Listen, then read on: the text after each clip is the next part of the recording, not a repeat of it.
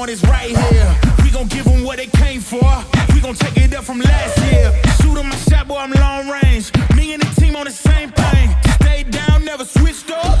Only thing changed was the game. I'm in the zone now. Nothing can change what we on now. When I pull up, know it's going down. Put on the gas, ain't no slowing down. All the haters been settling in. Kick down the doors, they won't let me in. Taking the runs, yeah, I gotta win. Watch me kick down the doors, they won't let me in. All right, hello and welcome to the NACE Starleague Grand Finals 2024. Live from Full Sail University in Winter Park, Florida. I'm Tracy Wu, your host, and we're here at Full Sail University, Orlando Health Fortress, the home of Full Sail Armada. Now, oh yes, that deserves some applause. I don't know about you guys, but I am so excited to kick off the next 2 days of competition. But before we meet our teams, here's a quick video from our friends at Extra Life.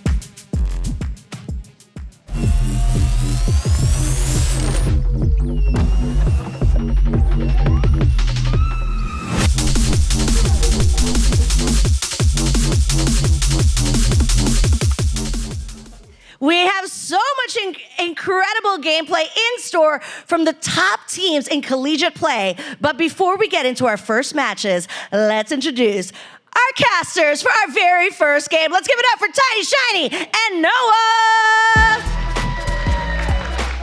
Hello, everyone. My name is Noah Bray, Noel Bray, Run of the Rabbit, or Run of the Rocks, whatever you want to call me, the casually large and comedically large caster, and I'm joined today by...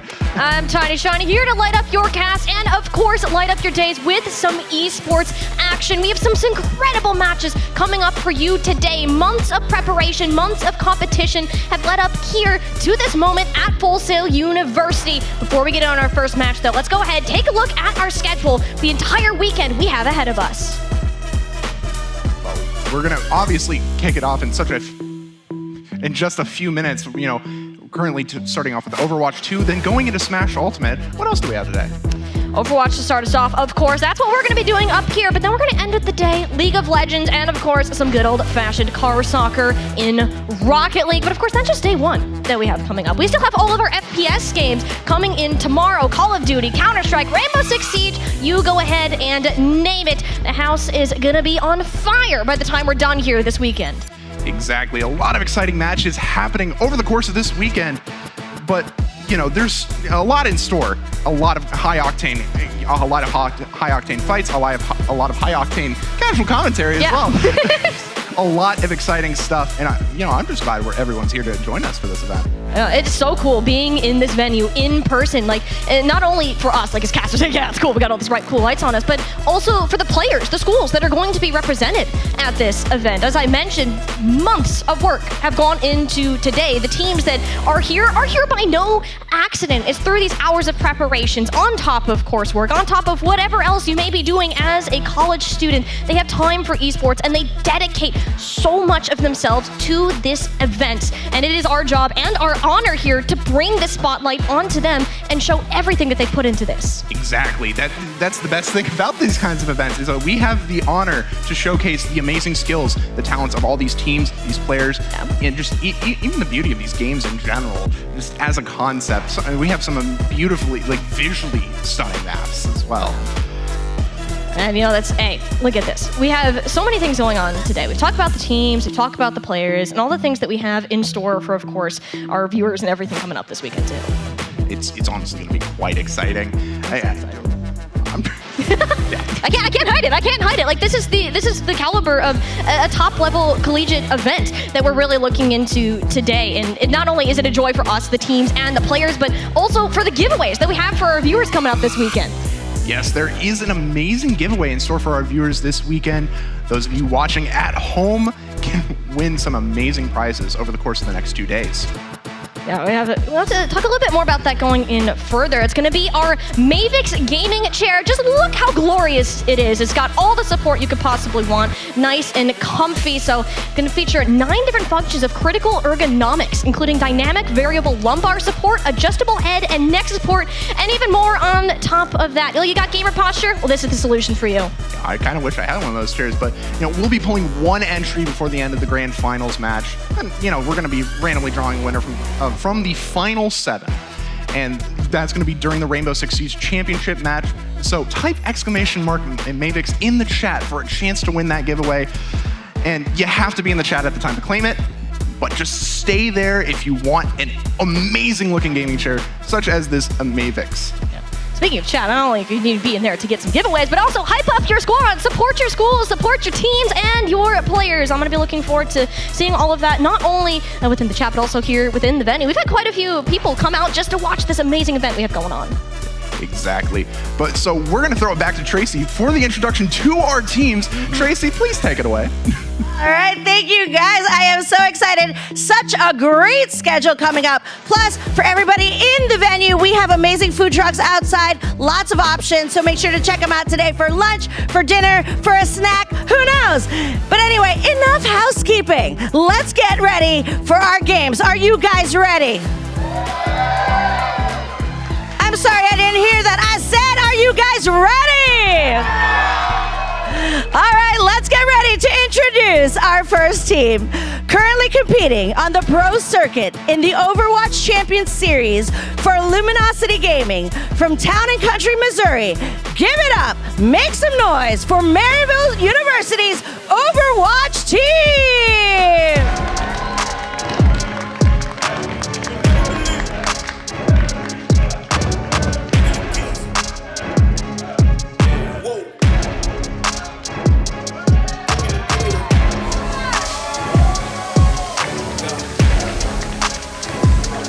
Oh yeah!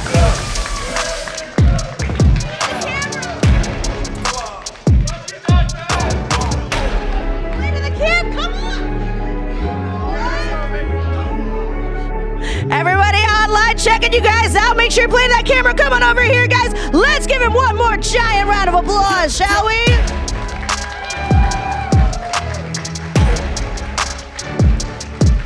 They look ready. Nice.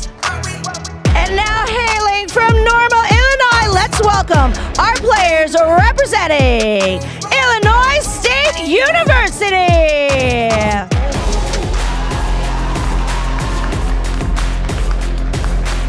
You're not loud enough.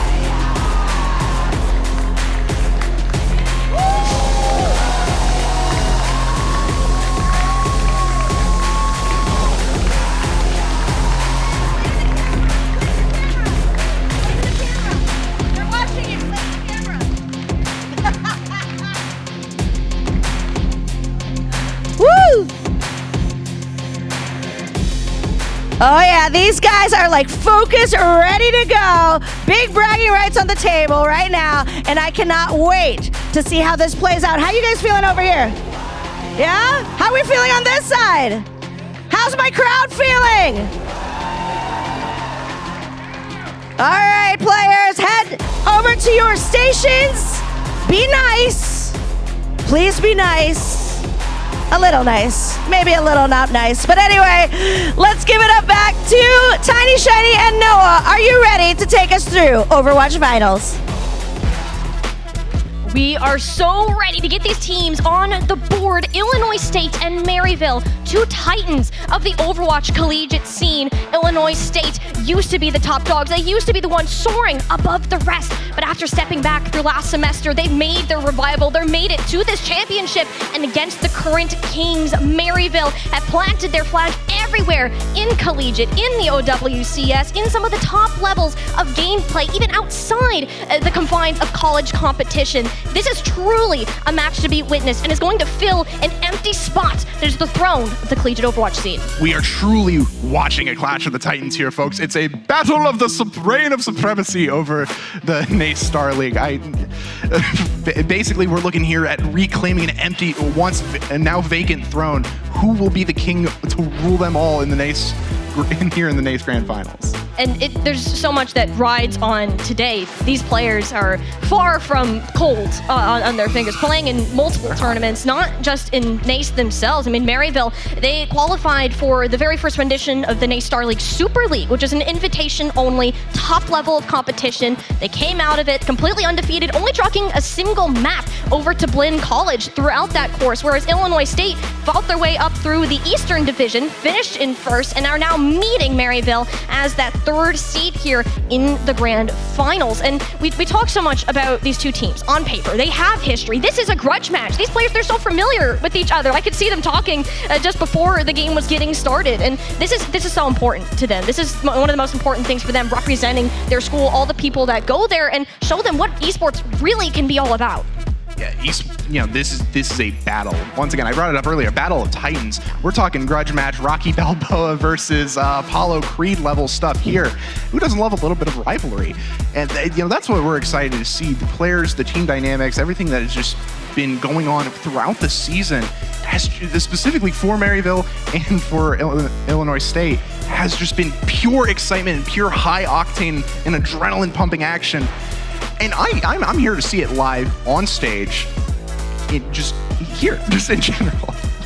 And that's the thing, right? Is this isn't you playing in your practice facility. You're not at home. You're not at the comfort of your own setup. This is a new place. There's a bunch of people that are here watching you. And that's where these big levels of experience can come into play. Maryville, with the exception of 2 players, has all played in the Overwatch League at one point or another. You have Illinois State, same levels of experience over on that side. Like, it's an adjustment to just the space that you're in general. And not to mention that you are going to have to play your darn best if you want a chance of coming away with that NACE Starleague Championship title. And a lot of that, if we want to talk more specific down on the players, when we were talking to the teams, a lot of the prep, it goes on to these tanks. The tank meta that we've been keeping an eye on has been a lot of counter swapping. But what has managed to stick itself at the top has been this Orisa. If we're looking at Maryville, Dante has proven himself to be incredibly sufficient on that particular character, where that adjustment period for Kaffa and Ariel has taken slightly longer to come into place.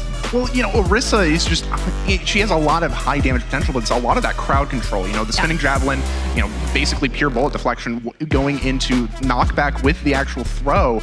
And just her main hand weapon is an absolute powerhouse when it comes to providing a major source of DPS. So she's what is in essence a lockdown champion. You don't want to play her at most ranges. You want to get behind. You want to outflank. You want to basically trap in essence. And it's just difficult to do, though, with the synergy that Maryville has, especially with the DPS, the hit scan coming in from Vision on Sojourn as well.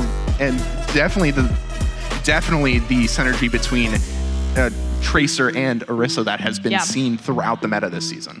You're saying the word synergy a lot, and that's going to speak a lot to our series, right? And we're looking at WMaimon. Well, how can Maimon manage to link up with Kaffa? We know that Dante and King are 100% capable of doing so. Dante, yes, he's mechanically amazing on the character, but it's also the difference in support that he's been able to get. Maryville have had more time together to practice on Luminosity. It's the first collegiate org that's sponsored by a major esports organization for a professional level tournament. And they've been playing against some of the best teams in the entire world leading up to this point, where as Illinois State, having a roster of majority of international players, you can't play in these professional tournaments together. They have to split up, and this is coming back to a point where Maryville, yes, they have more practice, yes, they have this greater level of synergy, this sense of togetherness. It's going to come down to this individual level. How are these players going to perform? I'm looking at Lethal and Vision, the Cassidys and the Sojourns, King versus Maimon, the Tracers. These are the players that are going to define the series today.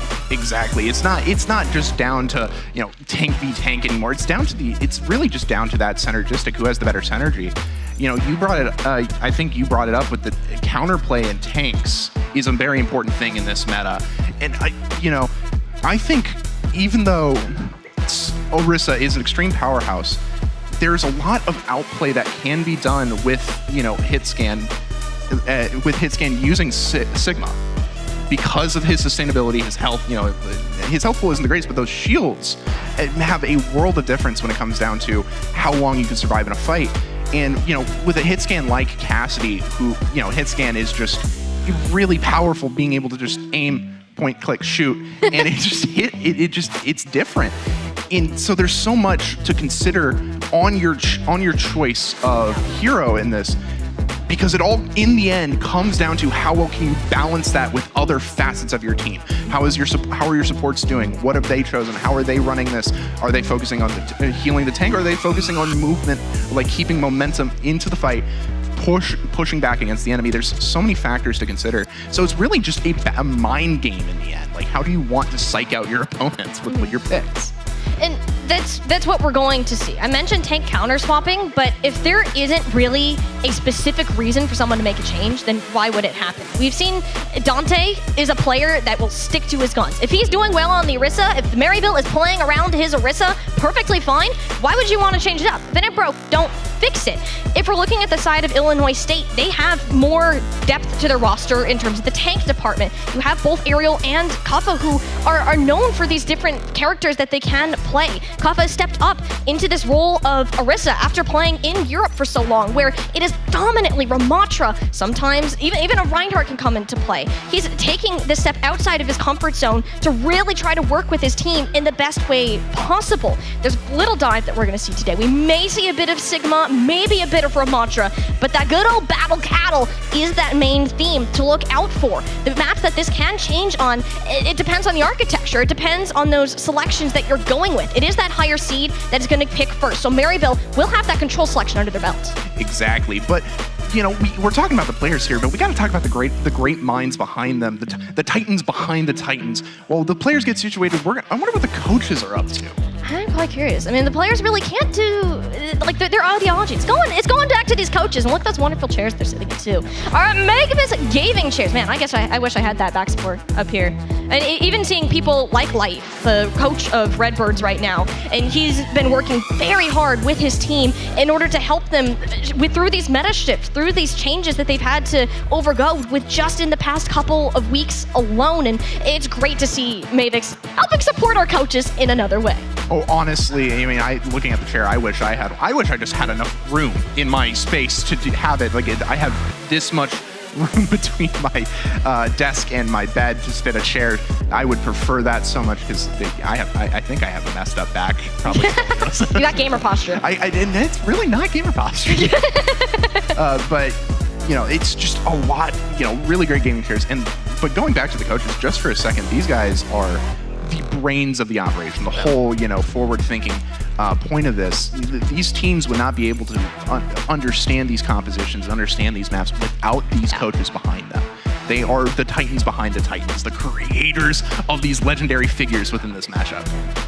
For those of you that may not be so familiar with Overwatch, you're hearing us out here talking about these like intricate things like this is what this person plays and this is why they're going to play it. It's so much more in depth than that. Like, you'll start to see as this game unfolds, it comes down to the adaptability, your ability to pivot at any point during the game, whether that's in play styles, it could be hero selections, and adapting to your exact situation within a given fight. And it's always a new game. That's why Overwatch has been a popular esport for as long as it has, because it's never the same. Always a new environment, always a new fight to take. Exactly. It takes a lot of the good things from a lot of other, you know, tactical shooter style, like hero shooters is what the term is.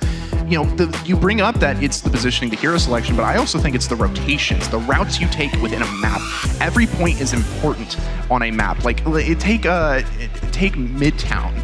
Right, that first point onto the hybrid under that bridge, that is a death trap for most people. Now, with Orisa, the battle cattle, as you call it, I am stealing that, by the way. As you should. You know, that point is Orisa's dream fight because you can crowd control so easily. But on the other hand, it's a death sentence if you get trapped with any other tank. But I do want to point out, there's one thing we haven't pointed out, and it's that trophy. The trophy we have for the grand finals here. Oh, we got to see it a little bit earlier in the intro. I mean, look at it in all of its glory in between these two teams. While they're both incredible at what they do, at the end of this best of 5, only one will be able to stand up and lift it in celebration. And with a series that's yet to come, I mean, think about what's going through the players' heads. Like, they're laughing and smiling now, but as soon as that game starts, like, they are locked in. It is full serious mode. This is everything to what these players do, what they stand for, and all of that hard work coming into accumulation here. I like to think of it as that scene of I think the Parasite anime where he's like, oh, I need you to read this guy, and he's like laughing, and he just suddenly clocks in, this serious look on his face. That is exactly what's going to happen the moment this match starts up. Is we're going to see them go from, oh yeah, everything's fine, into just death stares. Yeah. It is going to be glaring daggers, knives thrown, everything happening in this match. And I want to talk about, before we go into our match, we both had the opportunity to give some predictions prior to the event and what our thoughts were going to be. And I believe both of us were leaning in the direction of Maryville, right? Because they have this greater level of experience and time and this composition as a team, and that's very hard to ignore. When you have two teams that are on the same essential skill level of individuals, it comes down to that teamwork. How can you manage to make the most out of the resources that you have access to? In my mind, there is no way this goes 3-0 at all. I do not anticipate this to be a 3-0, at least 4 maps, and for the sake of an entertaining game, I want to give us 5. Look, here's the thing. We're talking about players that not only have played in the Overwatch League itself, we're talking about players that have played around the world, different styles of play, different levels of play. Like, I mean, the way I consider this, it's an uphill battle for both teams. Like, we both have a prediction in mind, but I feel like we're not... What I'm predicting is a little bit different than yours. I'm expecting we're going to a map 5, honestly, because this is going to be the most heavily contested thing ever. Yeah, the counter tank meta is just not exactly what's, obviously we talked about this energy and stuff. The biggest thing though is that that's not what's going to cause this. It's really going to come down to the DPS and how the supports are supporting the DPS and how they play around the tank, and how, because that's what's going to really push this into a longer match.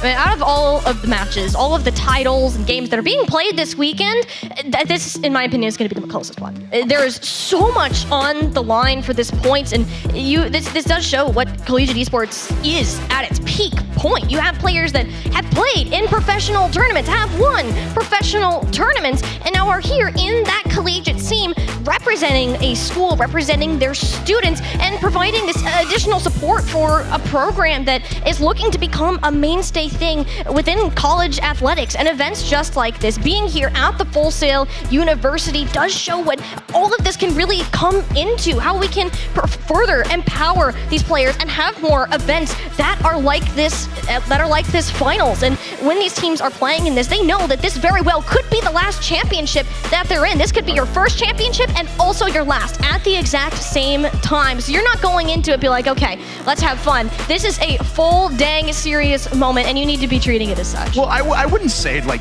no, let's not have fun. I mean, while we're waiting for the lobby to populate, we're gonna have fun. Yeah, yes. you gotta have fun. That's like the biggest thing. Mental is one of the most important things in esports. Is you gotta have a good mental. You gotta have a good, a good mindset going into this. But once again, as we wait for those lobbies to populate, you brought it up. This could be for some people very last, and that's your mindset. You have to go. Is this my last? Is this my last go? If I'm gonna do it, I'm gonna go out swinging. Yeah. I'm gonna take it. I'm gonna go out with a firestorm, and that is what we're looking forward to here. Is just that epic, epic gameplay and just all around exciting action. Yeah, especially when we're looking at these teams. Like the general opinion of the public, the Overwatch Collegiate Ranking Association, interestingly enough, despite our predictions, despite the seeding, has Illinois State ranked at 2nd in the country and Maryville at 3rd. There's a lot of teams that think Illinois State are a lot stronger here, and even Illinois State themselves are coming into this with a massive vote of confidence. There's nothing wrong with a massive vote of confidence, though. I will give them that. There is nothing wrong with having that high level of confidence. If you're not walking in cocky, you're not walking in at all, is my opinion on it, because you left your good mental out at the door. But I will agree with you. There's just some level of disconnect, because like looking at the practice time, looking at how the matches have played out thus far, Maryland has had a longer time of practicing with each other. They know each other. They know their flow. They know their play style. Illinois State hasn't had as long of that, especially like looking at the bracket for NACE. They had 2 bye rounds. They didn't have as much play time. Now, yeah, you could use that to scrim and everything, but there's still that point of like they haven't played in a full proper like win or lose match. What did we learn from this? And the biggest thing with esports is this never really a loss. It's more of a learning opportunity is the biggest thing I've learned. And especially when you're in this environment, you're in this championship level team. Like, it's not something to take lightly. Like, you need to make sure all of your peripherals in place. You have your mouse exactly where you want it to be. You have your keyboard at just the perfect angle. I've seen people play with the keyboard on 90 degrees. I don't know how your wrists still function after that. That is crazy to me. But there's a lot of players that can do things like that. And you know what we're gonna do? Is we're gonna go ahead to a quick little break, allow our players a little bit of extra time to get set up, and we'll be right back with our Overwatch Grand Finals right after this.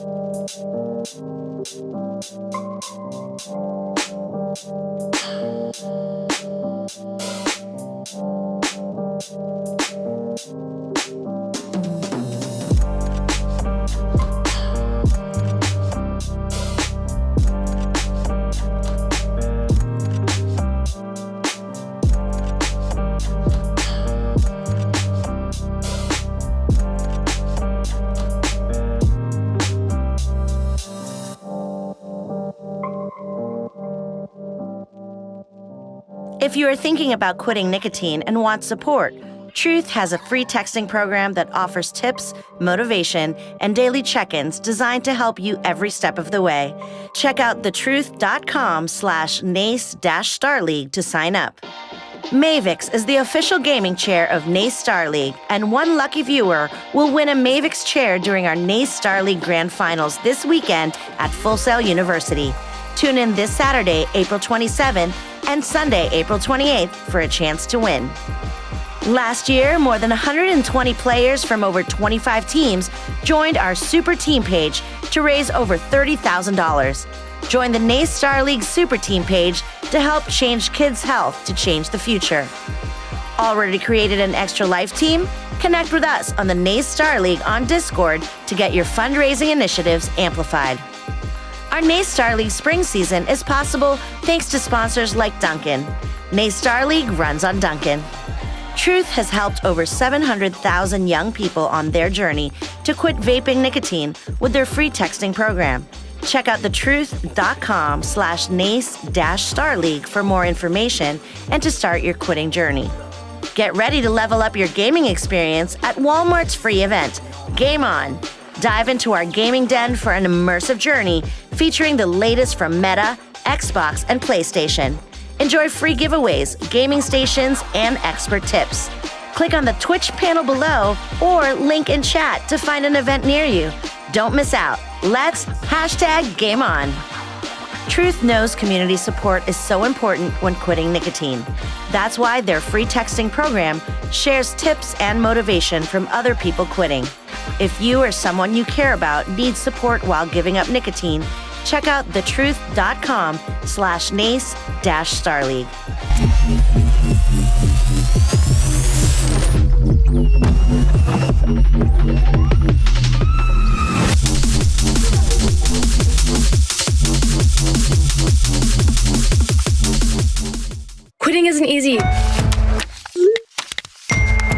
free texting program called This Is Quitting, and it's literally like having a superpower for quitting. It's 100% anonymous, free, and it's built to be like your bestie.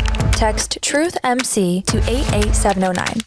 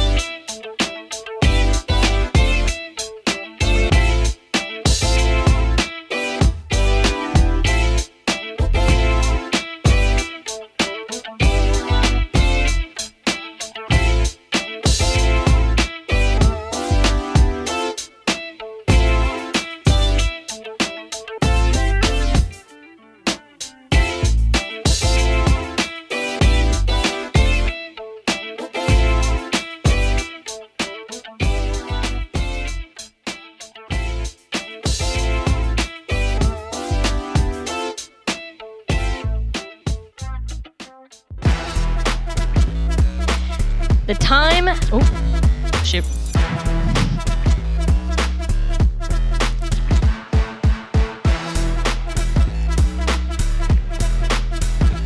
The time has come for our teams to get in the lobby and get this Overwatch NACE Starleague Grand Finals kicked on off. Map 1 pick is in. We're heading to Oasis to start our series. Oasis, oh boy, this map, known for its many tricky back routes and all sorts of interesting, just very interesting points to watch out for. Personally, not one of my favorites back when I played competitively, but it is still quite fun.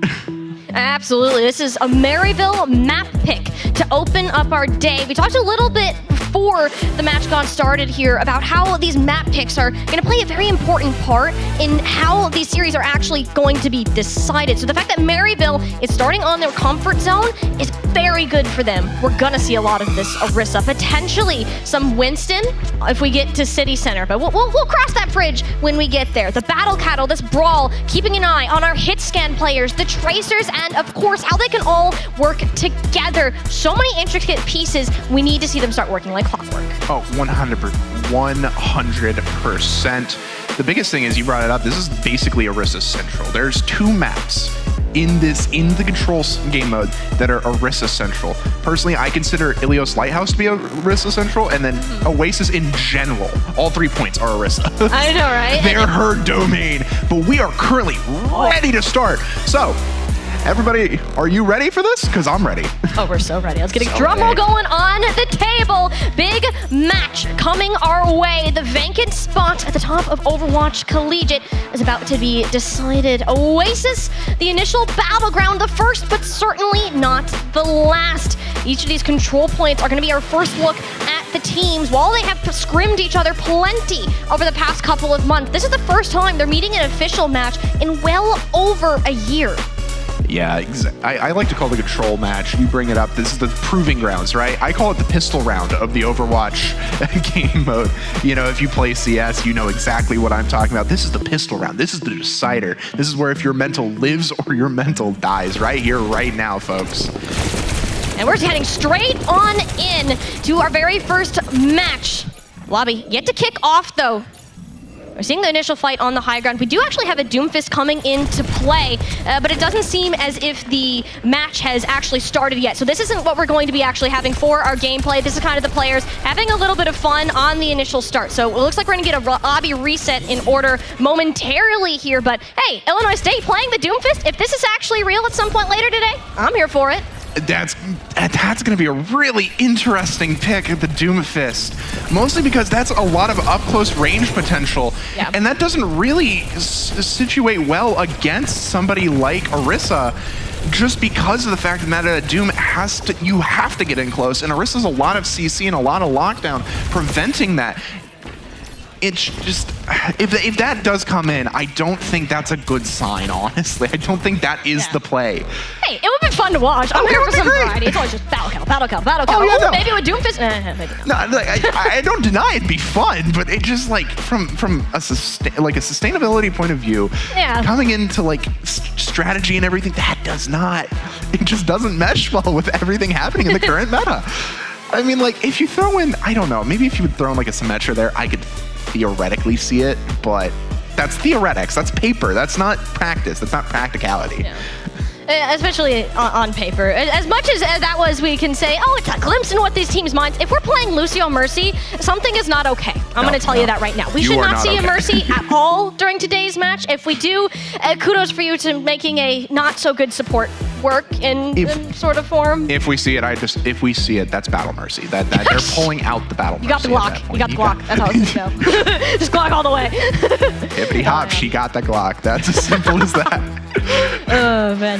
Hey, it's a warm-up round sometimes, especially hey, with the first event of the day. You got to get all of our bumps in the road out of the way before the game actually starts, which it does sound like we have a reset in order. So they're going to be heading into Oasis once again. And whether it's on University or not, we're going to have to see, since it is completely random which minimap we start on. honestly, my hope is Gardens first, because Gardens has got a lot Gardens? of... I like Gardens more as a start, not as the map for Oasis. Personally, I think University is the better one for that. But as the start... Yeah, we get neither. City Center, no! The reason I like Gardens more is just because Gardens has just so much weird movement versatility. I'm a big fan of movement, proponent of movement. Well, this is going to be a treat for you, because the reason I wanted to see City Center is, guess what? We don't get the Battle Cattle. We are going to get some good old-fashioned Winston gameplay. Dante and Kappa picking up the Winston to start us off. All about the mobility, all about these dives, and nailing down a single targeted player. So as these teams prepare to roll out a new composition making its way to the field, and see how they're going to start off their series. Oh my lord, we get to see the monkey gameplay, and I'm here for it. Who doesn't love to see getting hit with a steel chair, you know? Hey, it's absolutely wonderful, except when you're over fighting for this bounce pad control. You need this high ground to allow specifically Lethal and or Vision to be in the spot, have more of this range, and therefore greater damage potential. So Maryville getting there first automatically just zones Illinois State out of the way. They're going to continue to fight in this area, even though the point is now unlocked. That's where Dante and the rest of the team can drop down and say, all right, Redbirds, you can have the high ground if you want. We're going to go ahead and take this objective. Often a long contested fight, but no, Illinois State get off the point, and that could very well come back to bite them later. You need players like Lethal to come up big. If things are going right for Illinois State, is because of their Sojourn player who is now dead. I hyped him up, and guess what? He's very dead now. Vision can try to run around, but there's so little support remaining for players such as Kappa. You don't have a lot of room with that. You got, just looking at it, right? They're going to have to reroute. They're going to have to go back on the back line. The high ground strat does not work, especially against a team as synergistic and as fluid as Maryville. They're shut down with that. The shutdown, you just saw it. They all dove in, and it was nothing would work. So that shutdown is extremely important. That's the advantage Maryville has.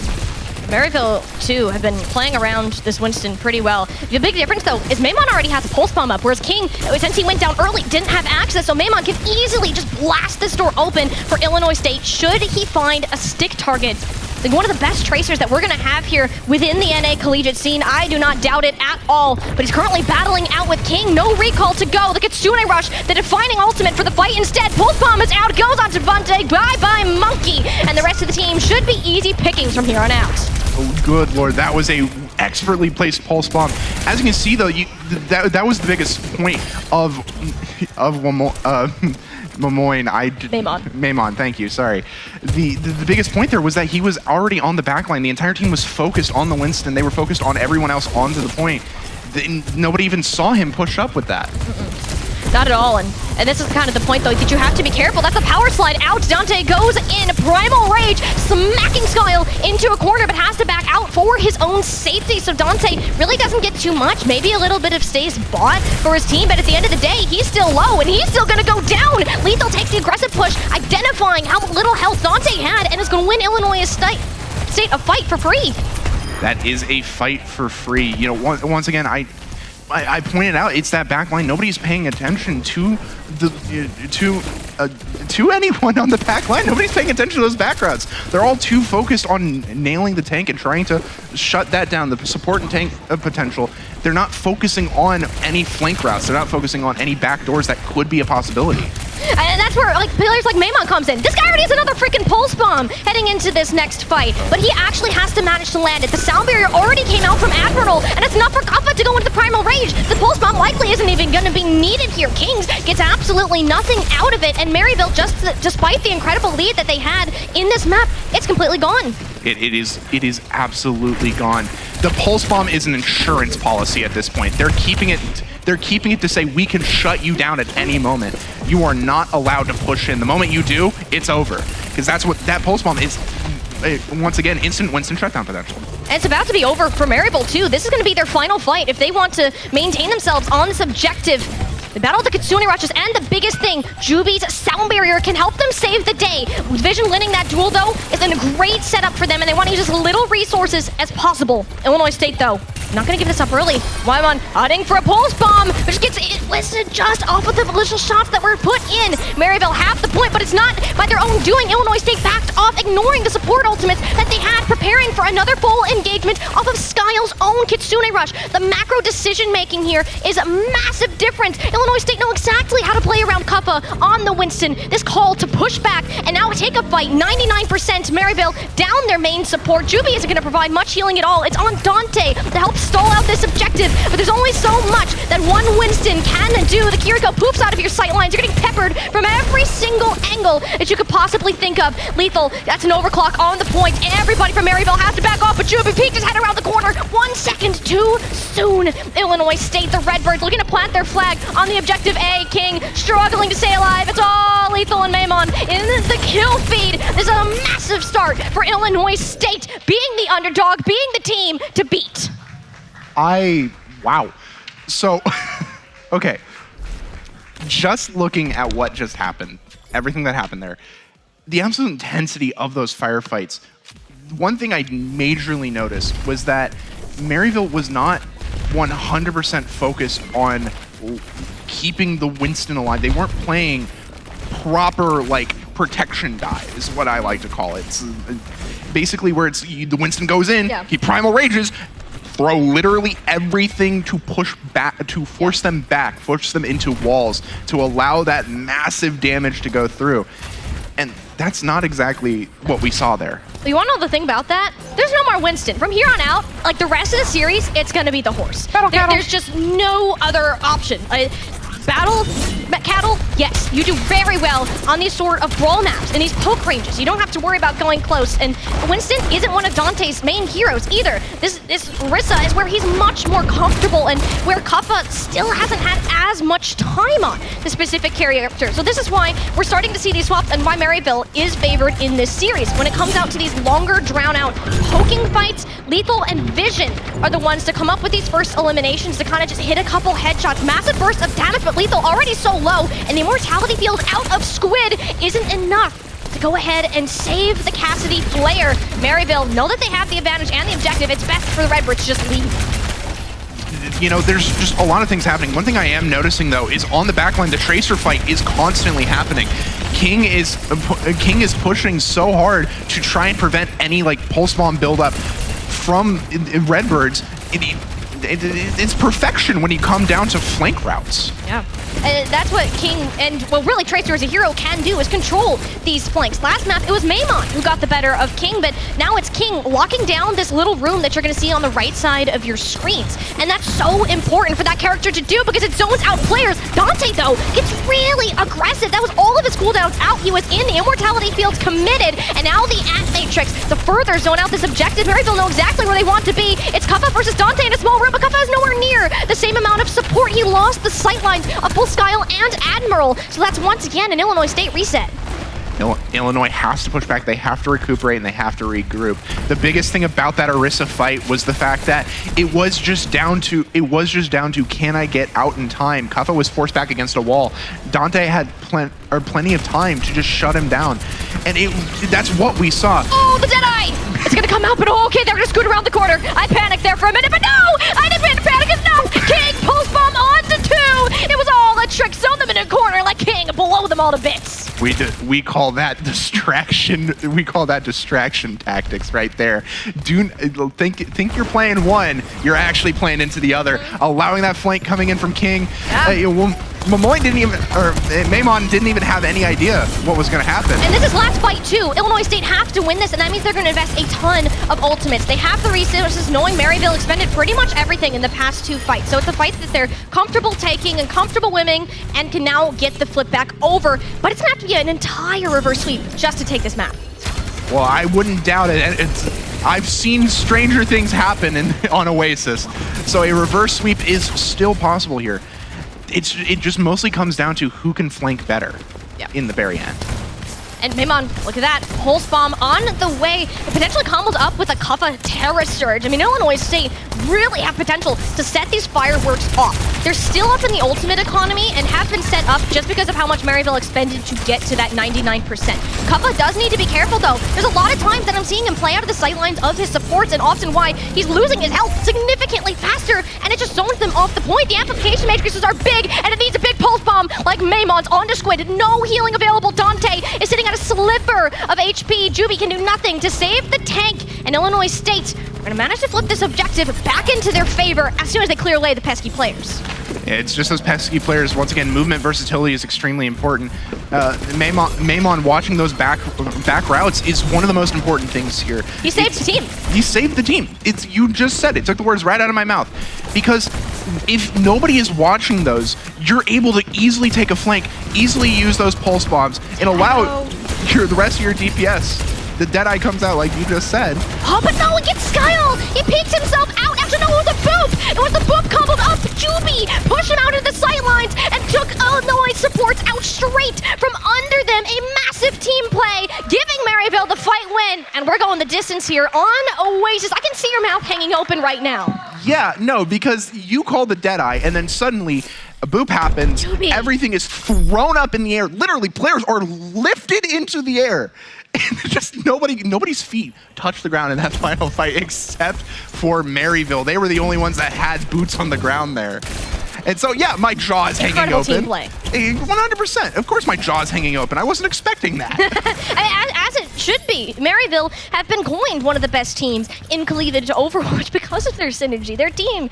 They've played together. I mean, Dante and Juby, for example, were on the Houston Outlaws, an Overwatch League team, for a period of time back in the day, and now find themselves reunited here on Maryville. And their constant practice has set them up well and shown why this Orisa gameplay can work. But again, I want to bring this back to the point. Kuffa tends to get overextended, but Admiral is sent off the edge. He went for the boop play, but it's him himself, I believe with the help of Dante, just sent reeling off the edge. Illinois State has no mobility and no chance of a first capture.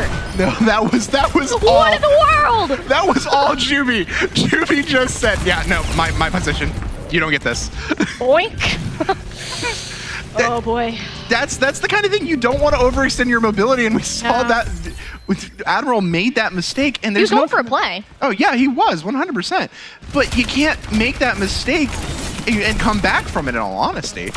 No, I mean, wait, that was a javelin from downtown. What is this, Kuffa? Just skewered Squid, went for Dante. Of course, you're gonna miss the giant target. All right, that's fine. Illinois State, though, they're just winning these fights off of single eliminations. We don't even get these full brawls that we were seeing in the previous rounds. This is not normal.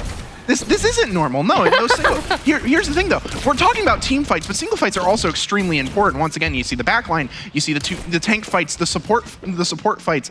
And really, it comes down to how well you can win your individual for the team to succeed. And we're seeing a lot of that out of the DPS first of all, and then the tanks as well. Especially the amount of environmental eliminations has been shocking because it leads to lethal. I was hoping Oh for man, he was dancing with danger right there, I can tell you that much. It is still Illinois State in charge at the point, and you already have your DPS ultimates online, which is going to be massive. Maymon, I believe, is a perfect accuracy when it's come to these pulse bomb eliminations, so we got to watch where that target is going to go. It is Vision who oversteps his bounds, and potentially the pulse bomb not even necessary, just the Terra Surge instead, which is a much better trade in the long term. Oh, 100%. I'd rather have a Terra Surge used than a Pulse Bomb, because that Pulse Bomb is single target utility. It's easy lockdown. You know, and that's exactly what you want to use it for. You cannot waste it. Because it is pretty easy to waste. You can miss those fairly easily. One more value to be gained though. King though has a bomb in the pocket as well. To see where they can get it. The real problem here is lethal. Like, who's looking at this guy? Nobody can really get up there except for the Tracer, but that's almost a death sentence when you got a guy as good at aiming as he is. King's recall forced out relatively early. This will be close to final fight. Should Maryville not win? 5 ultimates on their side, though. The cards are in their favor, wisely kiting out an amplification matrix before the real show's about to happen. Lethal, my goodness! That's a forward roll and a half The pulse from Maimon at least gets the immortality field out of the way. The pressure of the high ground continues to commence, and Lethal about to do more. He just yoinked off the high ground, stuck with a pulse bomb. They are done with this kid. This guy just got the treatment of a lifetime. Maryville needed this fight win, but look how costly it was for them. That's 4 ultimates. No, the big issue is... And they're not even done. They're still losing this fight. Did you That is see what ridiculous. Lethal did, though, to poor They're gonna lose the Vision? map off of that. They went in, they got aggressive, they put everything onto Lethal because they were so mad at him, and look where it got. Illinois State controlled the high ground, controlled the map, and beat Maryville at their own game to win map number 1. Did you see what happened? What Lethal did to my boy Vision? He dropped down and just from out of nowhere hits him with the Deadeye. I did not even know Vision was all the way back there. I couldn't see him. I was more focused on the fact that Dante with the Terra Surge was standing right in front of him. Good Lord. Wow. This was an insane map 1, and there's so many things that we need to break down specifically, and I want to start at the very beginning, where this map began, because it also ended in a very similar mark, where Illinois State really started to succeed. They're firing on all cylinders. It started with the Winston, and this team, they know how to run around the Winston. They know how to play with Kuffa and Maimon. This is where their synergy can hit its peak. And even as they went over to the Orisa, the ultimate management, the macro decision-making based on your largest tools, by far in the favor of Illinois State. There were way too many missed opportunities, bad timing and ultimates from Maryville that just essentially left the door open for Redbirds to win fights such as the last one. See, this is the problem with picking home territory as a first map, in all honesty, right? Like, yeah, you know the map, you know the backgrounds, you know everything. You're so confident, though. You don't expect what the enemy team's going to do. You think they're going to do what everyone else does. So you bring it up, Maimon pushing on the backline constantly. He consistently had Pulse Bomb because he was able to pick those fights that he knew he could easily escape from. Yeah. King was unable to watch because he was too busy trying to help Dante and the supports defend against Kuffa, who, in all honesty, he might not have been able to do much in the terms of damage and kills, but he did amazing for that crowd control and that potential of overall aggression, and that's the biggest thing. And you just brought it up, missed opportunities on many ultimates. We're talking, you know, Dante at the very end, we saw it, Dante missing that massive Terra Surge, which allowed Lethal to get that final hit off on a person that I did not even see with, like I said, he hits Vision with the Deadeye, and then even though Lethal died, the entire team was able to flood Dante out and push him away from point, allowing them to capitalize. And this is what I want to drive home today, is while Illinois State are doing incredible, this is them in their peak form. This also isn't the Maryville that I'm used to seeing. This was sloppy, to say the least. I'm a blunt person, and I'm going to say it. Maryville can play better. I have seen them play better. You don't go into a fight with 5 ultimates and lose it. Like, that just doesn't happen at the highest levels of Overwatch. Something isn't clicking yet today. They couldn't find an answer for Lethal on that high ground. They just let him be. It took a Terra Surge to pull him off, a sticking him with a Pulse Bomb to finally get him down. Those 2 ultimates onto 1 player, but their backline was destroyed by Maimon. All of the miss. Maryville have decided to divide and conquer, yet the one piece they're not paying attention to has come back and conquered them nonetheless. Well, you know, you say that. We do have a few replays to go back to. Let's watch a bit of that first match again, because there are some very specific things that I noticed. Especially, I do want to point this out. Round number 1, when we're looking at City Center particularly, Vision was great, all right? Vision did exactly what he needed to do, and he looked awesome while he did it. But as this started to kind of play out, we didn't see the same glimpses of glory, and it began with Dante not providing a proper amount of space for him to charge up these shots. He couldn't end up getting to the high ground. I do want to point something out. If we could go back a couple frames here, what I noticed right there, right before the double Kitsune come out. Yeah. If we could stop it right there, do you see where Kuffa is compared to Dante? If we look here, we have this man right here, all the way in the back. As nobody notices, Kuffa jump all the way in using the Kitsune Rush right here. Nobody noticed this, and it allowed for an entire flood out, taking out the DPS and the supports. There was no opportunity for them to recover from that because Dante was not there to counter that Winston push. especially in maps such as City Center, when you have that one central point, you're playing like a big game of Ring Around the Rosie, right? Eventually, the big guy is going to look in the opposite direction of the big guy. You collapse on the supports in the back, and that's how it ends up going. And there were several moments here, especially where Juby kept getting caught out, and it was really rough for Maryville to take those full fights. When we transitioned over to our second map, though, this is where the difference began. Particularly, Kappa was isolated. That javelin that Jante stuck into him, he was out of the sight lines of his supports. He couldn't continue peeking, and it's just absolute disaster striking for this Orisa. If the tank is out of the front line, then the rest of the team is vulnerable to those sort of attacks, and Maryville figured it out by winning this, well, losing the first fight, taking the reset, and Illinois State allowed themselves to come back, stick lethal on the high ground with Skyle, and there was just no chance of destroying him until this final play here. Can we go back? Can we take that and go back a couple seconds? I just need to point that out. Lethal, up top. All right, stop it right here for a second. Lethal was right here a second ago. The Terra Surge kicks in. He is dragged down. And out of nowhere, he hits somebody all the way out here. All the way, we don't even see this player, and allows the pulse bomb to also take out, the pulse bomb does go off, Lethal dies, however, it allows for a perfect triple wipe to come in from Illinois State. There's almost no way that should have happened. And, you know, what's more important to me on that play, though, isn't even the Cassidys. It's where Squid was. No, Squid got taken out way before that even happened, and that's where it all fell apart for Maryville. They didn't have the support to further sustain. Juby's sound barrier came in half a second too late to get Dante, so it only ended up hitting himself and King. And when you come in with all of the resources, you get confident. But if you don't have a firm plan of execution, they had step number one, which was yoink Lethal and blow him up. Oh, yeah. Great, you did that. But in the meantime, your Baptiste got isolated by Kappa. You lose your main sense of support, no amplification matrix, and that sound barrier just hit too late. So it's these small, tiny little misplays that are adding up into a massive problem that Illinois State, because they're such a high-level team, identify where they are and have been able to adapt accordingly. Adaptability is one of the most important things in Overwatch. 100%. I was going to bring that up for a second, was the fact that it allowed, the reason I kept saying that,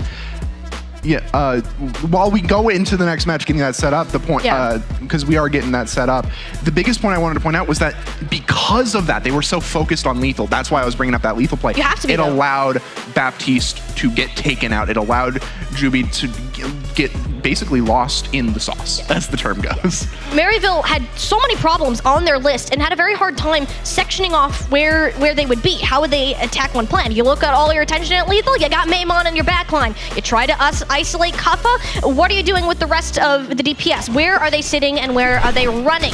As we're looking at our next map, Eichenwald is on the board for today, which is quite an interesting selection considering the map pool. It's not an incredibly common thing that we're going to see every day. So with Maryville starting on this defense, I need to see these angles locked down. You've talked so much about these flanks and the diversity of them. Maimon needs to have a target on his back.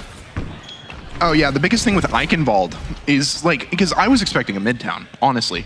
The biggest thing with Eichenwald is just how many vertical, lower platforms there are. Not the high ground. You can't keep watching the high ground. It's that low ground you got to worry about now. Yeah.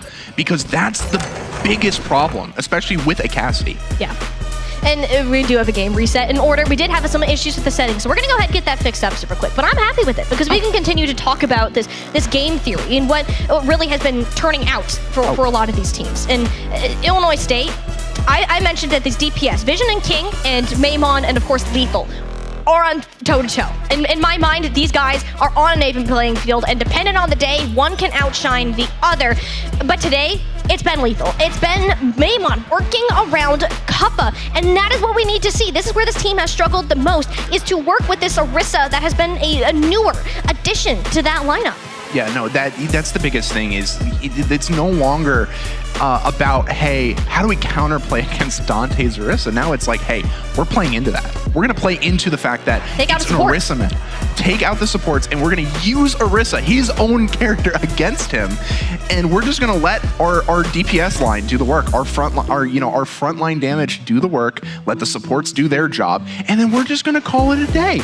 And that's exactly what's happening. We see Maimon coming in with that with those flank routes. And now it's, especially on Eichenwald, it's going to be from low, high, mid, everywhere. It's just going to be zipping around like crazy. And in Lethal, this is where I'm excited, is because Lethal, his Cassidy has been on peak today. Oh yeah. And so seeing this on Eichenwald, where there are so many great corner peak spots, where there's so many great, where you could like just move back and forth and just kind of jiggle your way out of a doorway and just hit those crazy shots. I am so excited to see what he can do with his Deadeye. I think there's another point to be said here, because we've talked about the actual game side, like the game side of competition, right? But another massive part of playing in esports, or really any competition in general, is your mental game. Both of these teams, interestingly enough, are coming off some losses. Luminosity, aka Maryville, played in their OWCS match yesterday and got 3-0'd. They're now down in the lower bracket, whereas ISU played their game for the NECC Legends division and got 4-0'd against. Not a good feeling to be at some of the top teams and still not make it. You're coming into this off of losses, off of this attempt. Okay, we messed up. How can we improve? How can we get better? Illinois State in particular, talking to their coach, they are such a mental and momentum-based team. If things start right, they're likely going to end right. So them getting this map 1 win is going to be integral for the result of the series. Because you said they entered in cocky, so let's say their mental was about here on the scale. It is currently just skyrocketed. It is through the roof. I can't even see it anymore. That's how good their mental is right now. Because that first map, I'm being real, from every point of view, every synergistic point of view, it was perfection. It was perfecto, al dente, a chef's kiss.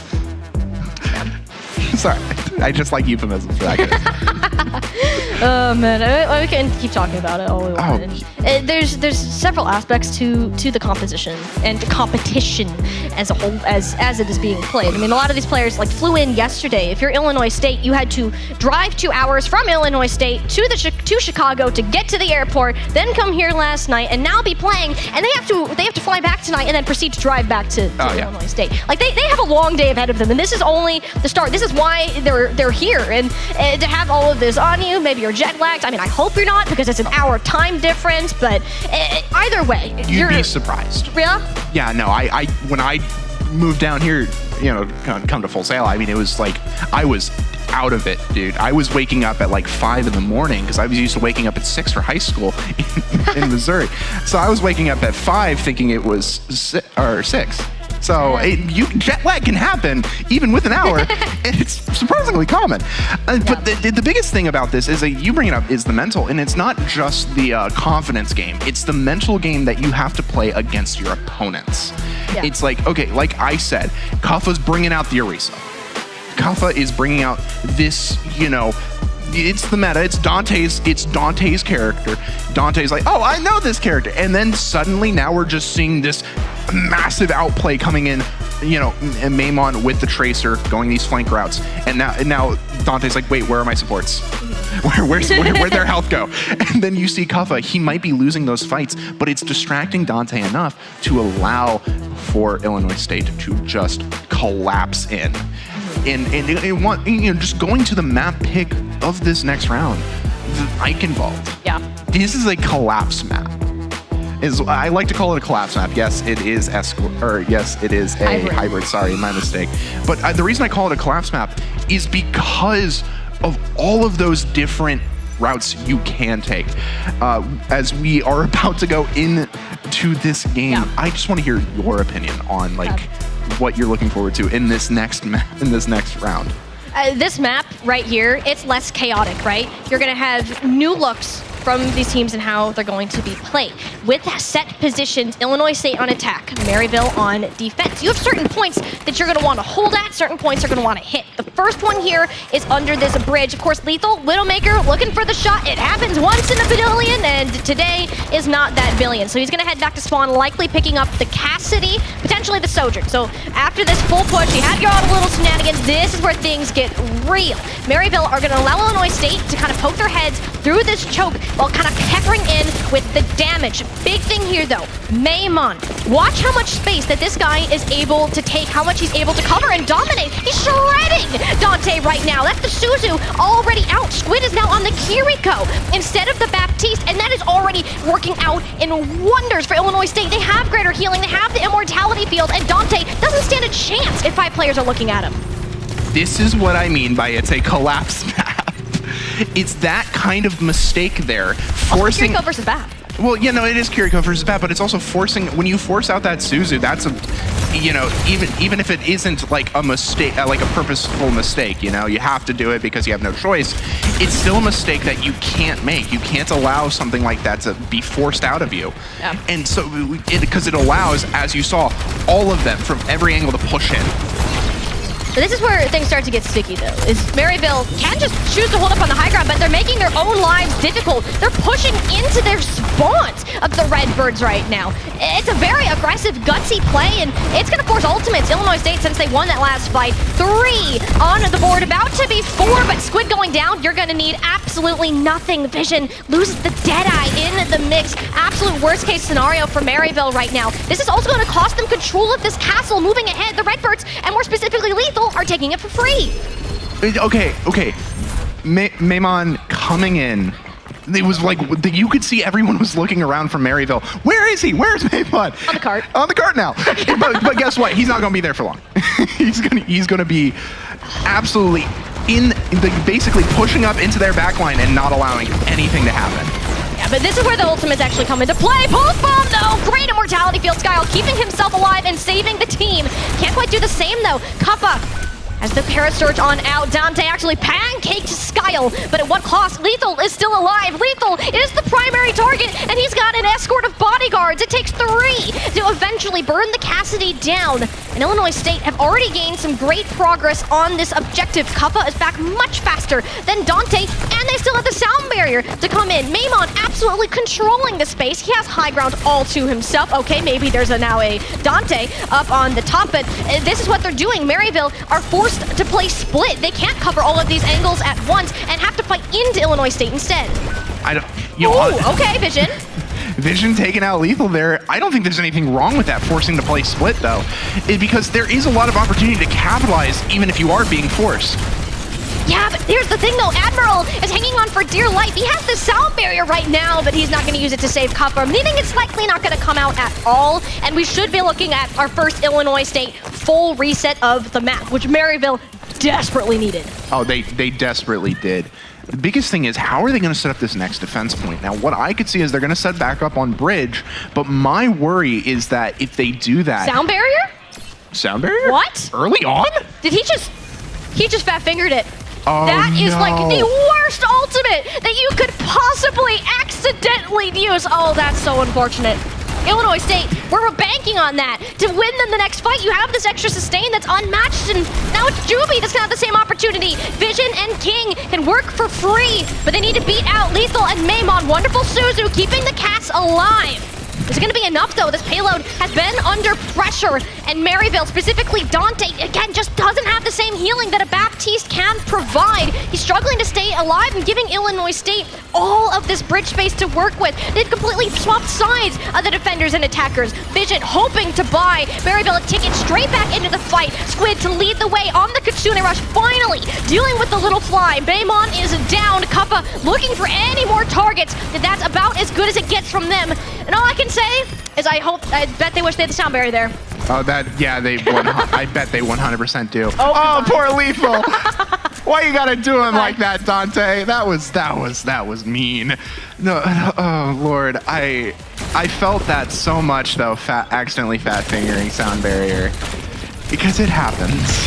It does happen, but hey, you know what? You gotta pick it up, you gotta move on. You gotta Maimon post bomb, and hey, if that can just take out the entirety of Maryville, who needs a sound barrier to actually give you the health to fight it, right? If your opponents have none at all. The rotation they're taking through the castle is a very good one. You do not want to have Vision on top.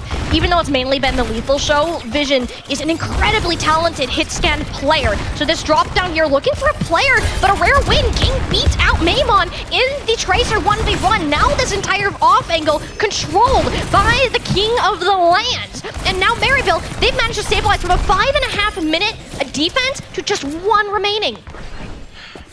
Yeah, there is 1 minute remaining. Sorry, I'm just trying to analyze what happened on that bridge because it was such a quick shutdown against Lethal and Admirable. But we did see the Kiriko fight against the Orisa and win because Dante did go down. Yeah, this is just so rough. The nice thing, though, is Juby hasn't used a sound barrier, and Avril already has another one. So if Illinois State are going to win a fight, it should be here, but no! Kappa goes a boom before the beat can hit the ground. And now Disaster striking for the Redbirds. Maryville have gotten themselves all back up on their feet, completely stabilized. Lethal jumps off the map. Last reset. This is going to be a scrambled touch. It's going to have to be a scramble touch. There's no way around it. Though they do have a decent amount. The biggest thing is 102 meters have been pushed up thus far, right? And so it's going to, if Illinois State can propose a great defense. But Maryville, they're pushing up. They're not even giving Illinois State the chance to touch. Them taking the fight early here is massive. There's no Kappa, no chance for stability in a final battle. All the issues that I pointed out with Maryville, these small micro things that were going wrong, everything is corrected. This is the Maryville that we know. This is the Maryville Saints that came to play today, stopping in a massive Illinois State time bank and setting their win condition clearly. Oh, 100%. The biggest thing, though, is like, what I was trying to say before all that happened was that, like, if 102 meters have been hit, if Illinois State can pull off a proper defense setup against Maryville, it's over. It's a wrap. Because the biggest thing is, you don't always have to get to the end goal of these hybrids to have the advantage. Sometimes it's really just about where the cart ended. And you bring up a very good point, because especially the second objective, we saw how teams were always playing inside of this castle right now, because that's where the high ground is. You got to control it, and it's the best way to get to point. There's very few teams that will actually follow the same path that the payload does. So Maryville found that level of stability playing in that castle, and more importantly, found a place for Squid to kind of fit in. Dante, yes, had to play a little bit less aggressive, but it allowed plenty of room for Maryville. They had greater mobility. You're not worried about Squid going down nearly as much, and it set them up on this defense. You pulled off something that a lot of us did not think that they would be able to do, and puts the Redbirds now in the spot to show up. We saw a lot less of Lethal, less of Maymon. Maryville are checking their angles. Oh, 100%. Maryville have learned from the last match. They learned about those flanks. And Maymon not shining as bright as he used to. And it is causing a bit of difficulty for Illinois State. However, we might see that change on this defense. Yeah.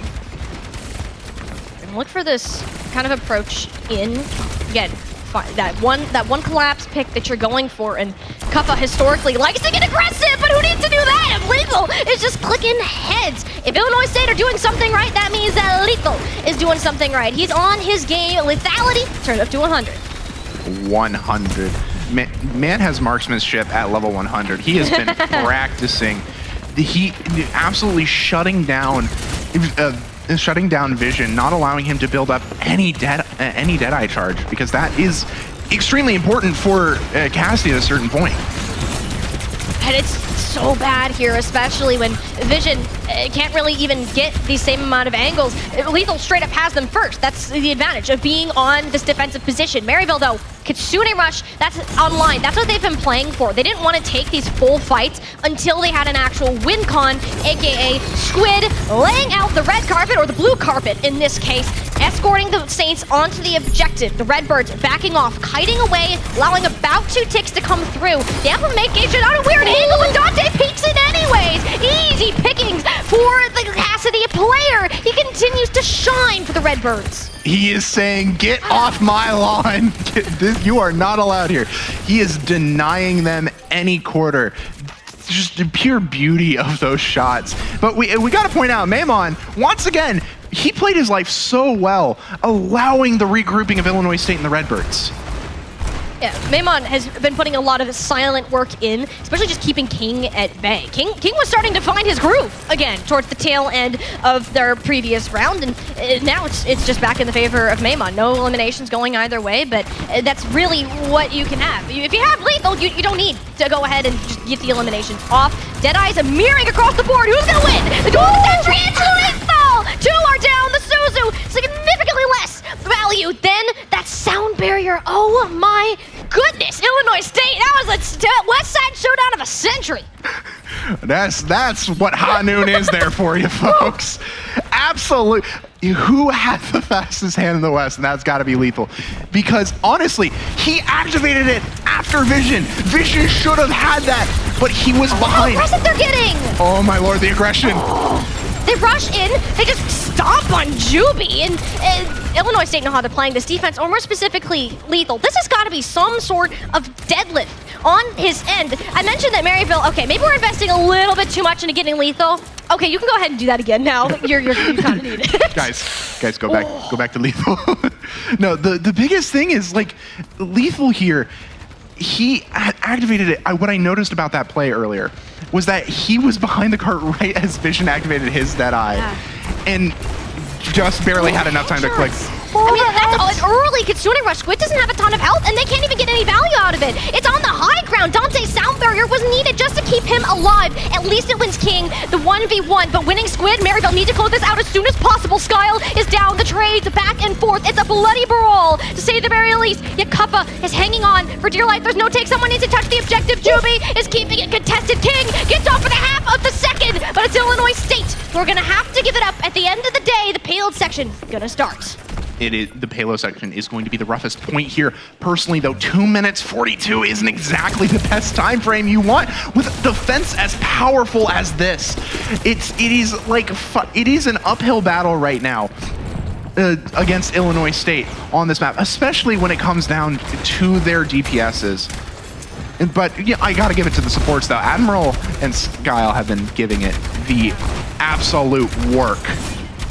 Even Skyle, though, is switching to the Kiriko for this point, which is actually great with the wall climb. Problem is the Deadeye moving in, King from above, and it's the Suzu on time. Skyle, a stellar flex support player. And that keeps Illinois, at least in the fight for now. Vision, though, returning with the Deadeye of his own, and Kappa had nowhere to go. He looked left, he looked right, but just had to stay on the Cassidy, dead in the eyeballs. Maimon, though, coming back in. This is still winnable. The pulse bomb of a lifetime. That's 2 down. Maryville spawns are much closer, but it's not going to matter if Maimon and Lethal wipe them off the face of the map. Maimon and Lethal, they are just cooking in the kitchen. Let them cook, because they are making up a fabulous meal right now. The absolute synchronicity of their playstyle is perfect and complementing Kappa amazingly. It's worked out so well, and Illinois State can take the close battle. We have this choke to work with. Sport Ultimates, though, specifically Juby's Sound Barrier. Maryville have the edge. There is no doubt about that. It just comes down to the timing or just having Juby alive. Lethal manages to snag him as the Kitsune Rush raced on through. Just like that, Maryville are on final fight territory, assuming they don't get staggered, but it's not looking too good for them at all here. It really is not. 58 seconds on the clock. And we have 2 ults coming in from Illinois State, the Terra Surge and the Deadeye. You want to know what can happen? Absolute insanity is what I'm going to call it. Absolute insanity. One more push. Illinois State, they can smell that match point. Maryville are going to have to win 1-2 fights in a row just to hit that benchmark. It was the Kitsune first, Deadeye on the high ground, but Kappa is the only casualty. Skyle shortly falling. This is still winnable. The States can make this happen. They're going to get this payload on the move. Illinois State, can they have one more contest? Oh, they're going to have... They're I don't going think they can make it. They might. Oh, maybe. We'll see.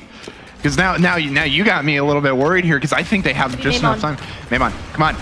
He's got to get it. He has all of the blinks saved up, but you're walking straight into a Deadeye. Essentially, a death sentence. Maimon grabs the touch, but the rest of the team is stuck within a Terror Surge. They don't have the health. They don't have the support. Maryville took the fight to them, leaving Maimon to fight it all on his lonesome. Maryville, even though it looked grim, even though it was a struggle to the end, it was the king on the top.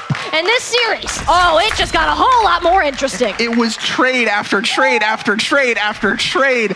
Honestly, I don't know who to I didn't know who to keep an eye on, because we see King coming in, but we are Lethal with the play. Oh Lord. You can't understand what this is. See, that's what I pointed out. That card I love play. this. Fastest hand in the West right there. Oh. It was great. I can't remember the last time I've seen two Cassidy's just like staring it down. Like I know that's the point of the ultimate. Is like it's high noon. This is the standoff. You know, I've never seen them do that. It's like if it's literally John Marston meeting Arthur Morgan in the dead eye stance, just like who's gonna draw first. Draw first, partner. It's absolute insanity. Oh my lord. It was a battle of the wits, and Maryville stepped up. What we saw from them in map number 1 to map number 2. Completely different teams. I want to separate them. I want to forget about what happened on the Saints side. Map 1, that should not matter because this is a team that is now managing their ultimates properly, that know how to control space and aren't getting overwhelmed by certain off angles. They've tightened themselves up and now they're running like the clockwork we know they can. This is why we favored them a lot, is because their synergy can push them forwards in these high moments. Lethal, of course, has this great pop-off potential, but if you can manage this coordinated push off of a javelin thrown in, maybe some pepper shots from some of the DPS, that is what's going to separate a good team from a great one. Exactly. Just the biggest thing is you said separate it from the last match. That's what you want to do. Cut that mental out. And if, you know, we have some replays ready for this because there's a lot I want to talk about, but you just got to have the visuals for it. And so the biggest thing I noticed was that their improvement was Dante was hitting threes with that javelin. He was cooking on the court. So, you know, the replay's coming up shortly. Biggest thing I noticed about that, the improvement from Maryville, sorry. There's a state. The same beginning. The beginning of that round was that it looked like they had the back foot. They were given the back foot, honestly, because they had that. If you noticed, it was a full split push. But then in the very end, they were like, okay, we have 20 seconds to push this cart. Let go. They threw in everything they had, used all the utility they needed, and it locked down the map for them. If we're talking about ult management too, on those last couple fights that we saw on Illinois State's defense, they used everything. They didn't have any sort of resources left. So Maryville went ahead and overwhelmed them. They held on to their ults, banking on this one big fight, knowing that their time bank was slim, and managed to win that out, pushed up, not even allowing a contest. Poor Maimon had to do like literally everything going forwards. And that's really going to start to show in the replays from this map in particular, because this is the expectation that we all had for this series today. Eichenwald should have been the start. This is where both teams are on fire. Illinois State have been playing excellently, but players like King stepping up, Juby and Squid have been staying alive a lot longer, providing great support. The biggest thing is they're not playing as hyper-aggressive as they were. Yeah. You know, the biggest thing I noticed about last match compared to this one was that Juby and Squid were no longer playing as aggressive. King was now focusing more on the back routes, doing what Maimon had been doing the entire match. And now we see everyone's now finally getting into their groove. You know, King, you brought it up earlier. He's finally kicking it back in. The Emperor once again found his groove, and it's just absolute, like, it's chaos. Everything that's happening. The Tracer battle, well, let me put it this way. There's typically 2 fights happening at a time. It is Tracer v Tracer, so King versus Maimon, and then the rest of the team. Like, that is how important Tracer is to this meta. If there's one hero that I would expect to change at least today, other than maybe Lucio, Tracer. Tracer is not going anywhere because she is the best character at controlling this majority of the map completely on her own with no support, relying on health packs, the recall, and that's why it's so important. So whether Maimon is winning that out or King is winning that out, that is going to determine who is overall winning the map, because you therefore have access to so much more of this space. Oh, 100%. One of the biggest things, though, I noticed is, like, Tracer, you bring up how she can control space. What? I was onto the replays on the boop on the screen there, and that's 2. Juby and Dante. That's like the 4th time I've seen something from them where Juby just pushes them all right into Dante's grasp, or in the case of that pulse bomb, the Deadeye. I mean, while Lucio isn't a flashy character, he has so much of this untalked heroism that goes on. In this situation, though, that was an Admiral. That was an Admiral support moment. You had this beat that was anticipated, and Maimon can clean up. And those are things that overwhelm things like Juby working with his DPS. Oh, 100%. I think one of the biggest things that gave this round towards Maryland was that accidental fat finger of beat. Poor Admiral. Poor Admiral. Oh. Honestly, hey, it happens once and it just doesn't happen again. If it happens again, I may have some words for you because that was interesting, to say the least. It was a sound barrier to prepare the team. You're dropping the bait. We're getting us hyped up to go into the fight. That's not what that ultimate's for. No, it's not. Please not again. that's really it. No, the biggest thing is, you were talking about this. It wasn't just the Tracer v Tracer fights. The biggest thing I noticed was that there was a lot of damage coming out of the supports as well. Yep. Specifically Lucio, in all honesty. Just because Lucio has that movement potential, and he can support Tracer very nicely with the movement speed buff. And we saw a lot of damage coming in because I saw Juby with King a lot more than I saw him with Dante. Another thing is that Tracer has a pretty decent jump height. But now we're going to go into the next match, and this looks like Suravasa for our Flashpoint map, the newest addition to our game types. At least it will be for now. And Illinois State have elected to go to Suravasa. There's only 2 options, but this is the most common out of all of them. Flashpoint in particular, it completely changes how the game is going to be played because you have to focus on the not only the fight that you're currently playing, but also the ones that come ahead. There's 5 total objectives. The first one to win 3 comes out on top. So you need to decide, okay, are we going to back off and lose this point to prepare for a next one? That macro gameplay is what I'm talking about. Illinois State has dominated it so far, yet Maryville have given them a run for their money. So rolling out here on Flashpoint, we got a new character meeting us today. Oh lord, the new character meeting us, Echo. Oh, the ability to copy ultimates is going to be extremely useful on Suravasa, 100%. Not all, or yeah, no, it's just going to be extremely useful in general. Yeah, the ability to copy it's an extra life for the Echo player, right? You can have more of this aerial support and pressure on to players like Vision, and of course a massive burst potential like that. Goodbye, Lethal. That is a bit more of an issue. You get the trade out for Vision. Maimon plays a similar role, but now King is kind of, he's not under wraps. He can do whatever the heck that he wants to, and it's on. There's no Maimon keeping you in check. Maryville can win the fight because of sheer raw damage, but they need to do it well before King can get into the rhythm. Exactly, but we're seeing Maimon once again. He's popping. He's popping and locking because he's back into that. he's back into that strat right there.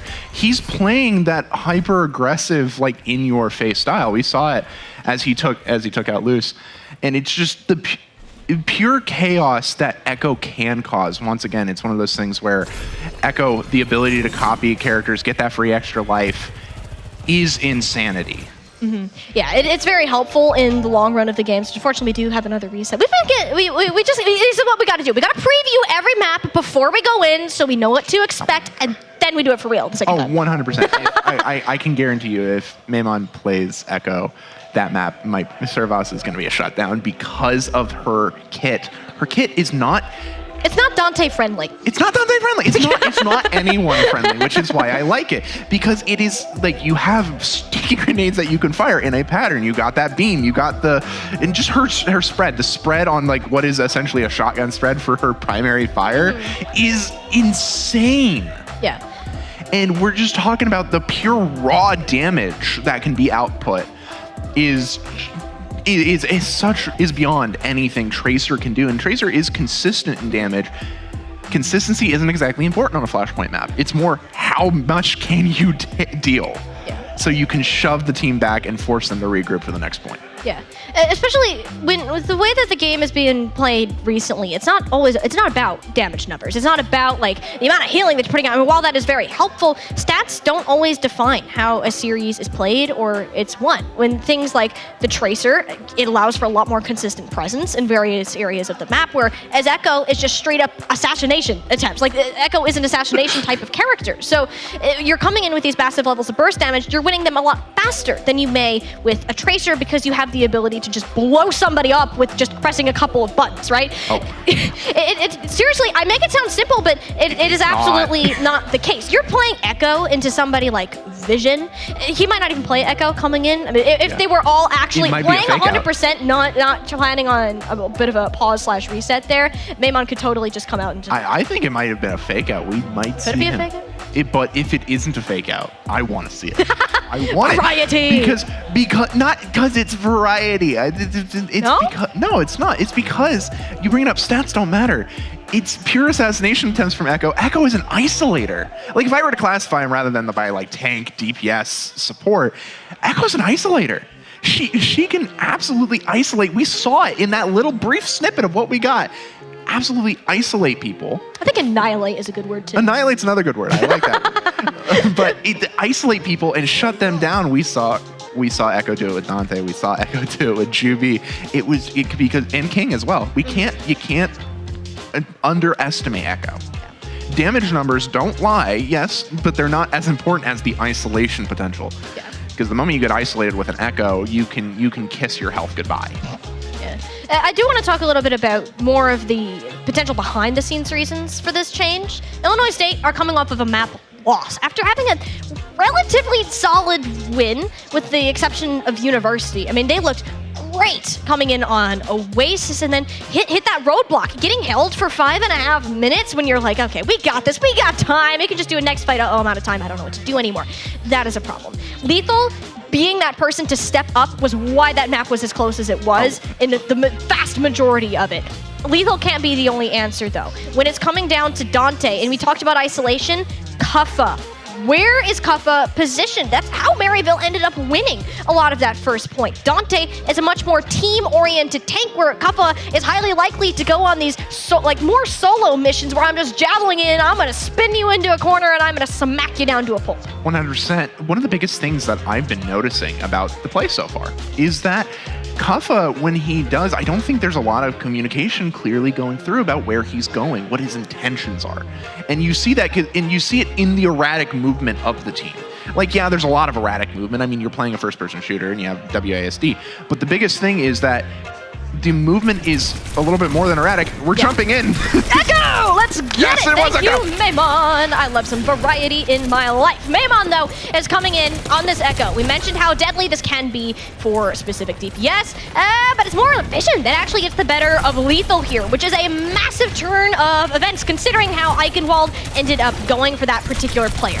Maryville have that first cap, but Illinois State aren't willing to back off just about yet. Perhaps looking to style. That Kitsune Rush isn't far by any means at all, so if they can kind of take this more soft reset, build up to a Kitsune Rush, you use some speed on top of that, you're going to completely outpace Maryville. Squid only at that 80%. As soon as that go button hits, you have to have your DPS alive. Lethal and Maymon both struggling in terms of health. Skyle, though, it is time to go. The button is ready, but Maryville aren't giving the option to push it. They're going to go so aggressive into the team, and this placement of the Kitsune Rush doesn't get a ton of value onto the point. It's Maymon's long shots that instead are going to be the difference maker. The ultimate did a whole lot of nothing, and Dante finds himself in the back line with 5 players looking at him. Yeah, the problem was Dante wasn't playing with his team there. He was trying to he was rotating underneath that stairwell. He was constantly trying to route them while his team was forced back. There's not a lot you can do there, though. It wasn't a terrible play. I mean, Dante wanted to kind of move around the back and prevent Illinois State from pushing forwards. And look how much percentage it did buy them. It did buy them a decent amount of percentage. Just my point is, like, he wasn't there. He wasn't there for when his team got pushed back and it isolated him. Once again, there's that isolation thing. And it didn't work in the favor of Dante like he intended it. Well, luckily for Dante this time, he has got all the support you could possibly dream of, and even a pulse bomb on top of it. Illinois State, I mean, specifically Admiral here, has to be perfect with when he decided to press his big shiny button. At least this time it shouldn't be before the fight starts. Maymon, duplicate onto the Orisa. We got even more Battle Cattle on the field, a whole herd as a matter of fact. Sound Barrier is out, mirroring that extra damage, and Lethal grabs King, not even needing to use his own ultimate. So a lot of what Maryville had planned, this is one of those moments. They come in with 4 ultimates and have zero plan of moving in and how to use them. Illinois State play the patient game, outmatch them, and are going to take away market as a result. Oh, 100%. The biggest thing is... Oh, the staggers. The staggers. Juby? He's got some moves.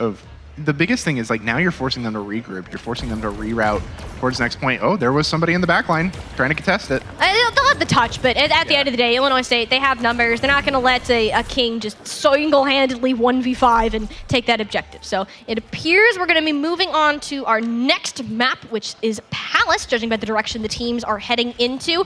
You'll notice that in the 4 corners of this objective, there's these little balconies that specifically Lethal and Vision are looking to occupy. Lethal, a bit more deadly, considering there is an overclock in his back pocket. It's time to charge up that railgun as soon as the opportunity presents itself. But Maryville tried to take it away. They didn't get there fast enough. So that's Illinois State's reward from winning the first map is they get the superior positioning since they arrived first. And Lethal and just go ham, and the overclock chunking through Dante's health bar, forcing Maryville into a back corner. And no one else is going to opt to peek him, though. Very wise decision. They can now take the whole fight on back, though. Dante in a ton of trouble. The Kitsune Rush overwhelming him on the side of the Redbirds. And that's one tank that you're going to want back. Maryville likely forced to reset. Oh, they are going to have Can't to. get staggered. They're getting staggered. 100%, because the biggest thing is, like, look at poor Squid. He is not able to get out of there, and it's those balconies you have to look out for, because especially with Echo's verticality, the ability to fly up, it can lock down that point entirely. This is rough. Maryville are losing single players before they can even get a full regroup. Like, that's Illinois State. They already got half the objective before Maryville can even think about recontesting. King saying something to go right. Maryville looking towards their Tracer player. Juicy Pulse Bomb about to come through.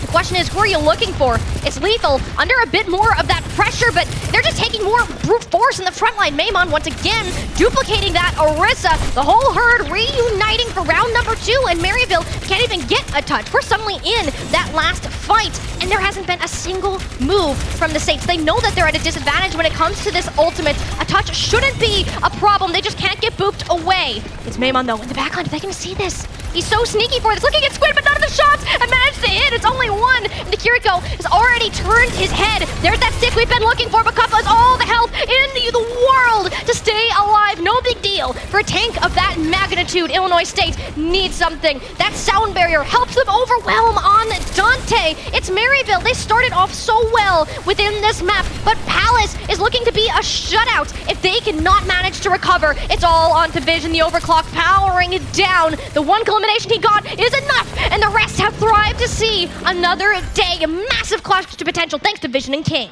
Oh, 100%. Vision and King, that overclock coming in. We got to talk about this. It was those sound barriers as well.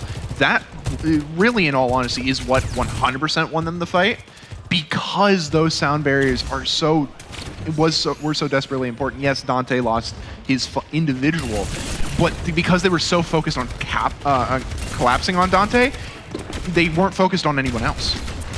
And this is the nice part, though. You actually have Dante to take a fight and push into this high ground and yoink people back in. The Suzu, though, couldn't have been better timed. Skyle keeps Illinois State alive, but everything looked grim. And it's just Lethal bringing out the broom, sweeping up the broken pieces of Maryville. And just like that, we are about to be on map point here. Maryville are going to need a reverse sweep to win the next 3 points in a row to go up to a match and championship point. This is exactly what you like to see on Flashpoint. Wow. It's that pure domination shutdown of all routes, locking down points, and just utilizing your utility. Look, this is the biggest thing. Look at the ultimate economy. Yes, King has his pulse bomb, but look at the percentile differences between the teams and just how massive that is overall. King, though, another pulse bomb to go through. Knowing that Kuffa's cooldowns are down, this is actually a great opportunity for him to work his way to backline. But this is what I'm talking about. Maimon just denies King. He's forced to play with his team, and it's a stick. Suzu in place. Everything is okay. Maryville can take a sigh of relief, but I can tell you that ain't gonna last long at all. You have the overclocks coming up, but more importantly, Kitsune rushes, painting the objective in red and blue. It's Maryville with the first cap, but this fight far from over. I want to see the push back in, but no, it's King shut down in the backline. He just can't make it happen when he goes in by himself just like this. Illinois State just needed a reason to press the green go button. Juby still committing onto the sound barrier, matched with Admiral. Maryville are in control at this point. The longer the fight goes on, the more favorable it is for them. But it appears the Redbirds are going to clear it out at the end of the day as the dust settles. Oh, the biggest thing is, like, Juby only activated sound barrier when there was like 2 players left on the point. Meanwhile, Admiral had all his team there. He had everyone to be able to lock it down and shut down any potential push or repush. And that was the advantage they had overall. Ooh, watch out. Like I said, he's hitting threes. again, Dante, there's no doubt in my mind that he's not good at the Orisa. It's just King getting shut down is really rough, and even the same thing, Lethal grabs Vision early. The angle that he just took behind, there's no shield, there's no cover. Like, it's just easy. Shooting fish in a barrel, the pulse bomb goes through, just a little cherry on top, and it's another Maryville forced reset. They have to come back fast. They do.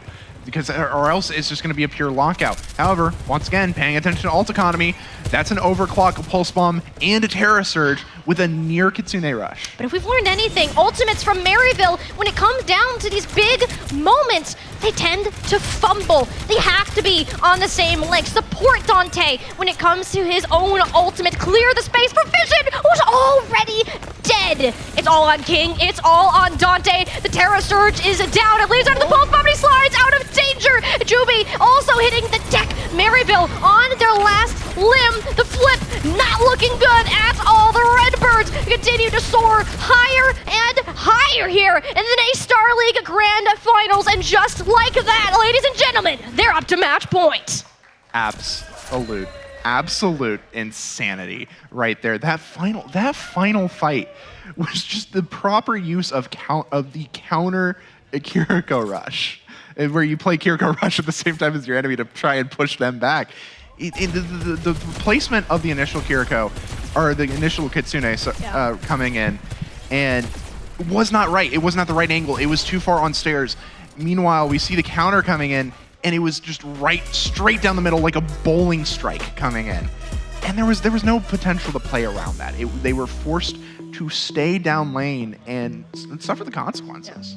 I have one question on my mind right now, and that is what happened between maps 2 and 3? Because that wasn't close. That was the same. That was not I close. have. And Illinois State have stepped it up. They're like, okay, we went down, but we knew that Maryville, okay. They also made their own changes. They made the transition. They didn't lose by a lot. So Redbirds can go back and understand how they can, again, adjust themselves. And I'm going to point it back to our good old Tracer guy in Maymon. This guy was having the time of his life out there. It was absolutely just stomping all over King. King couldn't move anywhere. Most of the time, he was just with the team where he was scared of Maymon. They had the fear factor going now. Well, the problem was every time King pushed in, Maymon was there. Like early in the Echo play, Maymon was there. He isolated, he attacked, he annihilated. And then he kept doing it, and then he switches to Tracer, and he's just like, easy money. Oh. Give me that check.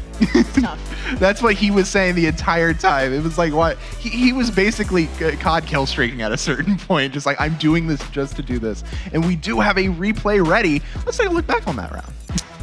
Oh my gosh, there's so many things that we need to debrief. We talked about Maymon. Starting out on the Echo, a character we haven't really seen him pick up for at least a little bit, and it's very nice to see that fresh look and then just go straight back to what he was doing. He went over to Palace, and it once again came down to Kappa. His positioning, he's allowed to play with his team now, and it works so much better. Maryville just staggered. They didn't split. They didn't just walk into them and all die, and by the time that they actually had a full regroup, you were way too late for an actual fight to ensue. You had to use way too many of your ultimates, and it just gave Illinois State a ticket back in. Yeah, could we go back a couple seconds? There's something I want to point out.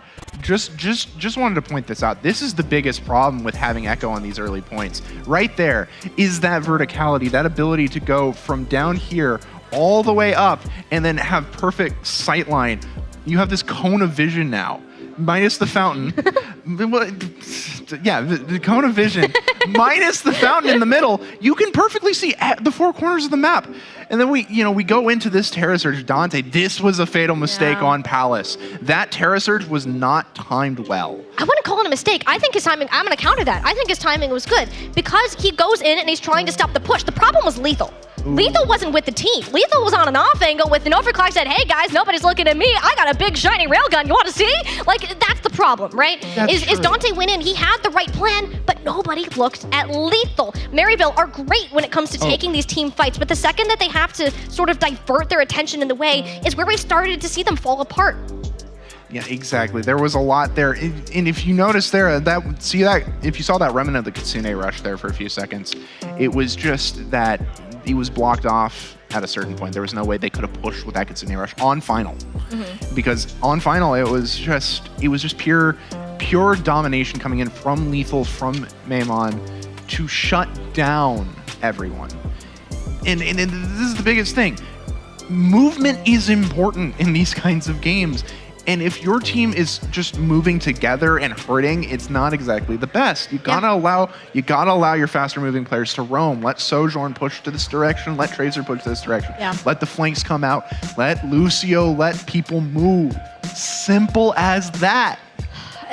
Movement, that mobility, deciding where you're taking those fights is all amplified in map 4. Illinois State, they're on championship point. For the Overwatch tournament as a whole, I believe you have $3,000 on the, or excuse me, I think it's $5,000 that are on the line for those top 4 placements. $2,500 goes to the winner, $1,250 to that second place. So now Illinois State are like, all right, we have the win in sight, but it comes down to closing it out here on Push. It's not your map pick. It is going to be Maryville's, and if this series should continue, it is Maryville's very last selection, and you only have 3 to go ahead and choose from. If you want to switch up the composition, this is the time to do it. Yeah. Pick Esperanza. You can bring back the Winston. Do I recommend that for Maryville? I do not. If you want to go to Coliseo, Ramatra is another option. Same thing. Do not recommend that. You're playing into Kuffa, who's one of the best Ramatras that we've actually seen within the collegiate scene as a whole.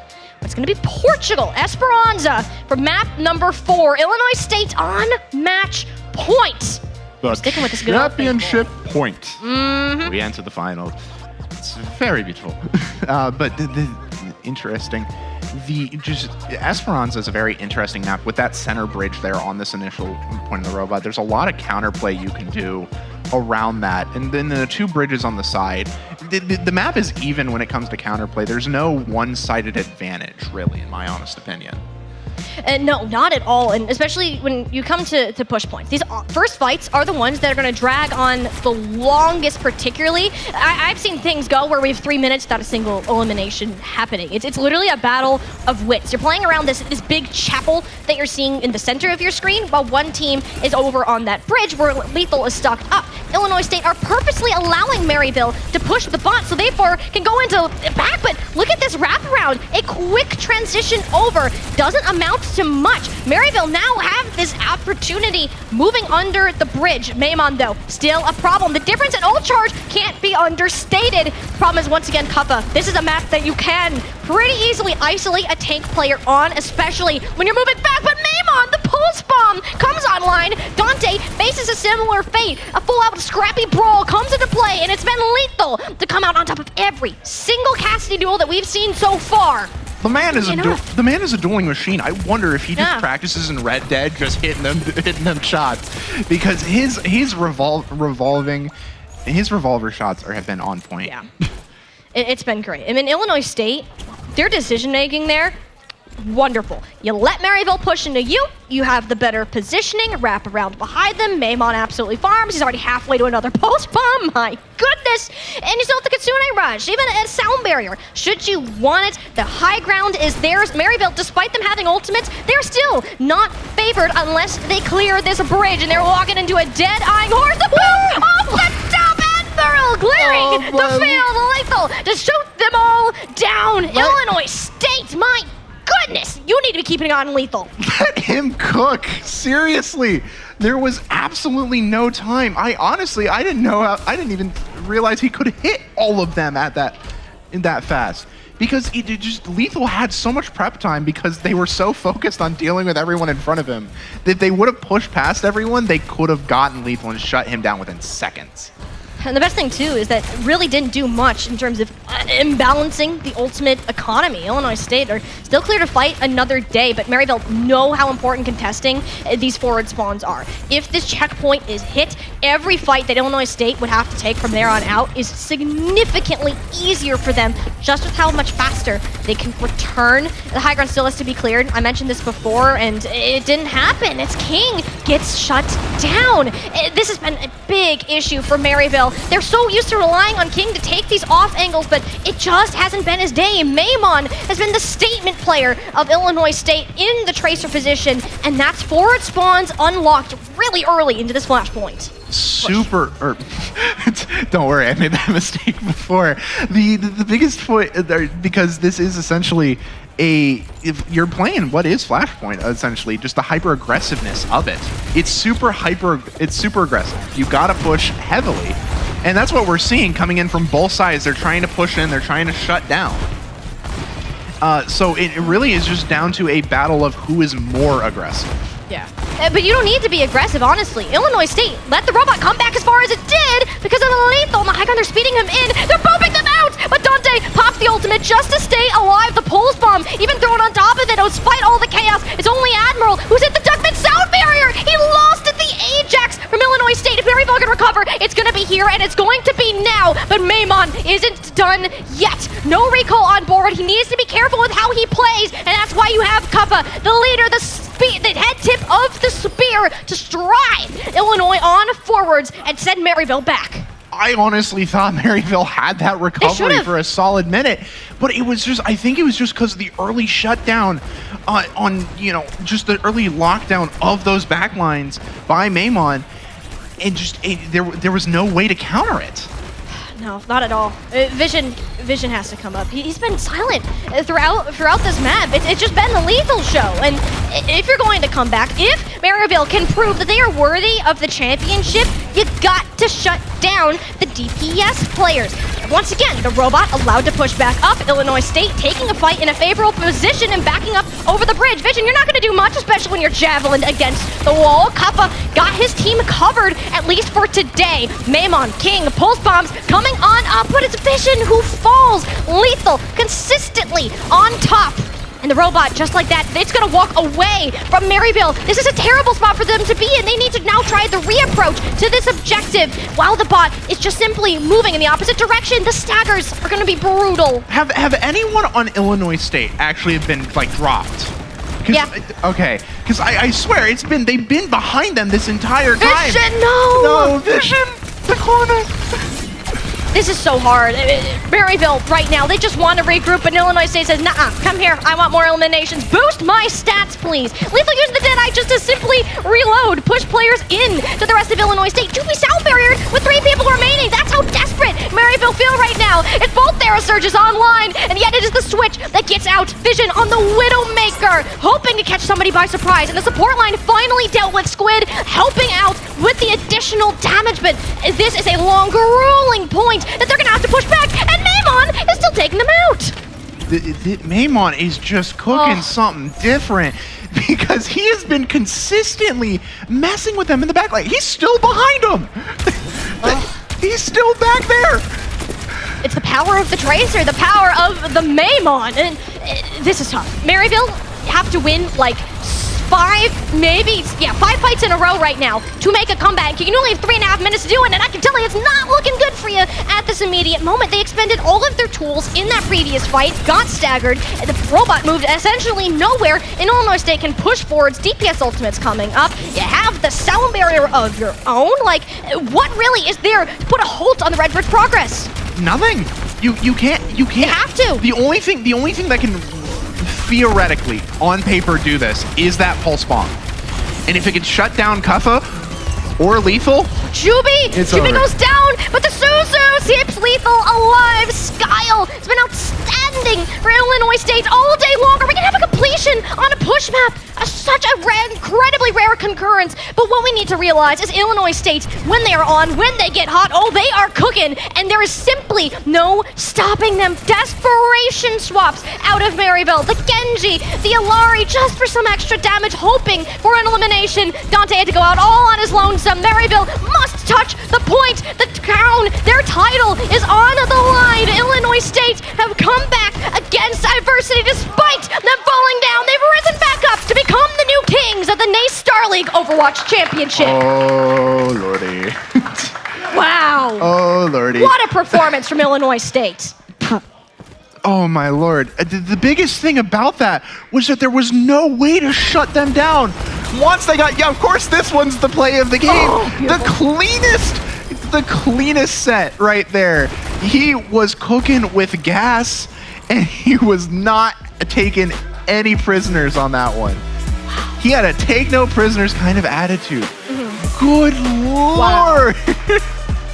Illinois State, a team that so many have doubted every single one of our predictions for today. all Maryville. We're like, okay, Maryville's been doing this longer. Maryville have played as a team. Maryville are playing in a professional tournament together. Surely they can come out on top. But at the end of the day, it is Illinois State who came in with a vengeance. They started their day off right, and they're going to end it on one of the highest notes I have ever seen. This is a new form of the Redbirds. This is the Redbird that wants to be that top dog. They want to hit that point that their former teammates have put them in there. The expectations were high, but somehow, some way, Illinois State managed to surpass them. Oh, they 100% had. They looked at the schedule. They looked at their match and they went, this is easy. And they guaranteed that by keeping up consistency. The biggest point of this, it's consistency. They adapted. They overcame every issue that could have happened. And they just managed to consistently hold back, push everything, even when Maryville came out and won the Eichenwald map, they still had trouble winning. They still had to. What? It's 15 seconds left on the clock. I think if I remember before they won the point. Something along those lines. It wasn't a lot of time, and to put this into perspective, I mean, Illinois State, they came in confident. They're like, okay, we've beaten them in scrims. We know we can seriously contend for them. They have this respect for Maryville. All of these players respect each other because they're understanding of their talents. Like, these are the best that you're going to find not only just in Collegiate, but also in North America, even Europe as a whole. Like, it is insane the level of talents that we have on these rosters, and we just got to send it back. One more replay to relive these incredible final moments. The most dominant map of them all, one of the most one-sided to close it off. But this is where it all began, where the initial message was sent on a hero and a composition where Kappa, Illinois State, felt comfortable, fought back against Kappa, just being shoved into a corner, and managed to close out a first map and allowing that momentum to proceed. 100%. It was like, you brought it up earlier, they are a momentum-based team.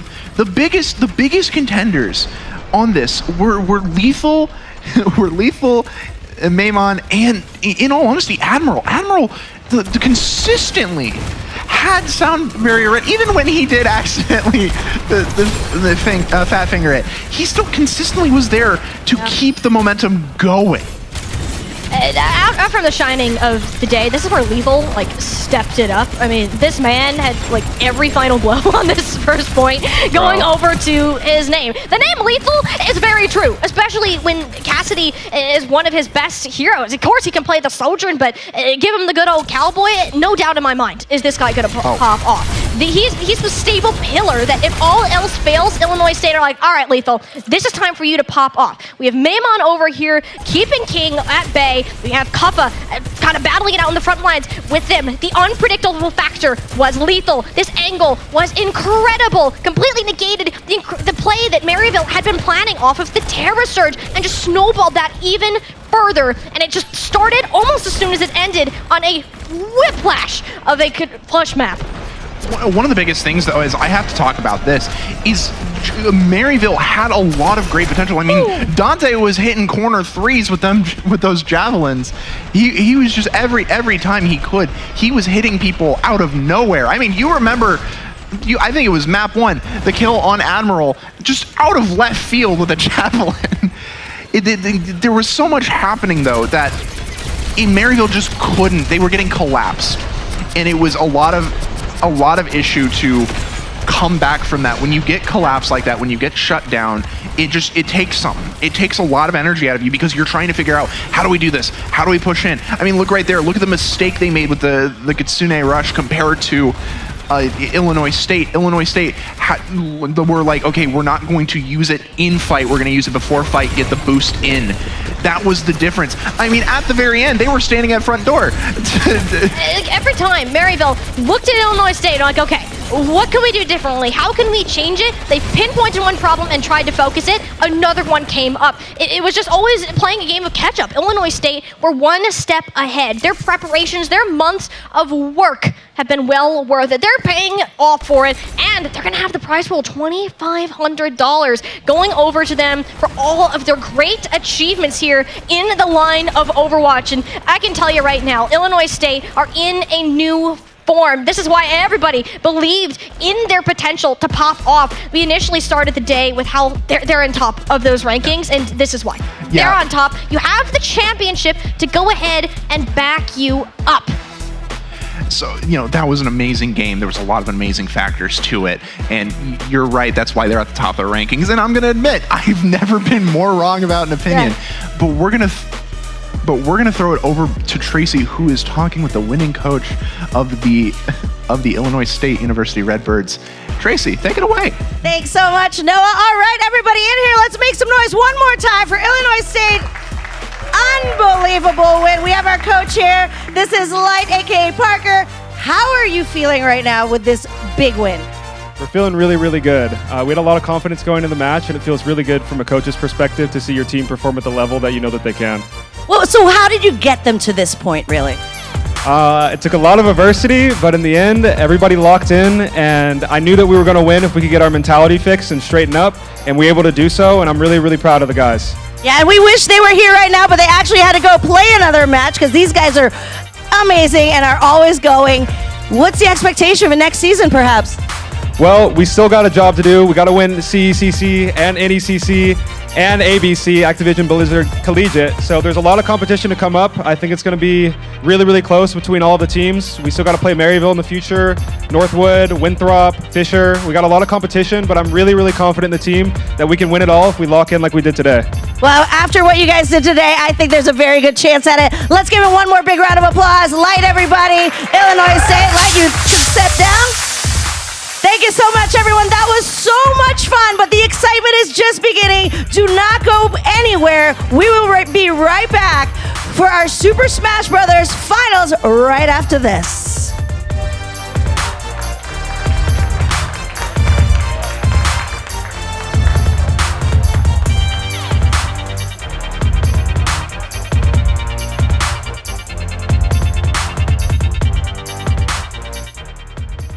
If you are thinking about quitting nicotine and want support, Truth has a free texting program that offers tips, motivation, and daily check-ins designed to help you every step of the way.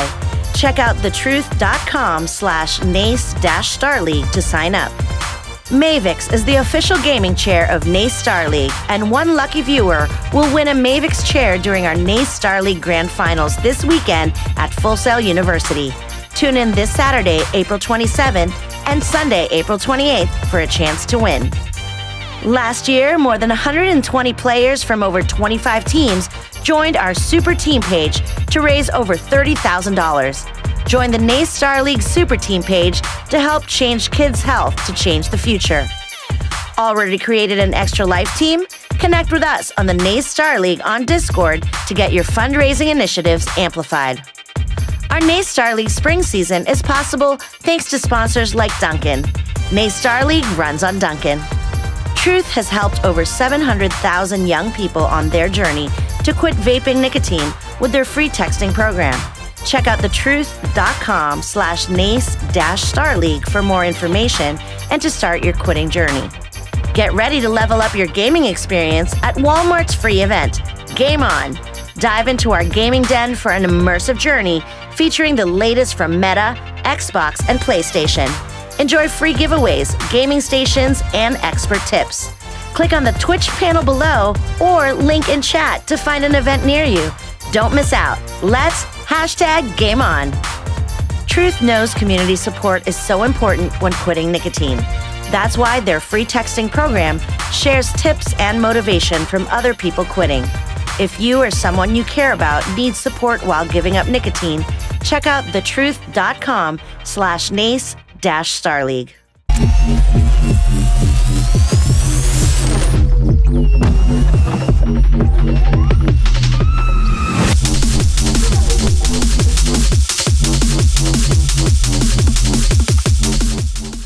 Quitting isn't easy.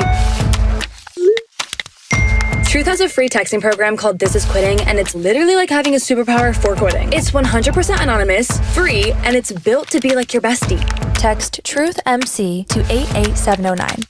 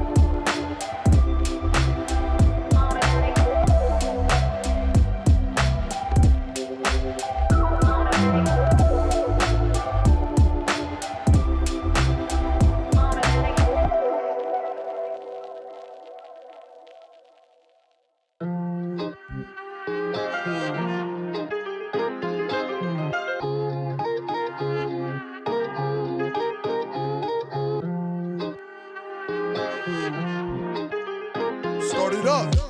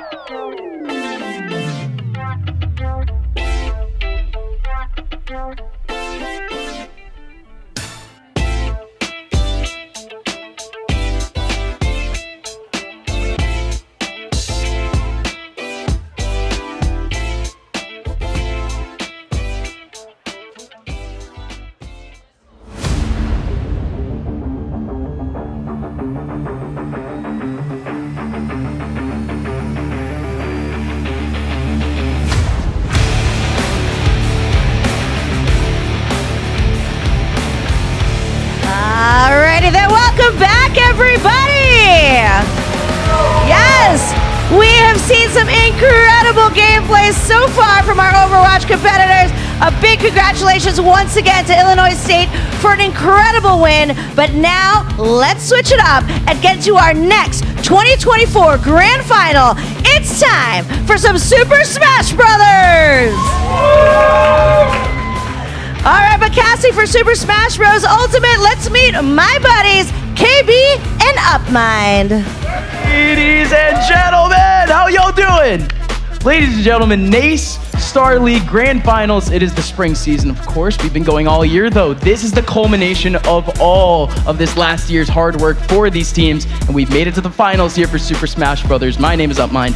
I'm joined here by KV, like a new friend here, because, yeah, I've been gone out off this campus for the last few years. I am a Full Sail graduate, but it's very nice to meet you, friend. Hey, man. How you feeling about this competition? Man, feeling pretty excited for all the competition that we got going on here. Like you said, it's been a whole spring fest of non-stop gameplay, non-stop competition, and we are finally here with our last two contestants to see who will thrive to the top here. But it's gonna, I don't know, man, there's a lot on the table, a lot on the line. Yeah. You might as well have to pull all your strings and put all your tricks out the hat for what is to come, and it is Super Smash Brothers Ultimate, baby. Oh, yeah. Anything can happen. Now, we love our cheese on this side of the FGC, and ladies and gentlemen, we are in for quite the battle. We have one team that they don't exactly have the most formidable pool in terms of characters, but they can absolutely pull out the surprises. And on the other side, we have back-to-back champions. Ladies and gentlemen, in front of us today, we are gonna have Lubbock Christian University. They're gonna be more or less our underdogs. You know, them coming into this season, you know, still a solid team, don't get me wrong, but the expectations were more realistic. This was going to be a team that they were going to put up top 4s, top 6s throughout this year, but for them to be here on a grand final stage, those players, they are not exactly pleasantly surprised, but they're proud, very proud of the fact that they're here and they're playing with purpose. And all that purpose looking like is going to be served on the silver platter here as they're going against Stony Brook, which, like you said already, it has been back-to-back W's for Stony Brook. And it looks like they may or may not have that three-peat, or it looks like LCU is going to put on a fight of their lives and make it worth their while to get to the top. And ladies and gentlemen, we're gonna get to our teams in just a little bit, but before we send it back over to Tracy, do not forget that we are still giving away some Mavix chairs. Ladies and gentlemen, an M5 chair, courtesy of our amazing partners over at Mavix. Mavix chairs feature Future 9 functions of critical ergonomics, including dynamic variable lumbar support, adjustable head and neck support, and of course, a lot more. And not to forget, we'll be pulling one entry before the end of each Grand Finals watch, then randomly drawing a winner from the final 7 during Rainbow Six Siege Championship match. So type !Mavic in the chat for a chance to win. The giveaway winner must be in chat at the time of the drawing to claim it. So be there or be square, bro, because that is a chance that you'll never get back. Again, that is Mavix,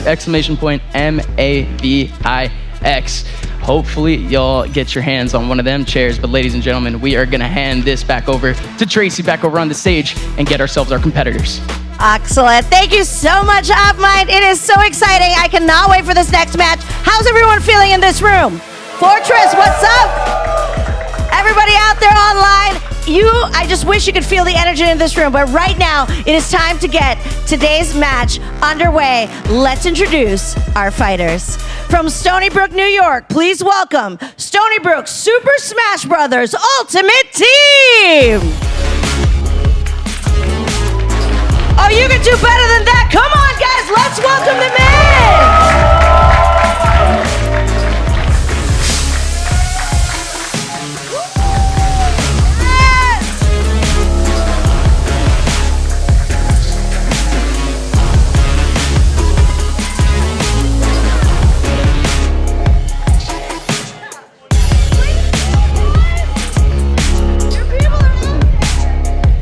One more time, guys!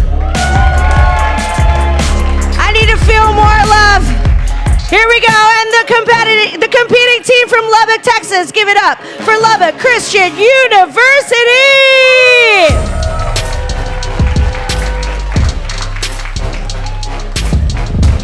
They're not coming out if I don't hear more noise, everybody. Come on!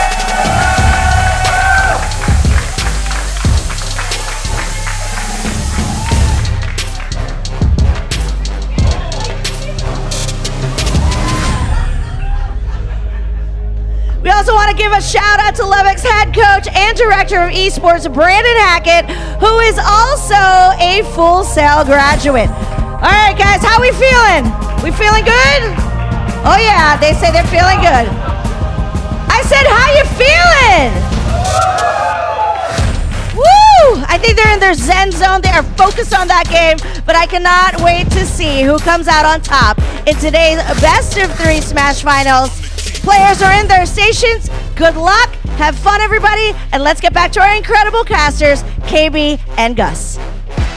Okay, you're feeling it now. Both teams, they come out with a little bit of swagger. They come out with something at least coordinated. You know, that's different. Oh yeah, you no, know? I feel like they had that plan from the get-go when they had entered those doors for Stony Brook. That was something. That was a little bit of the aura off going on there. So we'll have to see if they emit all that into their style of play here for today. No, I don't doubt it. The thing is one of these teams, they absolutely have been feeling that aura for a year now. This entire last season, you have seen one team with all of that energy, and it has been none other than Stony Brook University. But folks, before we get into our game, I'm gonna explain the format real quick. We are dealing with best of 3s right now, and each player, of course, they have their 3 stocks. Each player, all 4 players, they're gonna step up to the point 1 at a time. Both teams are gonna have 12 points at the very beginning, and whichever team goes down to 0, they're gonna be the losers. Each stock, again, equals 1 point, so whatever you see on the game is what you're gonna see reflect on the scoreboard immediately. And this sort of format has, it's been, I guess you could say, a little bit rough for players from per se, Lubbock Christian University, because just coming into this season, they were coming in, a lot of these players, they were offline, very much used to the singles format, just used to quick BO3s, but now playing up not only in crews, but switching over to online. We've already seen a lot of challenges for this Lubbock Christian team, and I mean, it's actually a really, really big surprise, and this is no disrespect to them. It is legitimately a massive surprise that they're here on this stage. Yeah, and all that practice, so going from on and offline, like you said, it is a different playing field that players really need to understand, where, yeah, you have all that frame data, you have to worry about on the Wi-Fi and all that delay, but now you're offline, things are on you now. If those inputs are too fast or is a bit too slow, that all falls upon of how your movement and all the execution is going to be very, very crucial when it comes to it. Basically, the one thing that I'm really scared about is mainly the width punishing. If you don't know what that means, width punishing is basically, you know, we have the move that comes out, it just barely misses by that 1 pixel, and just in that split second, that could mean your stock, that could mean the game, and that could mean the entirety of this event right now. So we're gonna have to see that LCU and Stony Brook are gonna be on their hands, toes, on every execution that they have for today. Hey, listen, I think one of the big things that comes with crew battles is the fact that you have to still, as a singles player, still manage your own energy, still manage your own motivations. And with these players, from what I've heard talking to some of these guys, I don't think there's too much of that, you know, like a straight support system. These guys aren't, there's not gonna be one player that goes out of their way to bring up the energy of this team.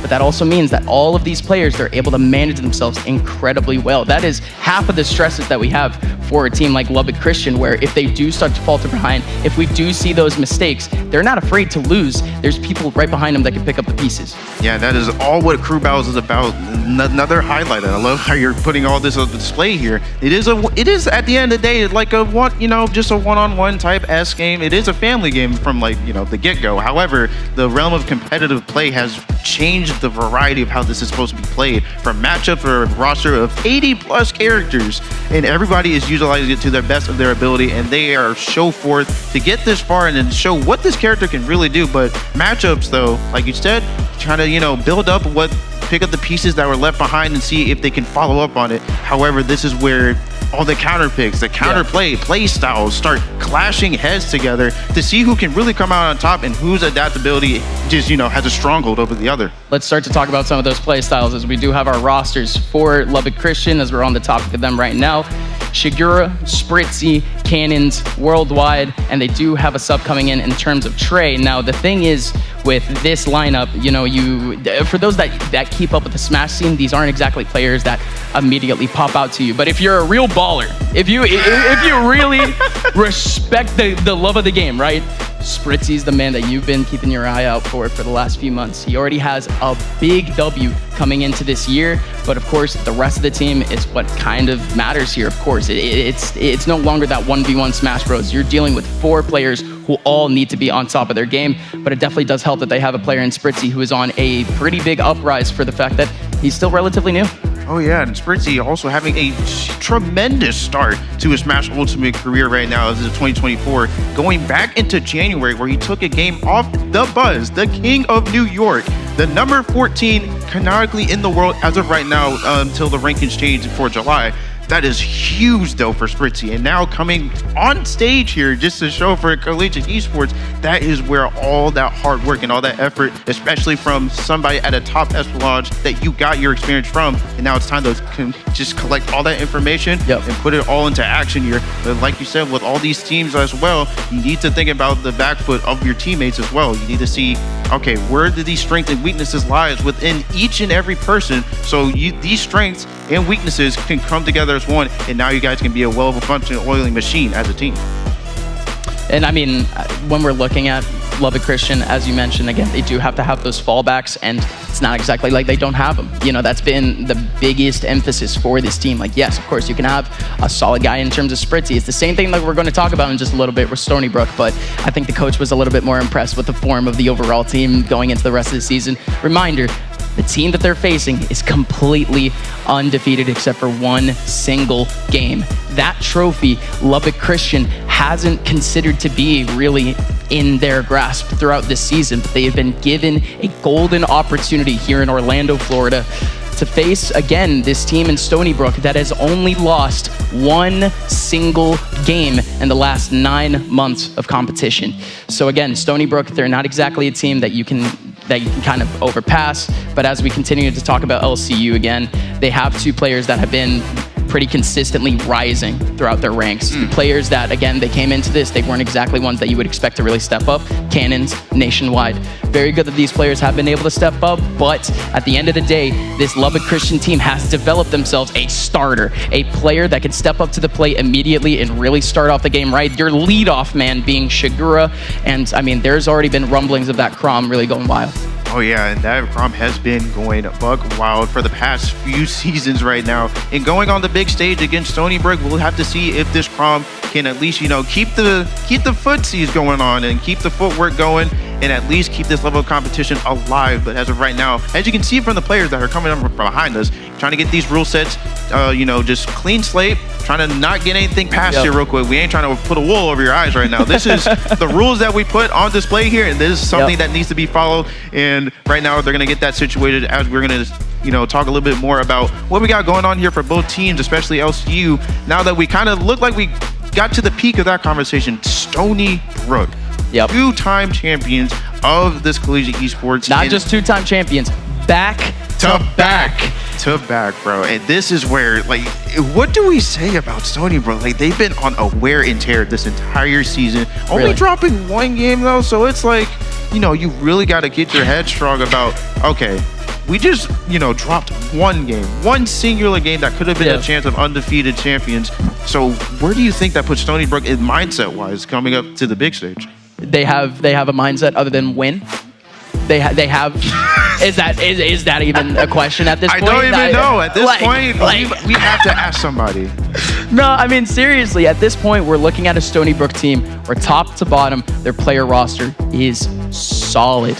But even from the support staff position, as we do look over at our coaches area, brought to you by Mavix, ladies and gentlemen. The coaches currently up to some, at least some cooking right now. They're really making sure that the gaps are covered, making sure that they got all of these matchups really covered at the moment. Because, again, these players, these coaches, they absolutely need to keep an eye in. From the Mavix coaches area, they can absolutely have that hawk's eye view from the perch, really trying to make sure that the whole team is in line. Oh yeah, and the coaches like again, about Mav, it gives the coaches a great place to keep track of their teams and communicate throughout the match as well, because sometimes you have to shadow them, because when you're in the epilogue of this stature where it's like, the team all comes together trying to, put their all in, sometimes there might be some drawbacks, sometimes there might be some second guesses, there sometimes might be some doubt, and that is what your coaches are there for. They're here to give you that moral support about how important does this mean to you? Do you want to win or do you want to win? Like, there's only one choice. Yeah. No, it is a rarity that we do end up having just an area period for these casters. And ladies and gentlemen, thank you to Mavix for helping us out here. Again, we did mention the giveaway at the very beginning of this block. Again, it is still very much happening. ! Mavix in the chat will get you entered for a giveaway for one of those beautiful, beautiful chairs that the coaches are sitting on right now. Again, ! Mavix, and you guys will be able to potentially get yourself a chair by the end of the weekend. Okay, let's get to the nitty-gritty once again. We started to talk about a little bit about the Stony Brook players, specifically one player that we absolutely can't talk enough about has to be Quid. That guy, he's going to be our all-star going throughout this tournament. Not just, of course, for this game, but throughout this tournament entirely. Quid has been the consistency for this lineup. And just, ladies and gentlemen, for good reason. It's plain and simple. Number 56 in the world currently is Quid. Sure, that may change in just a little bit, but he has the wins to back it up. And you mentioned, again, a big win coming in from Spritzy against the Buzz. Already this year, we've seen a win from Quid against the Buzz. And now at this point, it doesn't look like really any of these other players are going to want to stop, though. They still have somebody, they still have multiple heads at this point. They still have a guy like Cody who, it's his birthday today. Oh, yeah. That is a good shout out to Cody, though. It is this man's birthday, so he's got to put a huge pedestal on what is to come here. You can hear the cheer right now. the happy birthday to Cody now, and looks like hopefully this gift is taking home this W. Right. Yeah, absolutely. And again, there's other people that can benefit from this gift. Again, you do have at this point Gentis, who, I mean, for the fact that we're dealing with, and we haven't really talked about this too much, the characters coming in from the other side for Lubbock Christian, again, it is just unorthodox. It's a lot of these players, it's just their comfort picks, but it's mostly mid-tiers. You're even looking at more low tiers going into this lineup. So whenever you look at over in Stony Brook, they need themselves a little bit of a weird pocket, and there's not a lot of people that play Pichu nowadays. Oh yeah, Pichu felt like it was a character that kind of just fell off the radar going into year one of Ultimate. Along the other side, I saw a lot of other characters, like Inkling, for example. There is one in the roster that we can talk about, but Pichu, though, on that topic, has been, I guess, sliding off. It's just like people thought he wasn't as strong as he used to be with all those nerfs coming into play, but we've seen some Pichus out there that have been making their stable saying that, yeah, this may or may not have the bad effect on my character. However, the player still remains the same. Good. Again, that's really the idea here coming up for Stony Brook. I don't think there has been any overarching theme other than be good, win. This team, again, they haven't had too many struggles. I mean, even in their last actual tournament, their actual stage appearance, whenever they faced Michigan State, a team who gave Lubbock Christian a lot of work for Lubbock Christian to qualify for this tournament. It was basically a sweep. There wasn't any competition in that match. I mean, Stony Brook, they have proved their dominance at the moment, but a funny quote that I've heard is that Stony Brook, before they really started this run, when they were really underdogs, this is the best team you've never heard of. And now at this point, a lot of people in the scene have heard of Stony Brook, and now instead of being that underdog, they are the team with a target on their backs. And from what I could hear, that stress is not really on their minds.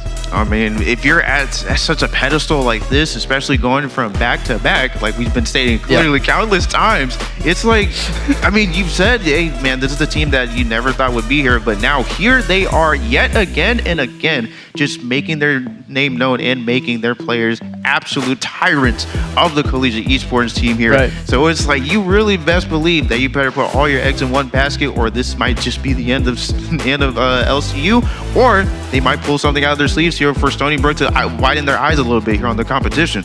Right, and then again, at this point, I'm really just trying to think, what are going to be those reaches here? What goals do we need here for Lubbock Christian? What needs to be marked off for Lubbock Christian to take away this game against Stony Brook University? And Yeah, it really just has to start off right. They have been depending on this guy throughout the entire season. Shigura has been their man to start things off right. And to be honest, it's the most obvious thing that you could say. They need a solid start because Stony Brook, I don't think they've lost a single advantage this season. But now at this point, it looks like we got a character selection going on by both players. So we are soon to be underway here with our first ever match of best of 3 of Smash Ultimate. Here we go. Right now, here we are, game number 1, match number 1 against Stony Brook in LCU. And ladies and gentlemen, representing Lubbock Christian at the moment. Okay. Oh my goodness. Bro, it doesn't even matter. Forget the introductions, bro. No. We already have one right now. Stony Brook coming out the gate here with a 91% Now the green, right now. The green bomber on your left, aka Mr. Goblin at the moment. It's none other than Banshee on the Mega Man. Can Spider-Man come out to play? I'm not sure, bro. These bombs are coming in astronomically, and it looks like LCU's trying to fight back a little bit here with a good forward air, good grab as well, trying to get him off-footing off stage, but out smash though. I mean, Shiggy at this point just needs a little bit more space and time for him to actually start swinging. Crom does a whole lot of single hit damage, not a whole lot of options for follow-ups for Crom, but Mega Man, we've already seen how annoying this man can be already, how fast a lot of his options can come out, but Crom does not care. There you go. That is what I'm talking about. Going into the back air, that's a normal conversion there for the Crom, or at least for Shigura. That's a big comeback already, though. Shigura even being on top right now. What a start from the Mega Man, but now let's see what sort of extra credit we can get. Forward throw, not going to be able to do just much, but again, Shigura needs to hold on to this, somehow get some extra credit. Yeah, and all this extra credit is looking a bit dire now. There you go. Well, there we go. Yeet. I mean, a simple back throw off at center stage by Mega Man. Count him for the job because that is the first stock for Stony Brook. Now we're looking at an even playing field in stock count. However, this acceleration and advantage, they looking like it is on the side of LCU, but it's looking like it's slipping from their fingers as Stony Brook is answering clearly back with 2 back airs and a potential down air trying to seal out with the spike. But it looks like the gameplay is still alive here on both sides. Love how Banshee is just going for the safe stuff right now, not exactly trying to interact first here with Shiggy. Try to make Shiggy make that mistake first, make Shiggy interact first, and indeed it's kind of working out. At least when it does come actually to the recoveries coming in from Shigura. I mean, Shigura, he's getting a lot of space to be able to come back. Banshee's giving him that space, but never mind. Banshee goes digging, and he finds gold. Hey, man, being like a thief in the night, though, stealing that jump away from LCU, and right now, it looks like they're on the back foot right now. Oh, my God. And trying to find that forward air or the up B recovery. Not going to take on too much damage, but right now, it's looking like this center stage is being fought for their lives right now, and Stony Brook looking like they're not going to give it up so easily.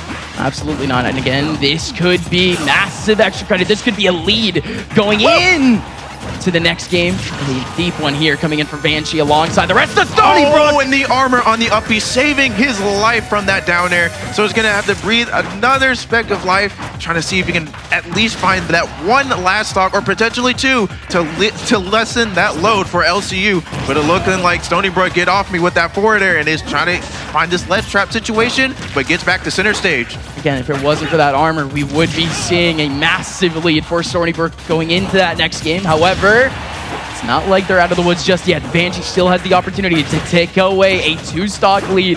But still, finally. All right, F-Tilt gonna answer for his crimes for living so exponentially long.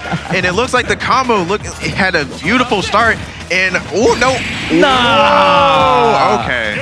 All right, that up smash looked a bit questionable on connections. However, it's the last hit that matters the most. And it already looking like in full display here for Stony Brook taking that game lead. Yeah, no, that up smash is just a move that you just kind of have to throw out. Hope they kind of walk into it. I mean, it looked like Mega Man. Like you can see it in his face. He's just like, this has to hit. This has to work. Man forward. And more so it does, bro. Never count him out. But Mega Man though he's a sporadic character in Smash Ultimate, and I've seen a name that some people are not familiar with Peanut being the most probably. Hold on, bro. This is for people who probably don't know, but Peanut though has been he's been a Mega Man extraordinaire. You He might as well has. call him the priest For years. of this character for years and years. And I think he's still going on to this day, though, making Mega Man the character that he is.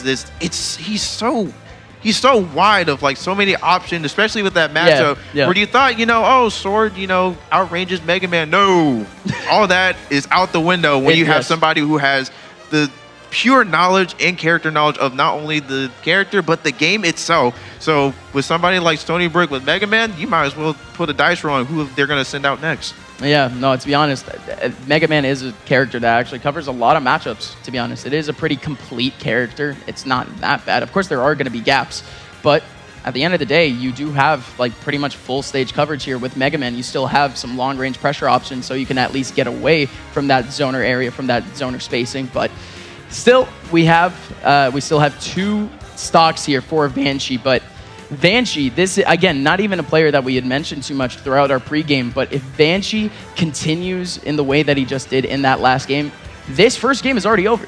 Like, that deep lead, nobody can take back against Stony Brook. You barely find people even staying even with his team, never mind being at a deficit, at a 2-3 stock deficit, and being able to make a comeback. It would be unprecedented if that happens for LCU here. So this next game already is a lot of the marbles here for LCU.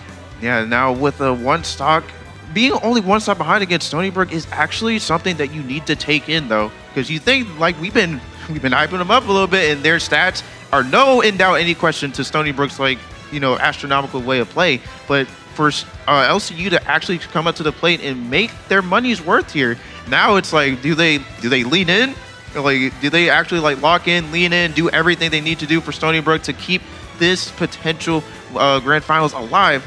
Or does LCU actually finally, pull the wool over their eyes, sweep under the carpet, and they actually might just take the game over Stony Brook? Yeah, and this is where some of the stress might come in now for Lubbock Christian, where you do expect a pretty strong start from Shigura. Shigura is, to them, at least that second head, that second line of defense for that team behind Spritzy. And for him not to take more than a single stock, I mean, the rest of this team has to be feeling that pressure right now. Who is going to be able to step up? What character at this point? Because we have an Inkling to pull out. We have a Bowser Jr., of course, the Toon Link in the hands of Spritzy. But out of the Inkling and the Bowser Jr., what are you feeling? All right, but with all that, we do have a little bit of some tech diff going on right now, so we're gonna have to go to a bit of an ad break, though. It's not gonna be major, but we're just gonna work out some kinks. I like how you ignored me, by the way, but all good. No, commercial break. Oh, don't worry. Don't worry. Hey man, we gotta make those pennies somehow. Yeah, of course. we gotta make those Let's get pennies. paid. But yeah, we're gonna go a little bit of a break here. We're just gonna work out some kinks and knickknacks down there, and we'll be right back with some more Smash Ultimate action. If you are thinking about quitting nicotine and want support, Truth has a free texting program that offers tips, motivation, and daily check-ins designed to help you every step of the way. Check out thetruth.com/NACE-Starleague to sign up. Mavix is the official gaming chair of NACE Starleague, and one lucky viewer will win a Mavix chair during our NACE Starleague Grand Finals this weekend at Full Sail University. Tune in this Saturday, April 27th, and Sunday, April 28th for a chance to win. Last year, more than 120 players from over 25 teams joined our Super Team page to raise over $30,000. Join the NACE Starleague Super Team page to help change kids' health to change the future. Already created an Extra Life team? Connect with us on the NACE Starleague on Discord to get your fundraising initiatives amplified. Our NACE Starleague spring season is possible thanks to sponsors like Dunkin'. NACE Starleague runs on Dunkin'. Truth has helped over 700,000 young people on their journey to quit vaping nicotine with their free texting program. Check out thetruth.com/NACE-Starleague for more information and to start your quitting journey. Get ready to level up your gaming experience at Walmart's free event, Game On. Dive into our gaming den for an immersive journey featuring the latest from Meta, Xbox, and PlayStation. Enjoy free giveaways, gaming stations, and expert tips. Click on the Twitch panel below or link in chat to find an event near you. Don't miss out. Let's #GameOn. Truth knows community support is so important when quitting nicotine. That's why their free texting program shares tips and motivation from other people quitting. If you or someone you care about needs support while giving up nicotine, check out thetruth.com/NACE-Starleague.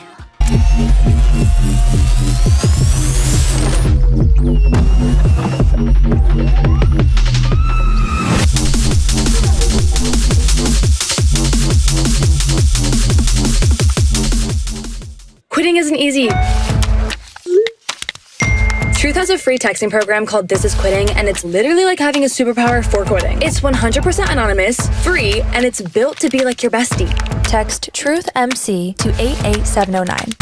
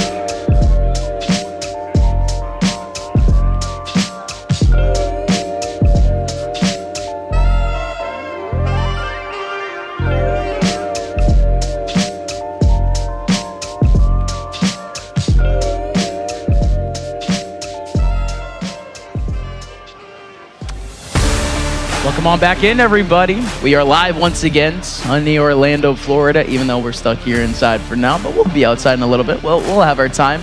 But welcome on back in. We are live again here from Full Sail University with NACE Grand Finals here for Smash Ultimate. We've already gone through one of our games, and we still have the rest. Not one of our games, but we went through one of the individual sets. But ladies and gentlemen, again, apologies for that technical difficulty, but hey, it is esports. The word in E there is electronic. Electronic problems while we're on the live performance, not exactly easy to fix, but we are back and we are ready to go with our second game here of this crew battle. Stony Brook, Lubbock Christian, again, our two representatives in this grand final. And we are looking at Vanchi on your right side. He was reduced down to the one stock by Shigura from Lubbock Christian. Lubbock Christian, however, again, they still have a little bit of extra credit to give. On the other side here, it is Cannons representing Lubbock Christian, but may be already up against the ropes to be giving up a stock.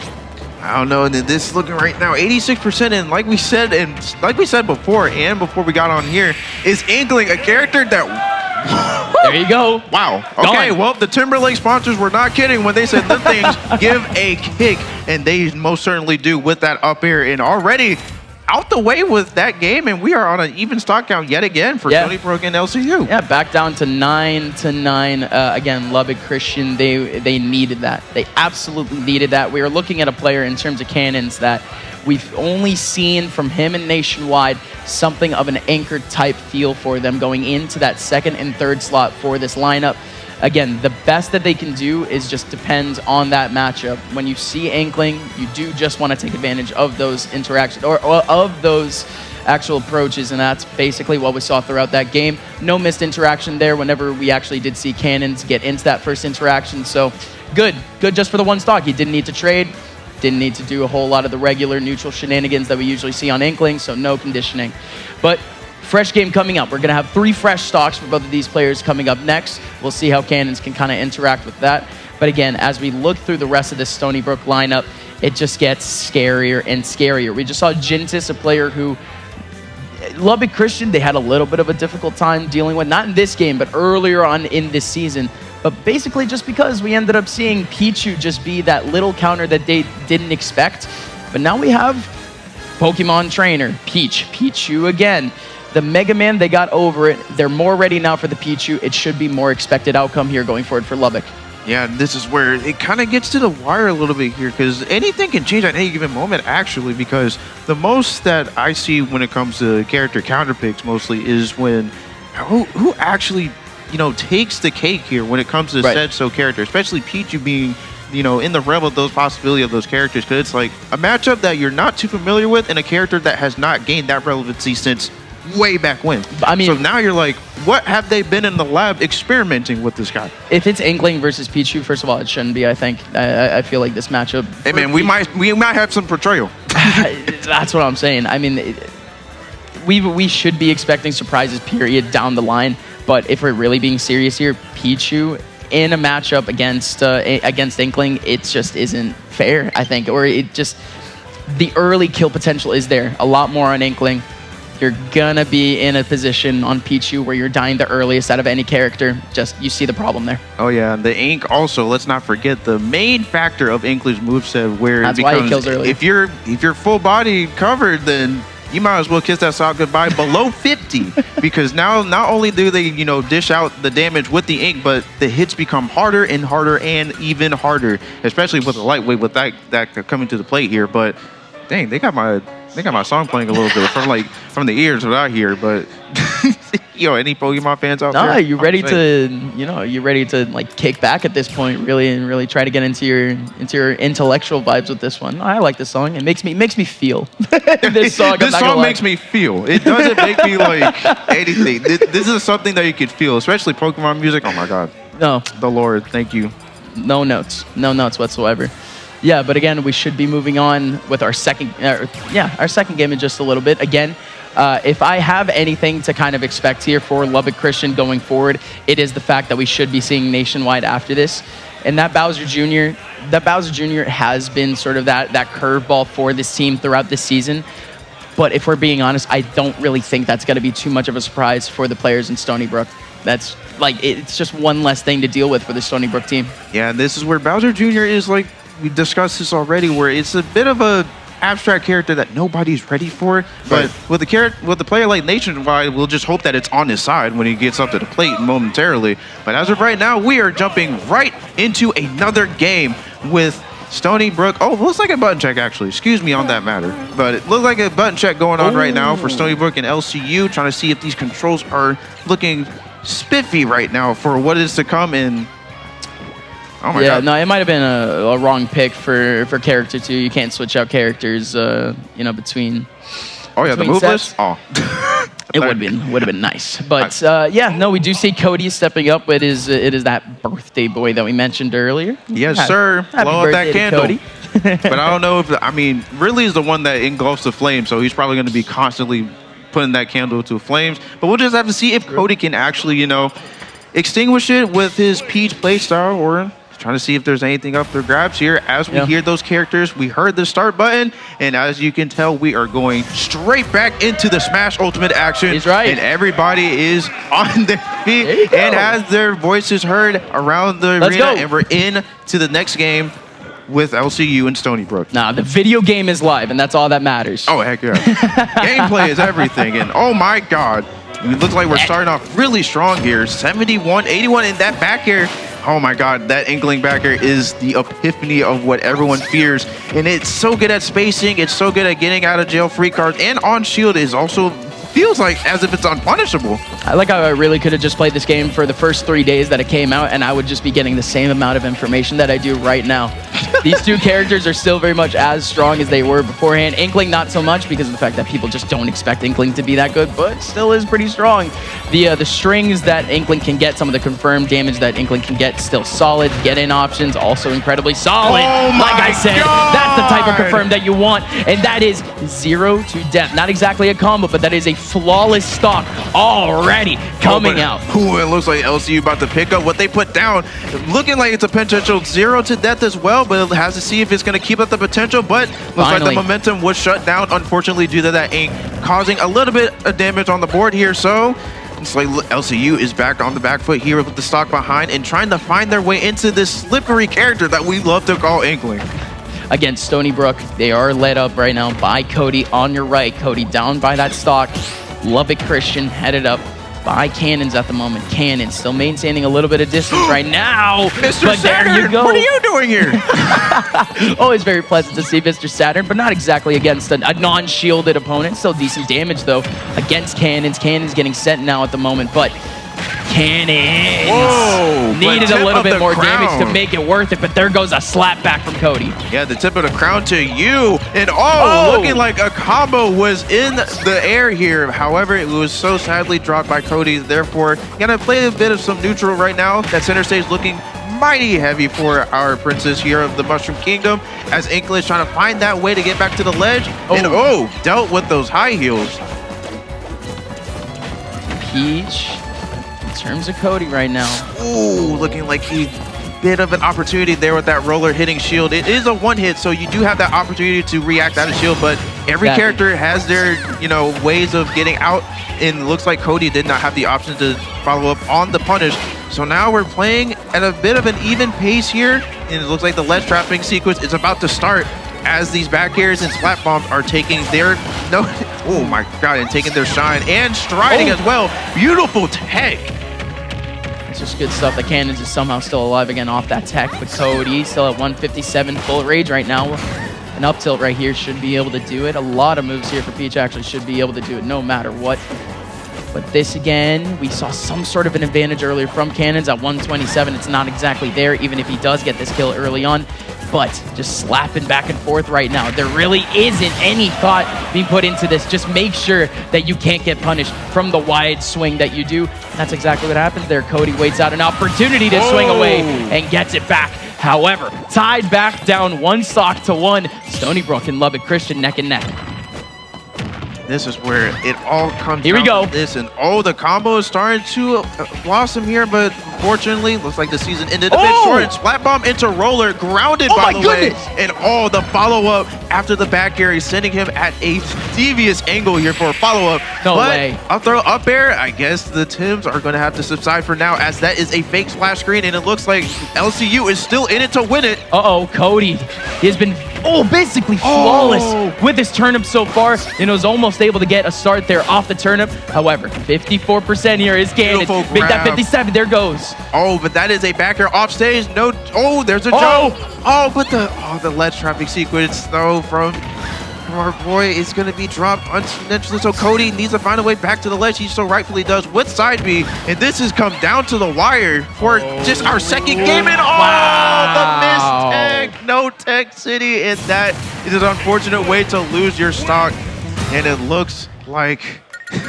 Wow. Neck and neck. Neck and neck yet again. One stock each. So now, I don't know, bro. It looks like Stony Brook's got their work cut out for him. Yeah, I mean, listen, Stony Brook, they've already had Cody as kind of that iron anchor. I was even talking to one of their coaches a little bit earlier on that Cody, he has actually been a much bigger presence than he would have expected outside of the game. Of course, in the game is someone that is able to at least, be consistent.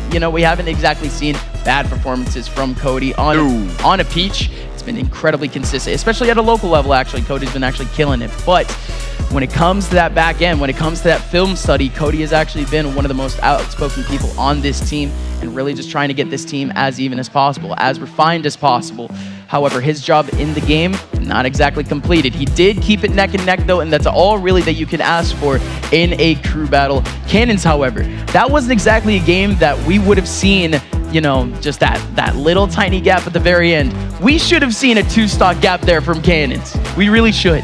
I mean, when it came to those the second stock mainly, where they were both like at 100+%, it really just came to who actually had the kill power. And Peach does kind of hold that on her record here, with that forward air being the crowning achievement. No pun intended with that forward air, but the crowning achievement with her, the forward air being so strong. Especially there's no such thing as sour when it comes to that thing. So, and also with Inkling having some weakness in a little bit of weight class, is easier to secure the kill. So Inkling does have to work it a little bit harder and find those opportunities along the way, and just kind of match her step for step until one of them falls eventually. But that is just how that game is going to subside. And now we're going to be thinking about who's going to be sent out next against Cody. It's like, I mean, or against Cannons, right? Oh yeah, against Cannons. Yeah, against Cannons. Excuse me, apologize. All for good.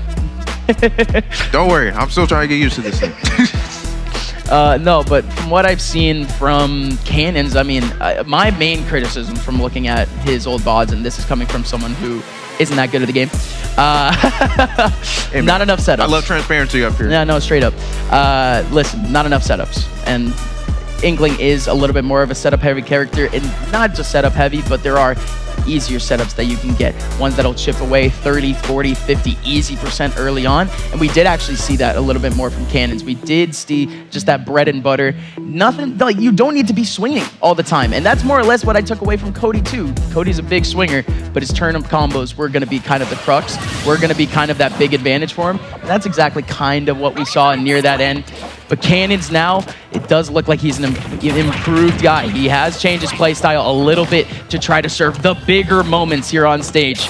Let's see if he's able to follow up against what is one of the best players in the world. Quid on the other side on Pokemon Trainer, heading up things here for Stony Brook. Maybe the man who might be here on stage all the way up until the very end. Yeah, bro, I saw Squirtle and my heart skipped a beat, and let alone just dropped, as Quid, though, is making his name known right now as this lead is looking astronomical, and it just looks like does not know what to do against this top level play of a man named Quid. And looking like a downer opportunity is going to be shed just for now, but trying to find a way to at least, I guess take a stock at least, because it looked like Quid is, especially from this deficit that they're at right now, he does not want to stop. And I feel like he's trying to be the hero of the team, like you've mentioned. So we're going to have to see if he's got his cape on, he's being Superman, but back throw though. Nice. Meaty one by Ivysaur. Still alive again. Big goal here is to just get one stock away, but so much pressure there on the ledge. And I mean, I'm not going to say that it was fully expected, but it was expected.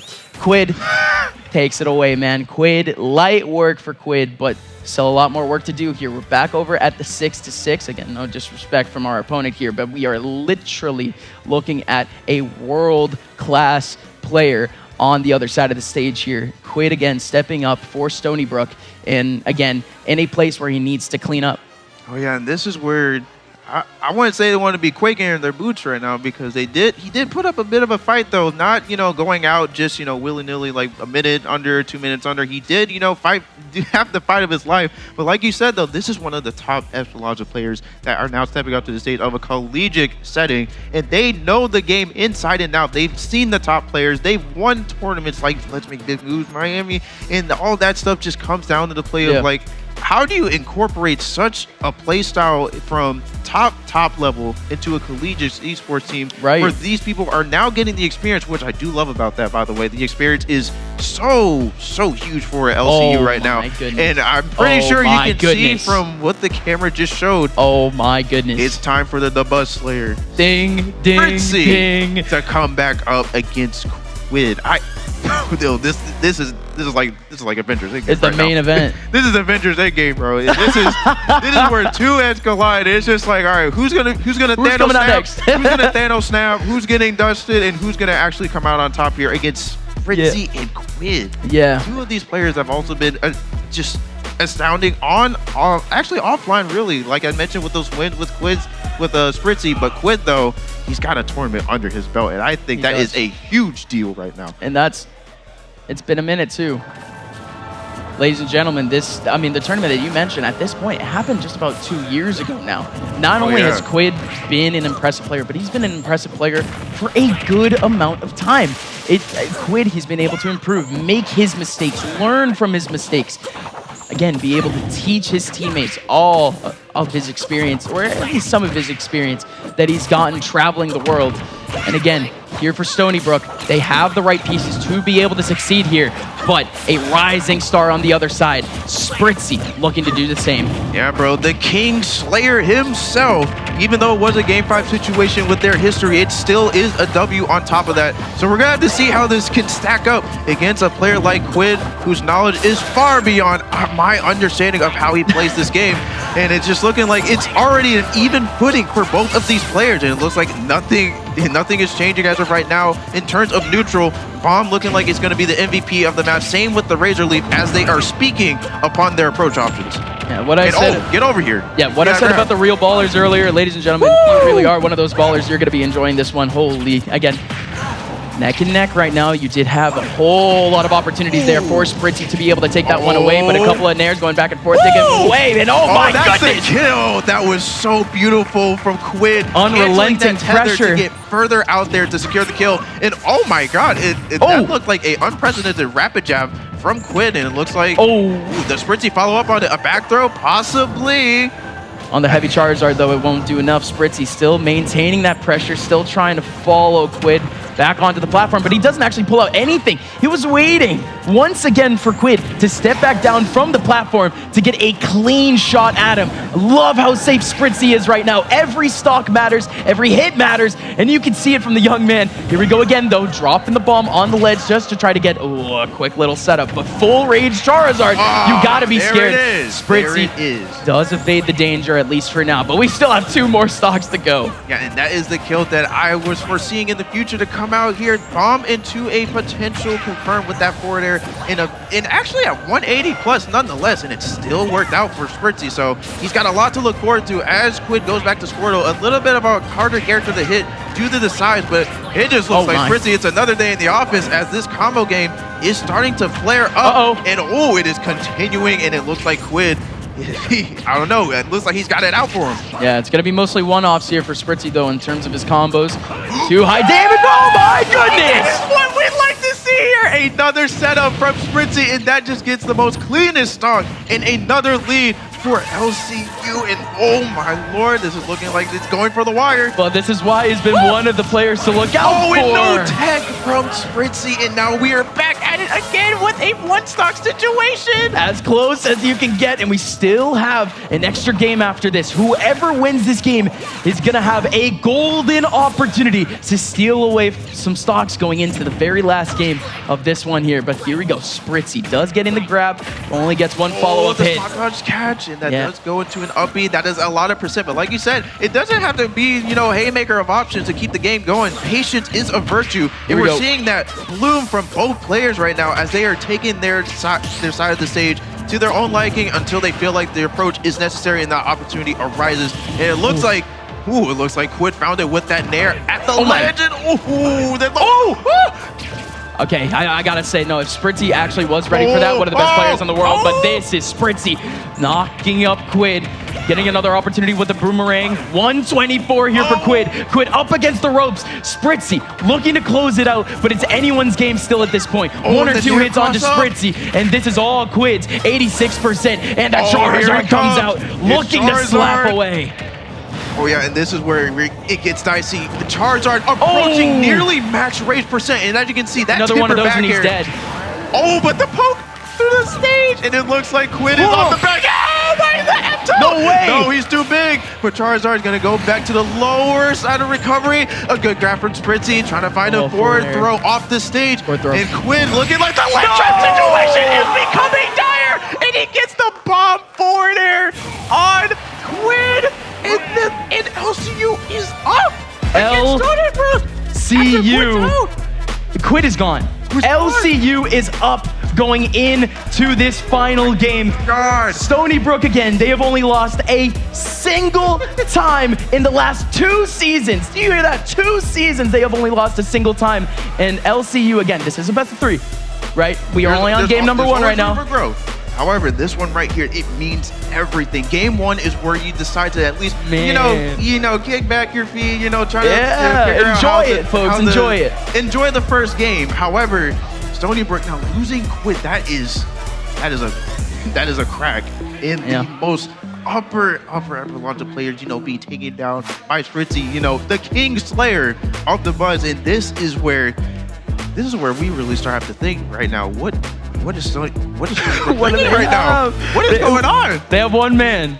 One man left. One man. Do the job. Can he finish it out, taking not only just one of Spritzy's, but one more player's 3 stocks? And we don't even know who else you has in the tank right now. Stony Brook, at least from my view here, they already have Jintis stepping up to the plate. Pichu is the one last here for this lineup. Pichu versus Toon Link. Not to cap it off, again, Spritzy only has 1 stock left. If Jintis can get the job done, that whole war that we just saw between Quid and Spritzy has been neutralized, and we'll be getting nationwide a Bowser Jr. potentially against a Pichu. One of the most unorthodox matchups that you're gonna see at a big stage like this, but this is already a weird one. Toon Link has a lot more sauce than I would have expected, I'm not gonna lie. Amen. And Spritzy, again, he's looking to spread a little bit more of that sauce here going into this potentially last game. Yeah, and it's actually surprising though. Change of scenery, town and city actually.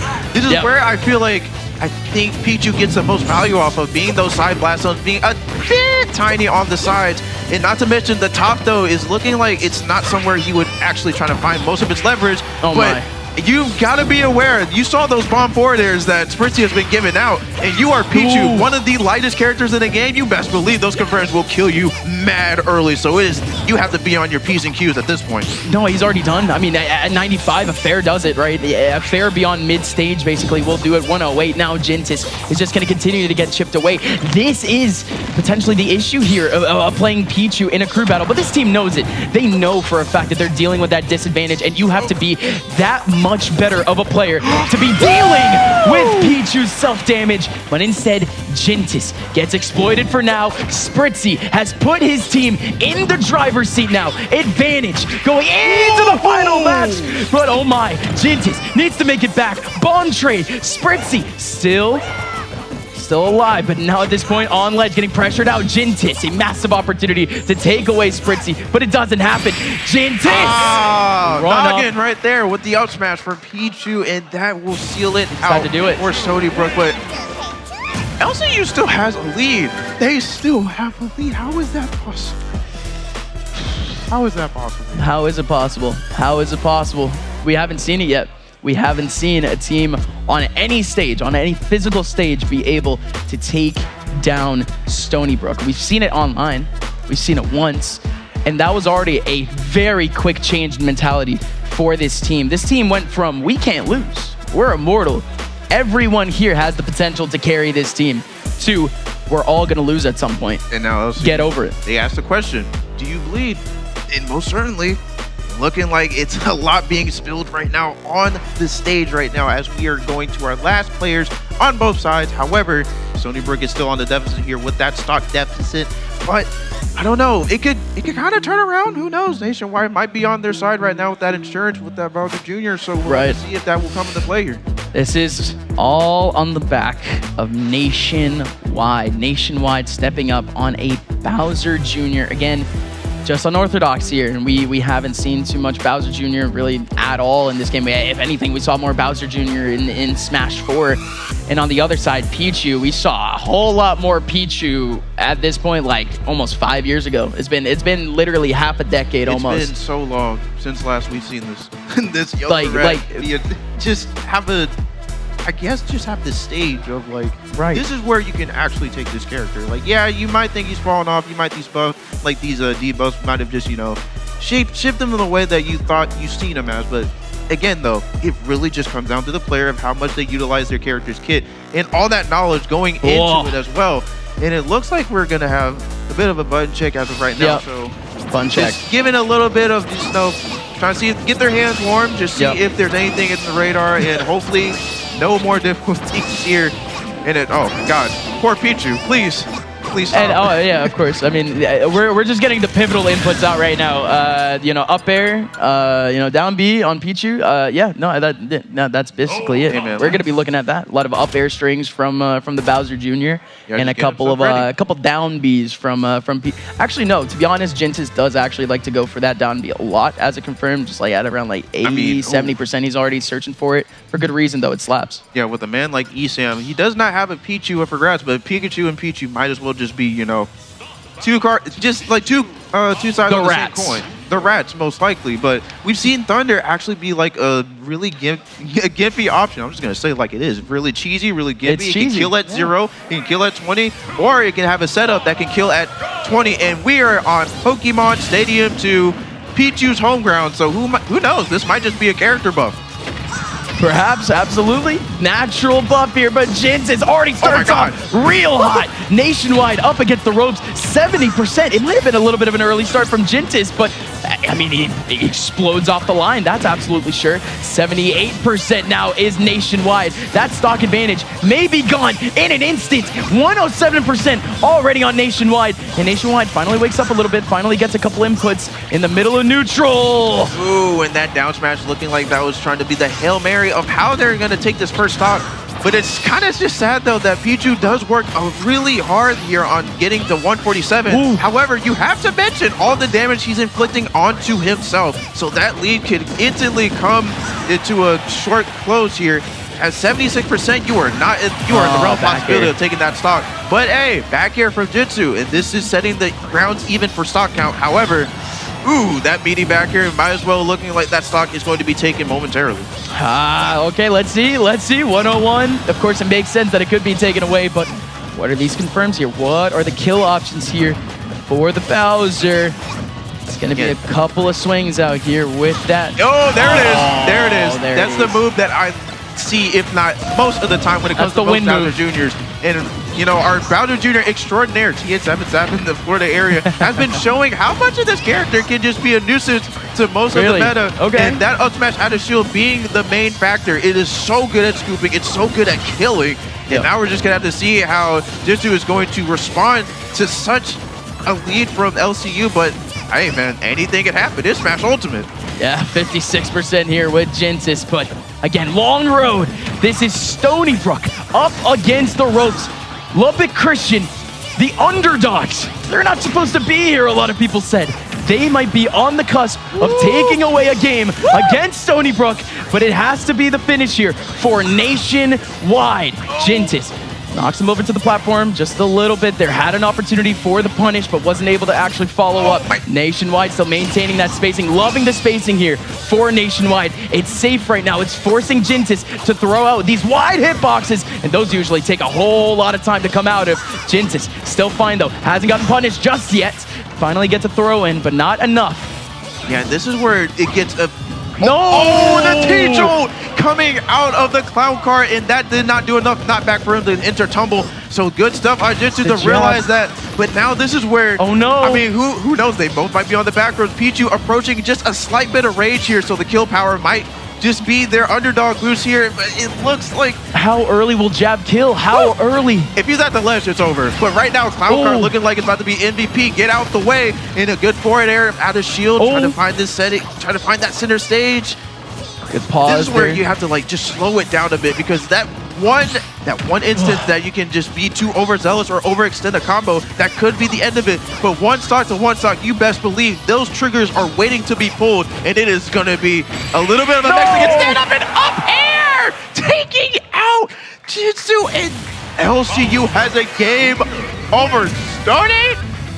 How is that possible? Stony Brook, Lubbock Christian takes game number 1 over Stony Brook, and I just have no other words other than that, to be honest. Lubbock Christian University, a team, again, who has been slowly developing throughout this season. People have said, again, that once you get through that two-headed monster on their team, it's not exactly that big of a deal. Nationwide and Cannons, the two players that may have been in any doubt coming into this game, they were the ones who were solid. They were the ones that closed out their roles in their games. Of course, we did have Spritzy, an amazing win against Quid. Everyone did their jobs here for Lubbock Christian, but it's not like Stony Brook didn't do the same. That's as close of a crew battle that you're going to get, and from here on out, it's just fireworks.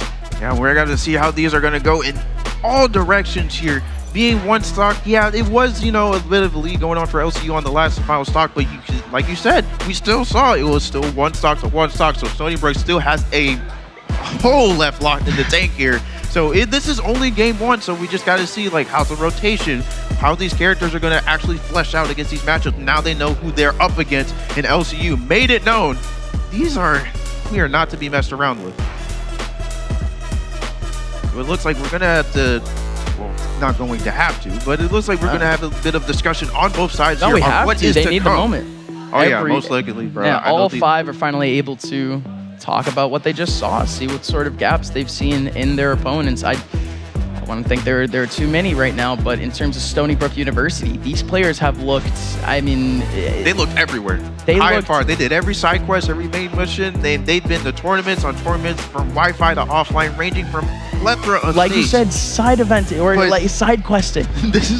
But being here, it's just like, where did we go wrong? What happened? Seriously. Like, was this game 1 just, you know, our wake-up call, or is it this actually a time that LCU might just, you know, pull it under the rug, and these guys may or may not be your grand final champions? You Smash Ultimate, but best of 3. There's a lot to dissect here, and there's a lot on the line here.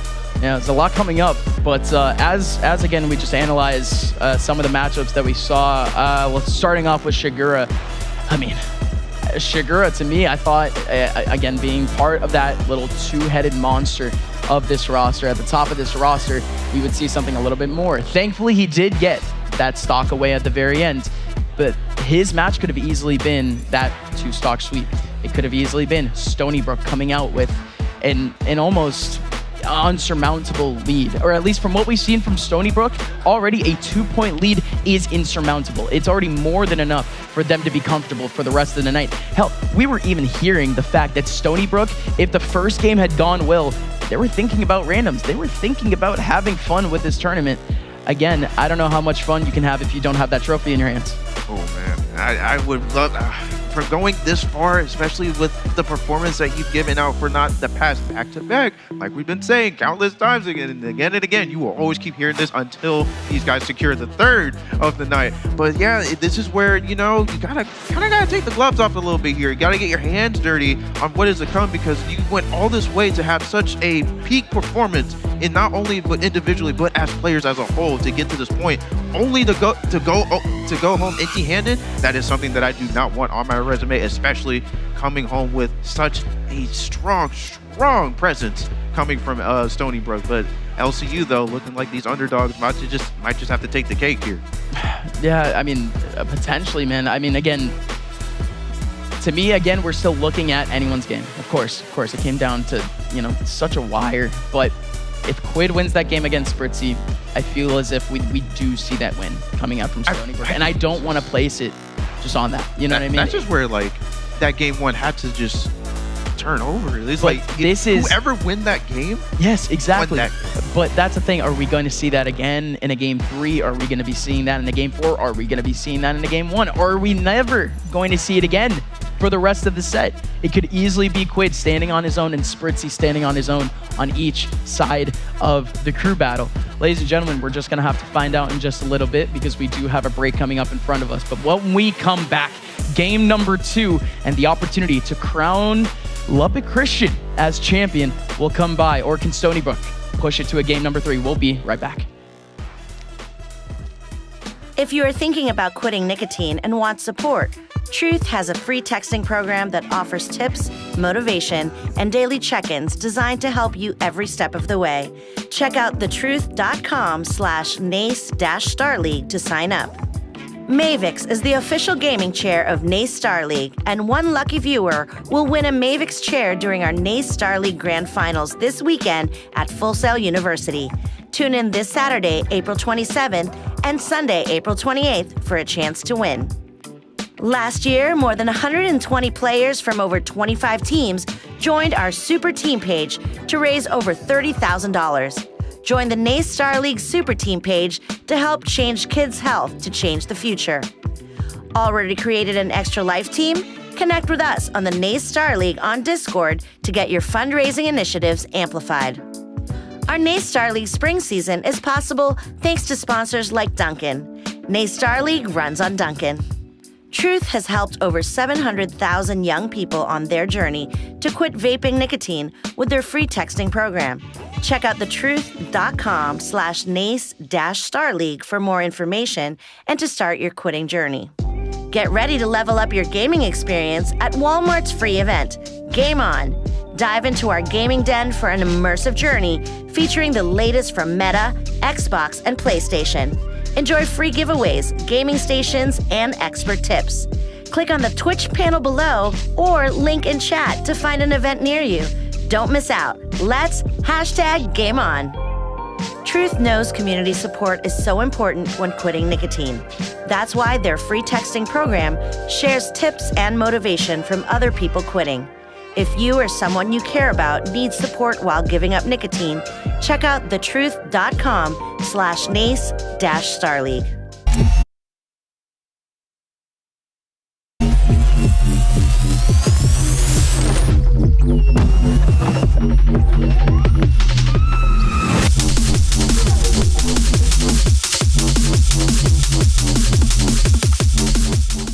Quitting isn't easy.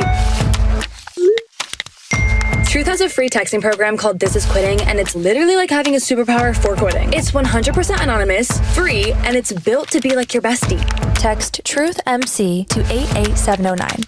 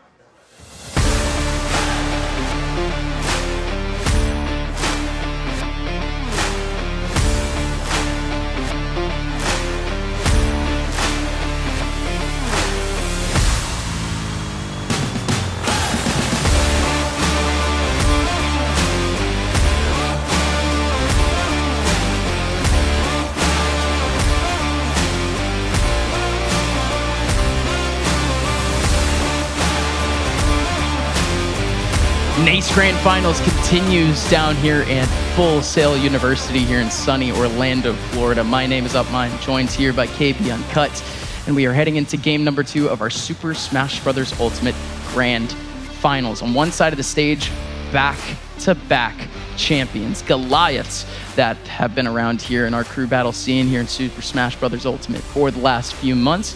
There are other teams out there, but Stony Brook have continued to surpass all expectations.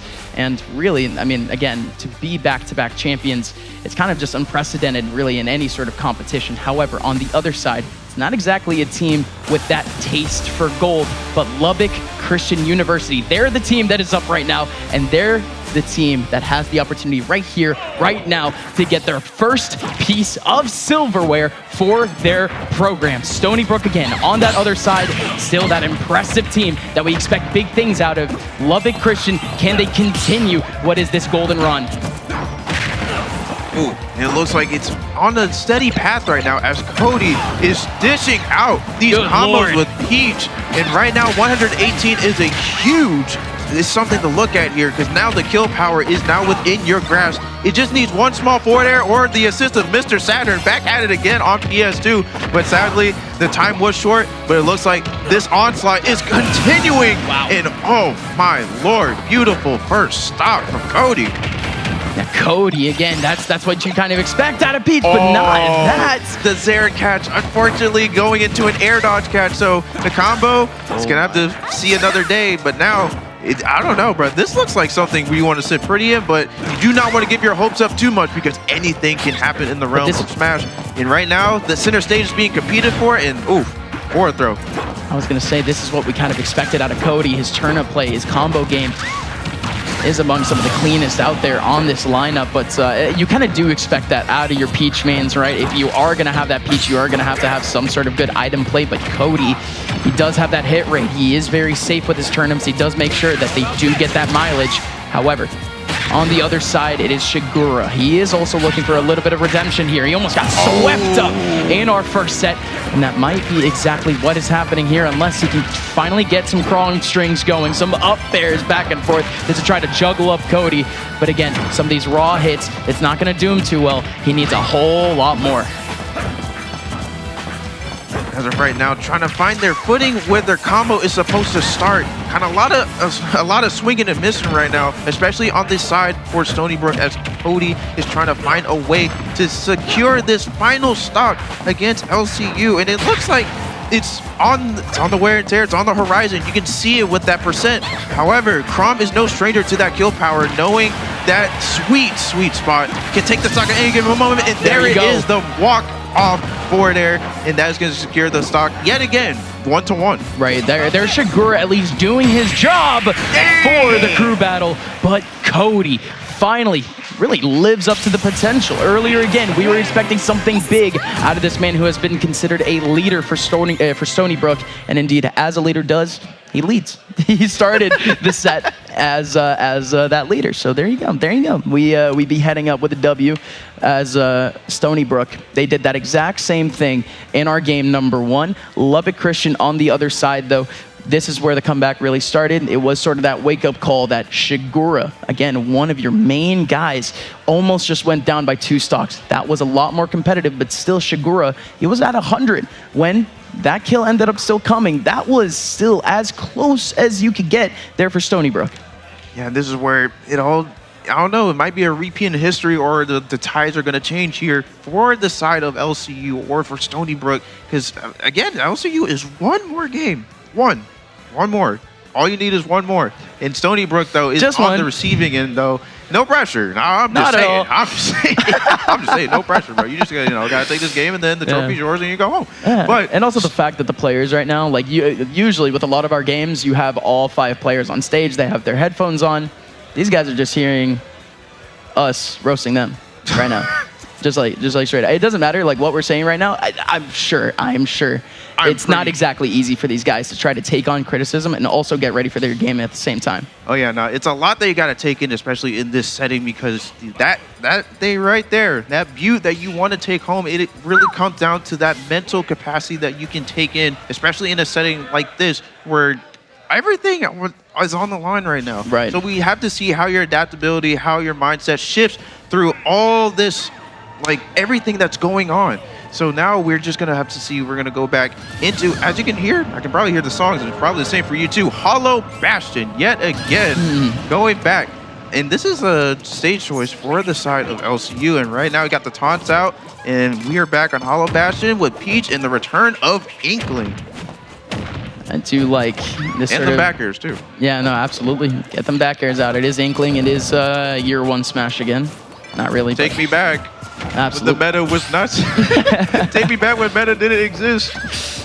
Man, actually, no, it was pretty funny to say that. Oh my goodness, wait, hold on a minute. Still more work to do here for the Inkling. Still, Cannons. We saw a huge run from Cannons a little bit earlier on, and we could see it again. Again, the man went clean. The man did get a clean stock at the very beginning, not allowing a single bit of percent on his hands. Cody goes down to 100. Yes, gets 40% back, but it's not about percent in this one. It's just about getting rid of Cody's stock and bringing this back even. 9-9 scoreline, hopefully in the hands here of Lubbock Christian, unless Cody can do something big. Oh, speaking of big. Oh my goodness. There he is. Big kill. Yeah, he is pretty big on our screen, not gonna lie. But Cody's hey, gone. that is a confirm that we all love to see here. Up throw, up air, classic Inkling stuff here, and we are pushing it. Oh my God, history is repeating itself as we speak. Literally. Now again, even stocks on both sides of Stony and LCU. Like, how does this keep happening? I don't know. Where do we stop? I don't know. Where do we stop this? I'm liking this though. I'm liking the script. I love it. Whoever's cooking in the writer's room in the back, get a raise. He's like, Stony Brook needs to do this, LCU needs to do that, and we are here, like, but I love how this is, like, you know, fleshing out, especially for LCU. Taking a game over Stony Brook is huge right now, and looking like they are keeping up with the pace time and time again, never looking like both sides are slowing down in the slightest. So we're just gonna have to see who's gonna outspeed the other as we are gonna, you know, go with our characters, go with our stages, and go on into our next game. Yeah, we're looking at game number 2 with the fact that we've had Stony Brook and Lubbock Christian changing up a little bit their lineups. Don't really know, again, if it's more like we want you to get sent out first and we want everyone else to be considered like a counter pick. Don't really know what's going on with some of the switches here, but I mean, to be honest, it still is efficient. We're seeing very even matchups still. We're not seeing anything overwhelming going towards one side or the other. Nothing obvious when it comes to a tier break. And most of that, the tiers too, that's one thing that you want to keep in mind too, because I know everybody has like their different opinion on like the tiers, especially when it comes to like, you know, S, A, and sometimes B. And most people's scales are skewed, by the way. I really don't think. Kazuya. Is Cloud an A or an S in your mind? Ooh, that's a tough question. I mean, I think high A tier. Because I know chat is going to eat me alive. I'm just gonna say A. High A. All right. At least high A. Never. I don't think he's the S Espelage, but I mean. Yeah, so not everyone's scales are skewed here. We're good up here. But there's a man named Spargo that, you know, can throw the same move out 4 times and still, you know, be our number 2 in the world. But, you know, that's just me. However, we are going to go to another change of scenery. This is not Hollow Bastion with that center platform. This is Smashville. And, the Pokemon trainer is out. And you know what time it is. Right. Quid, again, one of the highest ranked players in the entire world stepping up right now. But not exactly the expected start here. Cannons. He already started off with just about a 50% lead to start things off, but Quid has brought it back a little bit here, finally getting that pressure up with the Squirtle. Or, I mean, basically just getting into the Inkling space as Squirtle. That's all that you can really ask for. But here we go. Has a little bit more kill potential here in terms of the Ivysaur. But those hurt boxes are a little bit bigger here. Yeah, but Ivysaur though, yeah, the hitbox may be a little bit bigger, but so is that kill power with the Razor Leaf, you know, keeping him at bay. But oh my God, speaking of big, we got Charizard already out in, wow. Okay, gone. Right. Just up smash. It works. Just taking up smash, a quick one at that. Again, it was pretty low percent if I'm being honest, and little opportunity there potentially for Cannons to be able to get that kill. But as we go back, Quid, this is the sort of advantage that can really start to avalanche here. This is and speaking kind of get scary. Yeah, and speaking of advantage, Rage 138, almost reaching max. And Charizard of all characters, you might as well get sent home early. But these splat bombs for a lead trap situation to no avail or working, but okay. get off me with that up smash. What are you landing on? But we're back on the Squirtle, and we're back on the 2-stock count as nothing happens right there. But never mind. A beautiful catch from Squid, and down tilt to boot in a nair, no tech situation, and this is looking pretty dire.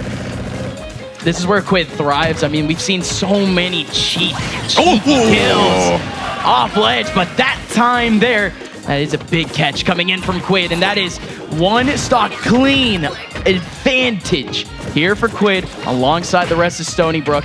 But again, this is still a massive opportunity for Cannons to prove himself. We've been doubting Cannons a little bit, but it's not like we've actually had anything cemented there to really doubt Cannons on. Cannons has still been that kind of iron anchor in the middle of the lineup here for this lineup.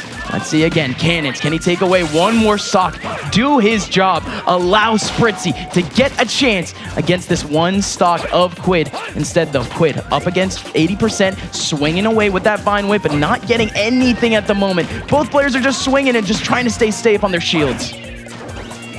Here we are yet again with another ledge trap situation. We need Splat Bomb, but it is going to fail, unfortunately. So now this gives Quid a little bit more time to think about his approach options here on out. And like you said, these Vine Whips looking like they are having no cooldown at all as they are being swung around with no care in the world. And good down tilt though, setting him off stage, trying to find the opportunity. And it looks like, I don't know, Charizard might have to be the pick, but with that big body, it looks like that kill also might just be a little bit easier for a character like Inkling, who is slippery. Slime in, down there though, not gonna follow up on it. Just a good, reset a little bit here, but back here off the stage is probably not where you want to be right now. Oh no, down air from the platform, but still both players are fine. Starting to get a little bit stressed out though, as again Quid has a massive opportunity to get a 2-stock lead. No jump. Here goes the up B, here comes the Charizard up B too! With the back air, Quid! His back at the ledge! And this is where it gets pretty dangerous now. And now it is truly max range Charizard against a character like Inkling, and that back air looking like it's going to be a bit stale as well. No way!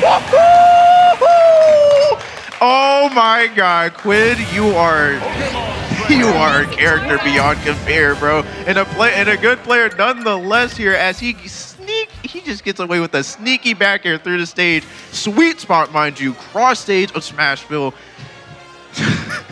Nasty work. Nasty work. What more tricks do we have here for Listen, Stony Brook, bro? The fact that we were looking at Quid, where I said he thrives, pressuring ledge. No, he just thrives on ledge, period. That's what he does. At least on Pokemon Trainer, there are so many options for you to get some sort of hitbox through that stage, and Quid does an incredible job with every one of those options, especially on Ivysaur, especially on Charizard. But I mean, what more can you really do? Even on Squirtle, he finds little chips just so he could actually find a way to get back on stage. That's it. That's all he needs. Quid, a versatile player when it comes to that. That's where the difference comes in at the very, very end. If it's not for that, though, that's as even as you can get. Well done for Cannons for even pushing Quid to the edge, but that edge was only 2 stocks. Spritzy has to do it all here with even more pressure on. Stony Brook has a clear lead, and Spritzy needs to make this cleaner somehow.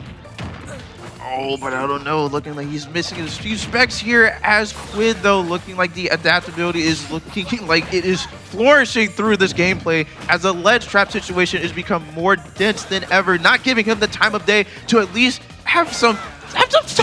Okay. Oh, okay. Goodness gracious. Okay, come on, Quid. No way. Come on. You gotta finish it somehow.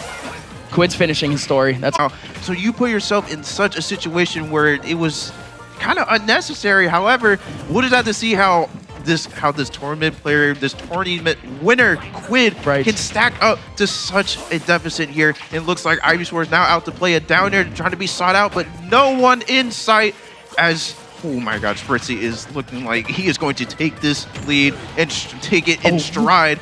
But center stage, though, being fought for as those Razor Leaves are taking some stands here. And another down there. It's just, I don't know. I feel like Quid is just not finding these early kills that he wants. Because it looks like Spritzy is mixing it up. Oh, here we go. 24/7 and Spritzy. How does he do that? Bomb boomerang for it, yet again making it staple in that. In a lead that we thought was going to be astronomical for Stony Brook has now just crashed and burned. The amount, What happened? The amount of creativity that you need to have, by the way, to play Toon Link, I'm sure you could expect, you know, you can expect where the bomb can send people, I'm sure. But the fact that you even are in that position, you jump before the bomb even comes out. If you jump and that bomb goes off and the other player doesn't get hit by the bomb, you're just in a punishable position. You're right in the middle of neutral as they're about to get into neutral too. At that point, it's another 50-50. Maybe it's not that bad of a scenario for Spritzy, but the precision on Toon Link that we've seen so far from Spritzy has pushed this team to that next level, that upper echelon where very few teams sit in this scene at all. One of them being the team that pushed LCU to the distance. LCU being here is a blessing for them, and they may be taking that blessing all the way to the bank. Hey, man. All right. It looks like you heard the character. You can see what's happening right now. We are having the return of Gentis right now with the Pichu back on Town and City. Last zone, though, being favorable for not if both. But I feel like this is where Spritzy truly shines, though, on killing the yellow rat at such low percent here. And Right. It looks like this onslaught is continuous here as that percent is steadily climbing. And it looks like Jitsu is just trying to scratch his head on how he can get things going. And Gentis, yeah, no, he's not exactly going in with an idea here on these approaches. He is just trying to get in by any means, trying to get behind him, trying to get a rare hit. But here comes an actual setup here. Here comes a little bit of a get-in. Finally, a little bit of a thunder jolt. Ooh, out goes again. Spritzy being able to escape, but that's not exactly a surprise. Gentis up at 103 right now. That kills. That kills. But all that the way kills, gone. that That's kills. what we've been waiting there for Spritzy. And the LCU going crazy right now for their boy Spritzy, as not only has he taken down Quid not once, Goodness. but twice, but is also keeping this set alive right now for them. It is still even stock count at the end of the day. However, oh my lord, does it look like nothing has changed? Not at all. I mean, ladies and gentlemen, the score has completely tied up here. Percents are back down even. Again, we just saw Quid take his team to a 2-stock advantage. Something that, again, against Quid, one of literally the best players in the world, very difficult to do, to say the very least. But now, again, back to even between Stony Brook University and Lubbock Christian University. One out of Texas, the other one out of New York. Spritzy does have a lot of pressure going on to Gentis' shield right now, but Gentis not biting, and maybe Gentis should have taken the opportunity to break apart Spritzy's run, because Spritzy is in his element and maybe taking Lubbock Christian over the edge here. Oh, but speaking of over the edge, that might just have to be Stony Brook seeing this high-level play here coming out from Spritzy, and right now it is looking. There's hope in the distance right now for LCU, and it looks like Stony Brook. That was the that killed, and oh my lord, what looked like there was no hope. There was no way that LCU was gonna make this comeback. There was no way they were gonna beat Quid not once but twice. Spritzy up to the task at hand and is just doing. I don't even know. I can't even put into words of what Spritzy's doing right now. It is just something that I have never seen before coming out from this player, and he's doing it so well, so efficiently, and so effectively right now as they put Stony Brook on their last and final player for the potential night to be their Grand Final Smash Bros. Ultimate Champions. Again, to put that into context, I mean, we just saw Spritzy go clean entirely in that game. He didn't drop a single stock, a 3-stock victory coming out from Spritzy in a crew battle that is basically, again, unsurmountable. We've been saying that word throughout what we've been talking about. Quid, he's that prince. The king of this school being DeBuzz. DeBuzz has already won a national championship with this school before, all the way back in 2018. One of the earliest champions in Super Smash Bros. Esports history, collegiate history. Now with an opportunity to step up to the plate, Quid being that prince, he may be getting that crown snatched away from him by a Toon Link player named Spritzy. Still a lot of work to be done here. One last opportunity, and it's going to be one last representative to try to save Stony Brook University, that being Banshee. Banshee on the Mega Man needs to make this one clean if he wants an opportunity against Nationwide, still waiting in the wing. Yo, and we are going to church right now, going to Kalos right now. Did you pray today, Lubbock Christian? Oh my God, and I think they did because the Lord answered their prayers for another bomb forward air confirmed, and that is going to be an early stock for LCU, and they are just 2 stocks away from being your champions here. And I know Stony Brook now has to step on that gas pedal sooner rather than later because it is looking pretty dire for right now. This has to be the run of a lifetime here for Banshee. Banshee not only needs to take away Spritzy's last 2 stocks here, clean, that is, but also needs to do the same against a fresh 3-stocked Nationwide. Just putting that onto paper, it sounds impossible. Can Banshee do it? It starts off here again in the 2nd stock where Spritzy has been doing nothing but whipping him around the stage. Here he comes, though. Couple pellets to try to get him in. Still has a little bit of an advantage in neutral. But the footstool almost hitting onto the bomb. Spritzy is cooking up something nasty here in Orlando. 1 more stock for Spritzy. 1 more stock for Spritzy, indeed. And this is where it gets so close for Stony Brook, but I'm not even sure. Is this comeback even possible? 5 stocks, especially in the name of Spritzy, who has been taking down 2, not 1, but 2 of your Titans. No way! And a beautiful tech on the wall. Beautiful utilization of Kalos here, knowing that it may be the end, but not just yet with that tech. And Spritzy looks like he's got a little bit more in the tank. A lot of extra credit to give. 158, this could be the end of his stock. However, and it looks like no way! Don't do it! No! For championship glory! Vincent over Stony Brook! Oh my God, dude, this is insane gameplay and an insane run for Spritzy. This is the most monumental thing I've ever seen coming from such a player like him. Going not only through the buzz and back in all those years, finding him in bracket, taking him to Game 5, defeating the King yet again in a Game 5 situation, and taking all of that into your Smash Ultimate Champions. How is this? Who predicted this, bro? I need to talk to the script writers. No, absolutely. Hey, to the script writers, we were saying out in the back, this one might be a quick one. You know, to say the very least, Stony Brook, they've always looked good. Again, we just saw a Stony Brook team, again, undefeated for almost 2 full seasons. They only lost 1 singular game last year, and I'm sorry to keep laying on that fact because, again, what a run from Stony Brook. You have to tip your cap to this team. They are far from done in their era of dominance here in Super Smash Bros. Ultimate, but over on the other side of the stage, that may have just been one of the cleanest performances that you will ever see on a championship stage. I mean, again, the amount of creativity that we saw at the very end is just not something that you will see in a high-pressure scenario.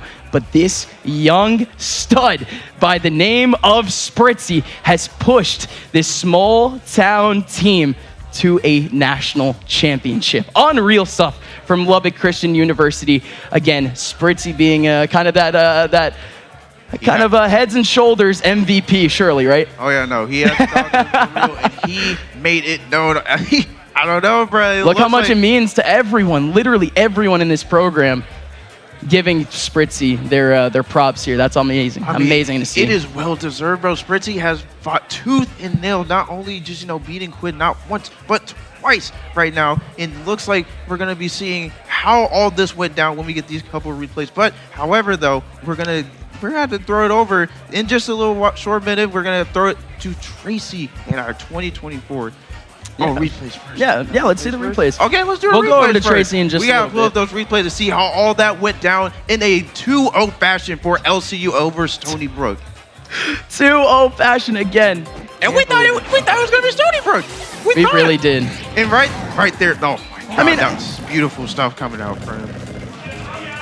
No, still, I mean, we actually saw so much good play coming out from cannons throughout this game, by the way. We didn't actually see the full conversions, I guess you could say, or the full conversion of those hot streaks that we saw from cannons. But in terms of the expectations versus what we saw in this set, well done to cannons. Again, on a team where everyone looks over to Spritzy as being that one man. When I went over to the team to ask for a quick interview, when I asked one of the players, they immediately looked over to Spritzy. They're like, no, you got the wrong guy. You got the wrong guy for this one. And listen, man, he's respected for a reason. You saw that here on stage, but down the list here for LCU, well done to guys like Cannons, well done to guys like Nationwide still being that anchor in that first game. They needed Nationwide to come up big to finish off that first game for LCU. They had Spritzy to close it off for the second, so that's not exactly, no more props needs to be given for that one, but still. Stony Brook U, though, I mean, you can't exactly say that they had a poor day. We still had decent runs coming out from Jintis, still kept it close against Spritzy. But again, Spritzy being Spritzy ended up taking away that Pichu real quick. Oh yeah, just like that Pichu was only the main course, but right now we have, and then I was just all the way down to the wire on Kalos though. I thought it was going to be a little bit of a turnaround there, like we mentioned before, Mega Man, an obscure character that no one is really knowledgeable about, but it looks like Spritzy was up to the task yet again, and he's just doing things that work out, and all of a sudden right here, where that confirm was just all in, everything just fell into place there when you see that double jump being taken, and Spritzy knew the execution was there, and my God, did he execute. And all that led to not only LCU defeating Stony Brook after their tremendous run, but they are now your new Smash Bros. Ultimate champions, bro. Like you said, brand new champions. Ladies and gentlemen, LCU, they break apart the 2 championship streak that Stony Brook on the other side had. And we got to hear from the champs. Stony Brook is gone. Lubbock Christian University hits the stage. We got to hear from these guys. Let's hear it for your champs, folks. Your Smash Ultimate champions, Lubbock Christian University on stage with Tracy. What's up, everybody? We are back. How's everyone feeling in here? Oh, yeah, the energy is sick. Give it up one more time for Lubbock Christian University. I said one more time. Let's give it up for these guys. But seriously, the guy, what? Spritzy! We need Spritzy up here on the stage. Come here, darling. Give him a big round of applause. Come on up, my friend. All right, I have to say, you came out here today when you guys were coming out. You were just super chill. You're like, what's up? I think inside you knew you could take on the sweep today. No, we were ready. We took a lot of time to prepare, and it was all worth it for this. So do you have a strategy on how you pick your players? We don't want to disclose that in front of everybody, but we do have a strategy. You do? Can you share a little bit of your strategy? It's based off mostly on how we're feeling. Mostly on how we're feeling in the moment. That was so vague and I love it. But anyway, what are you looking forward to now? You just won. How are you going to celebrate? Dinner. Definitely going to a fancy dinner. You gonna get the steak and lobster? Oh yeah, for sure. I think you deserve it. And you have fantastic hair, by the way. Give it up one more time for Spritzy and the rest of Lubbock University. You can get down now. Be careful. These guys are incredible. The energy is incredible. So proud of everybody. But if you thought that was fun, guess what? There is more coming your way. Coming up next, we have League of Legends Grand Finals featuring Maryville and St. Clair College. You do not want to miss it, and we will be right back.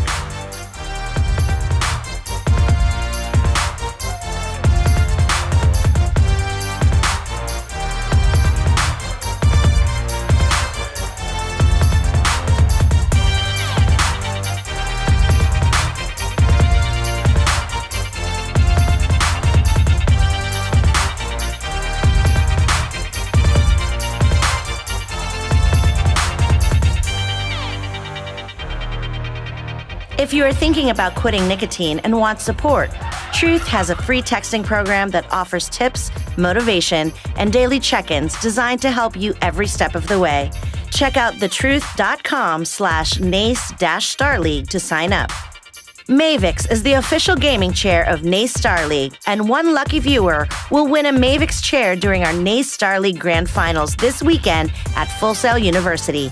Tune in this Saturday, April 27th, and Sunday, April 28th for a chance to win. Last year, more than 120 players from over 25 teams joined our Super Team page to raise over $30,000. Join the NACE Starleague Super Team page to help change kids' health to change the future. Already created an Extra Life team? Connect with us on the NACE Starleague on Discord to get your fundraising initiatives amplified. Our NACE Starleague spring season is possible thanks to sponsors like Dunkin'. NACE Starleague runs on Dunkin'. Truth has helped over 700,000 young people on their journey to quit vaping nicotine with their free texting program. Check out thetruth.com/NACE-Starleague for more information and to start your quitting journey. Get ready to level up your gaming experience at Walmart's free event, Game On. Dive into our gaming den for an immersive journey featuring the latest from Meta, Xbox, and PlayStation. Enjoy free giveaways, gaming stations, and expert tips. Click on the Twitch panel below or link in chat to find an event near you. Don't miss out. Let's #GameOn. Truth knows community support is so important when quitting nicotine. That's why their free texting program shares tips and motivation from other people quitting. If you or someone you care about needs support while giving up nicotine, check out thetruth.com/NACE-Starleague.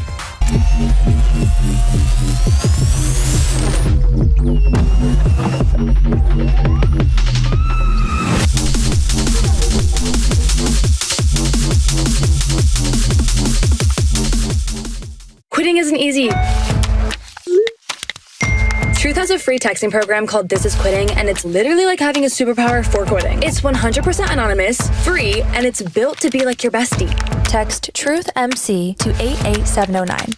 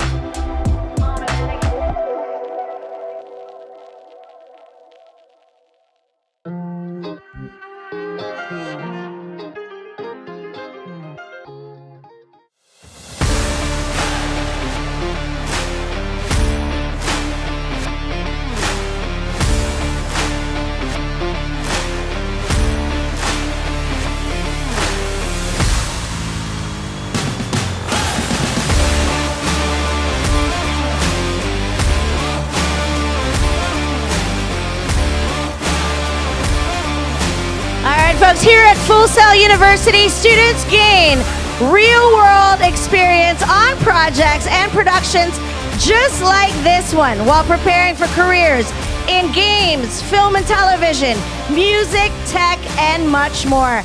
That's why we're very excited to invite Full Sail University's Director of Esports and NACE Chairman of the Board, Sari Keitlin, to the stage for a special presentation. Come on up, Sari.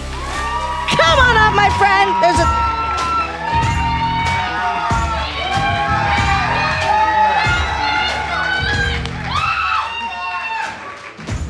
Have you ever been welcomed on stage with that much excitement, Sari? No, and I hope it never happens again. Well, I hope it happens again. You deserve it. We are so excited here to have our students here at Full Sail being recognized for their commitment to their education and their future industries.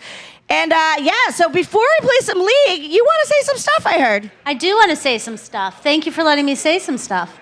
So the big thing I think I want everybody to know, especially everybody watching at home and everybody here in person, is we had over 80 students work for a couple months to put this event together.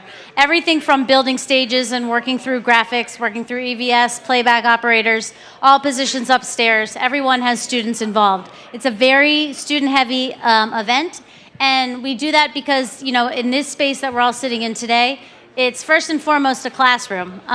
This is where students are learning every day. They're learning how to use this technology. They're learning how to apply it in the industry. And that's really kind of the foundation of what we have here going on at Full Sail. And what's really awesome that we have for this space, and especially the clients that come and come into this space with us, is 100% of the fee that the client will give us, so that NACE provided to us to utilize our space to hold their event, goes directly back to the students. And we're going to explain how that's done in this event in particular right now. I'm going to bring my friend JJ Myers up to the stage. He's the director of competition for NACE, and we're going to work on this presentation together. Hi, JJ. Hello. Do you need a mic? You probably don't even need a mic. Nah. Yeah. My voice will carry. Yeah. Tonight, we do have a very special presentation before we kick off our League of Legends match. And we have a couple of students that have worked this event today that we'd like to honor with scholarships that they'll receive for working this event. When Full Sail presents scholarships for esports, all of our esports scholarships go to students who excel in 4 main areas: leadership, community, broadcast and production, and gameplay. And we're fortunate enough to be able to turn the fee for rental space for our clients into scholarships for our students. The students have no idea that they're receiving these scholarships, and that's kind of the most fun part of this. So I'm going to let them know who that's going to be now with this handy-dandy, amazing check. Our first scholarship is going first because then they have to really head upstairs because they've got some work to do. But this woman is phenomenal. She's been a part of our stream team, part of our Halo team, part of our everything team, very heavily involved in every single event that we have, an active member of our community, and one of the best people that I know. So, Brittany, will you please come to the stage and get your scholarship?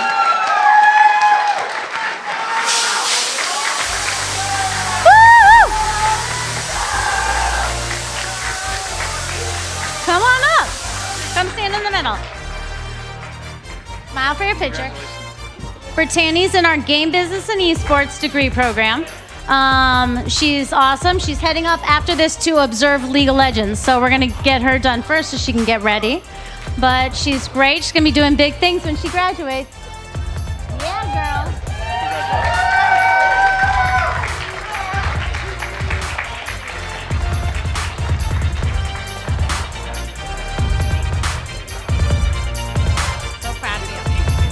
You get to keep it. And she gets to keep the check.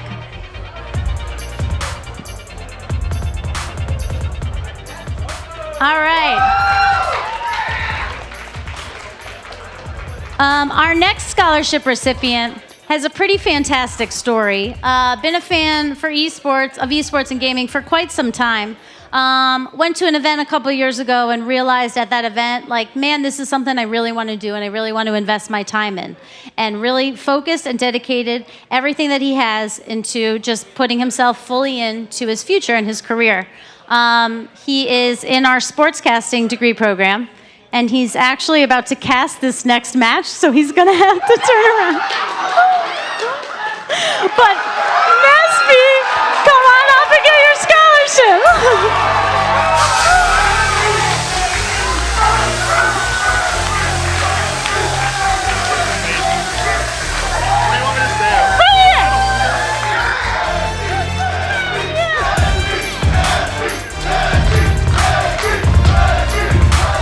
Nesby is in our sportscasting degree program.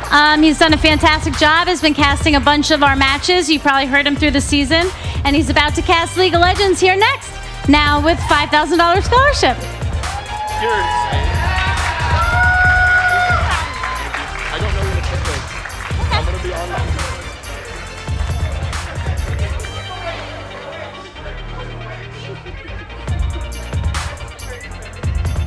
You get to keep it. Somebody take this from me!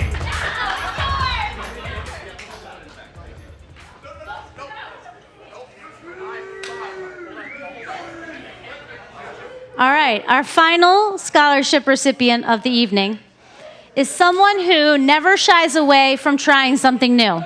If they haven't done it before, they're going to give it a shot. But they're also not going to put themselves out there if they're not quite ready. They work really hard. I've personally seen them battle through hiccups and tech issues and struggles, and really just did a good job staying even-keeled, keeping the conversation going, keeping everybody happy, and keeping everybody motivated. One of the most supportive people I think that we have in Armada as a whole, and just a really all-around awesome person. Kyler, come on up and get your scholarship.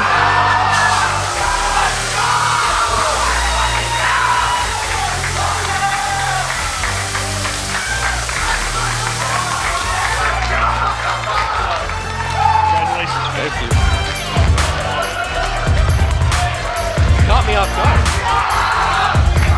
Kyler is also in our sportscasting degree program. He'll be casting a couple games with us, so make sure you stay tuned in and check out what he can do.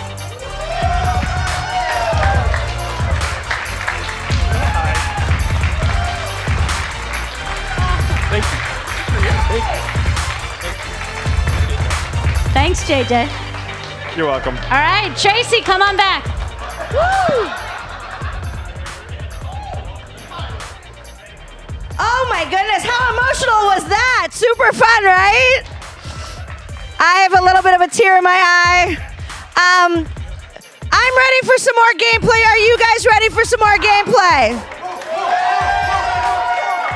Mesby, we cannot start until you get back at the caster desk, please. Can't be spending that money right now. You gotta finish League of Legends first. But yes, we are gonna start this game right now. I'm emotional right now and I actually cannot get back into it. Woo, let's do this. We doing good? Everyone feeling good? All right, well, we cannot start a game without our incredible casters. So let's introduce my friends. My casters who are gonna be doing a League of Legends. Let's give it up for Frederick Barron, aka Mesby, and Chantastic. Here we go. I'm rebranding Chad myself to Lantis. Chat-tastic now. Thank you so much, Tracy, for the rework. I didn't even pay you for that. That's great. Welcome, everyone, back to the NACE Starleague Spring 2024 Grand Finals, the League of Legends match. I'm, of course, Chad Lantis still. Joined by me is the recent scholarship-winning Mesby. Excellent. Yes, I am Mesby. Glad to meet you guys. Honestly, I don't even know where to go from this point. Like, that's a big thing to happen just before you hop on camera. A little bit of a curveball for sure. I'll take over some talking points for a while I can collect your emotions a bit. But yes, we're going to be in a match between Maryville University and St. Clair College. Two fantastic teams at the peak of the level. Both teams at this point going undefeated in matches through the entire season for spring 2024. St. Clair not even dropping a single game this whole run. Maryville dropping a couple, but hey, that's still a fantastic record, and that's the case of the team that's at like the #1 spot basically for Collegiate League of Legends. St. Clair being undefeated, not even dropping a map, is considered the underdog. That really shows how high caliber these two teams will be. Oh, absolutely. We're looking at two of the paragons of League of Legends in the collegiate scene. This is your 1 and 2 seed coming into this thing, and like you said, undefeated. Maryville dropped 2 single, I guess maps is appropriate for League of Legends. It's not exactly the same as perhaps a game like COD. Only 2 maps for the whole season, and the same can be said for their opponents in the form of St. Clair, who have not dropped even 1. So one of these teams is going to be tasting defeat for the very first time this season, coming up in just a few minutes, and that's big.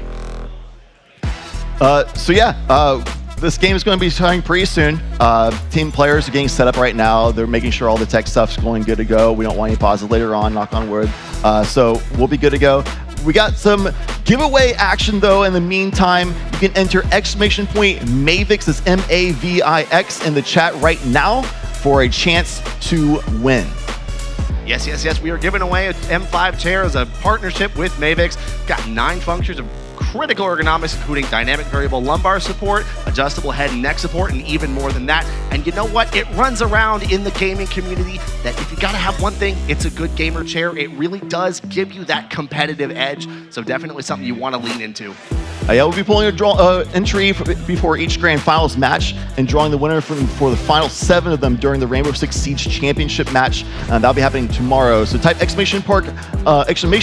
!Mavix in the chat right now for a chance to win. The giveaway winner must be in chat at the time of the drawing to claim. So make sure you're here through the entire weekend of events to try get an entry in and be there for the very finish at the Rainbow Six Siege Championship to see if you can win that chair. And on the flip side of a chair, I think at this point it's time we throw it back to the stand with the amazing Tracy Wu to take us into these games.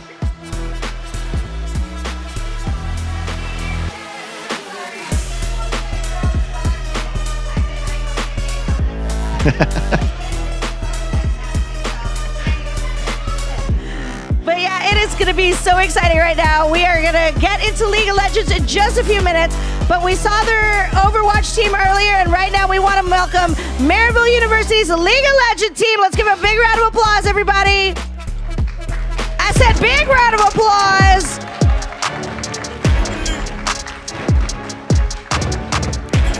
Excellent job. That was Maryville University. And now for the challenging team, traveling all the way from Windsor, Ontario. Make some noise for St. Clair College. Oh, these guys are are hyped up. We're ready to go. I'm very, very excited. Let's head. The players are at their stations. They're about ready to play some League of Legends. Good luck, everybody, and back to these amazing casters.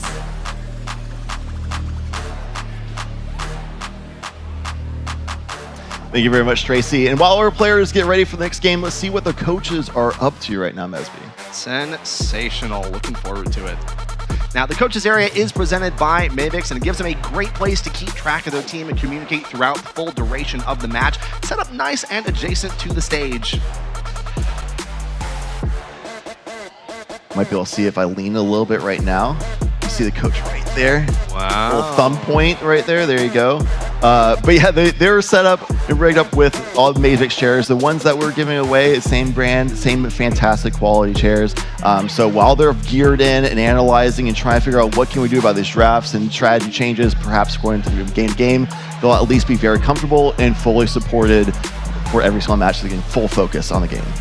Yeah, we want to just go ahead and give that reminder. We just brought it up a couple of minutes ago, but we're going to flip it back that once again, Mavix is the official gaming chair of NACE Starleague, and one lucky viewer is going to get a chance to win a Mavix chair of their very own during the grand finals this weekend. So make sure you're typing exclamation point Mavix somewhere in the chat to be entered for a chance to win, because like we said earlier, there ain't nothing that makes it work like a gaming chair. And speaking of gaming chairs giving teams a competitive edge, I'm curious, in your opinion, what is going to give either one of these teams that critical edge coming into a game with two Paragons? This is the Clash of the Titans. Yeah, it really is. And because of that, there's just so much to talk about. I don't know if we'll have time to talk about all of it. We literally spent time talking about every single player, all their strengths, and all of them have strengths of their own. The person I want to talk about right now is right in the middle. That's going to be Spyrax for Maryville. That player is person has insane range of champion pool, plays so many different types of champions, different styles as well, not only just different picks, but definitely seems to be the best on control mages. Yeah. Fantastic, the highest damage per minute on the team as well over the entire season. But it's hard to even ban him out because he just can play anything. Well, we talk about League of Legends in comparison to other games being a team-based, team tactical game. But one of the greatest strengths of both of these squads is that each player individually is performing at the highest level. These teams not only have worked all the way to the top in terms of NACE Starleague's finals, but they are at the top of their respective ladders in the game overall. These are Grandmaster and Challenger level players, and they are showing it in their individual play. You don't have to rely on just a single person or find an answer to a single person strategy, because somebody else is inevitably going to be there to pick up the slack. Right. I mean, you talk about the top level. Like, I mean, we have Spyrax I just mentioned, but also Niles on Maryville. Both have been at the tippity top. They've literally been in LCS roster positions. So they've had time against pro level play, coming into Collegiate, want to focus on the studies and still be competitive. And they came in and dominating. They're playing so amazingly well in Maryville to really just have like that rock in the solo lanes. Sure, but you definitely cannot leave St. Clair out of the equation as well. They have got so many big things going for them, and we've brought it up time and time again. These two teams have made it to the top of this ladder for a reason, and it doesn't just boil down to one team is better than the other. There is individual performances to look all across the board. I know you've talked about Spyrax just a little bit, but I want to point out as well, Bakery Boy for the side of St. Clair has just been popping off earlier in the season. We've seen some devastating performances on some of these battle mages in the mid lane, and I think today's not going to be really any exception to that. Yeah, I don't think so either. These people will be battling out for that very nice NACE Starleague trophy, that championship trophy. We have it on display in this in the arena here. You see it right there on camera, beautifully crafted. I would love to have that in my trophy room, Mesby. I mean, that would feel so good to have. That's such a pinnacle achievement to have. And these players, they're going to be just challenging for, like you said, I mean, going for it as well will be players like Ricky in the top lane, taking on Niles. I mean, Niles, we talked about like LCS caliber player, a rock, but Ricky plays a lot of like carry style champions, and this player is going to have to really get nice leads generated to stay relevant in the game. And if he can, I think he can actually really take over the game, take out the side lanes, really win those team fights with picks like Jax, picks like Darius, things that can just chunk out damage for the squad. Yeah, I had a moment earlier during their warm-ups to go and talk to St. Clair's team captain, Alonzo, and we were having a conversation about some of the strategies and some of the things that the team is employing to be better as a group. And we've talked about the individual strengths of players. We've been pointing out individual players, but we've got sort of an X factor going on for St. Clair, and that is their current support player, Miracle, who has only been on the roster since January of this year. And I think that may be that missing ingredient. They talk about putting him in the kitchen, but perhaps he's going to be the cook, and I think they should let him. Yeah, absolutely. This is for sure the newest player to either of these rosters, someone that we don't have a ton of like stats on because it's so new. Like you said, came in like January. Obviously, you can look at the past games recently, but who's to say in just a few short months that this player hasn't had some secret picks and things like that come out? Definitely has played the meta picks like Nautilus and like that, so clearly efficient at the meta, but a lot of other players on the roster, such as Bakery Boy, are very creative with the picks. So maybe they can just cook some stuff up and really take Maryville by surprise. So we spent a lot talking about just individual strengths, but I also want to point out, and this is something that you brought up earlier, the depth of the champion pool for each individual player on these teams.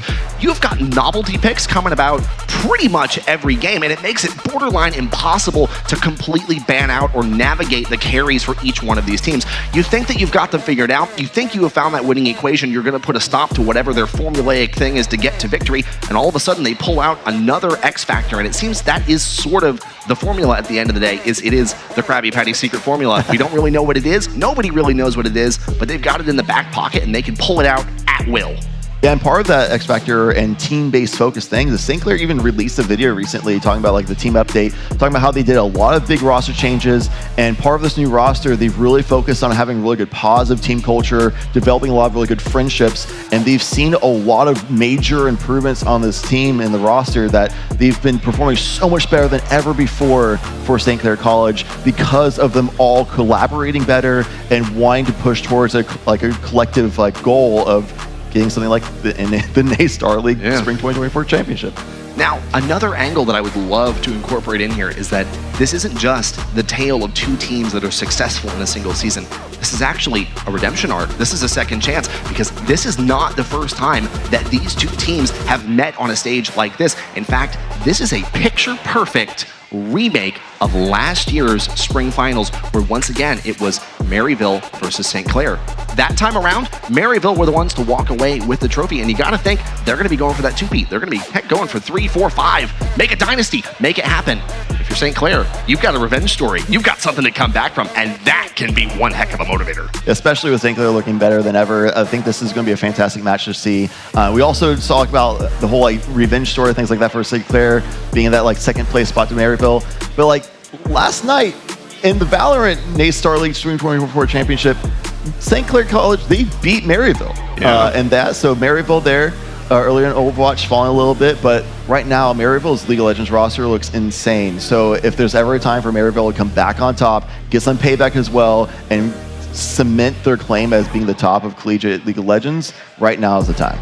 Oh, absolutely. And the thing that we're looking at here, you mentioned it, they took the loss there for Valorant, but also Maryville earlier today also were unsuccessful in being able to capture that Overwatch Grand Finals victory.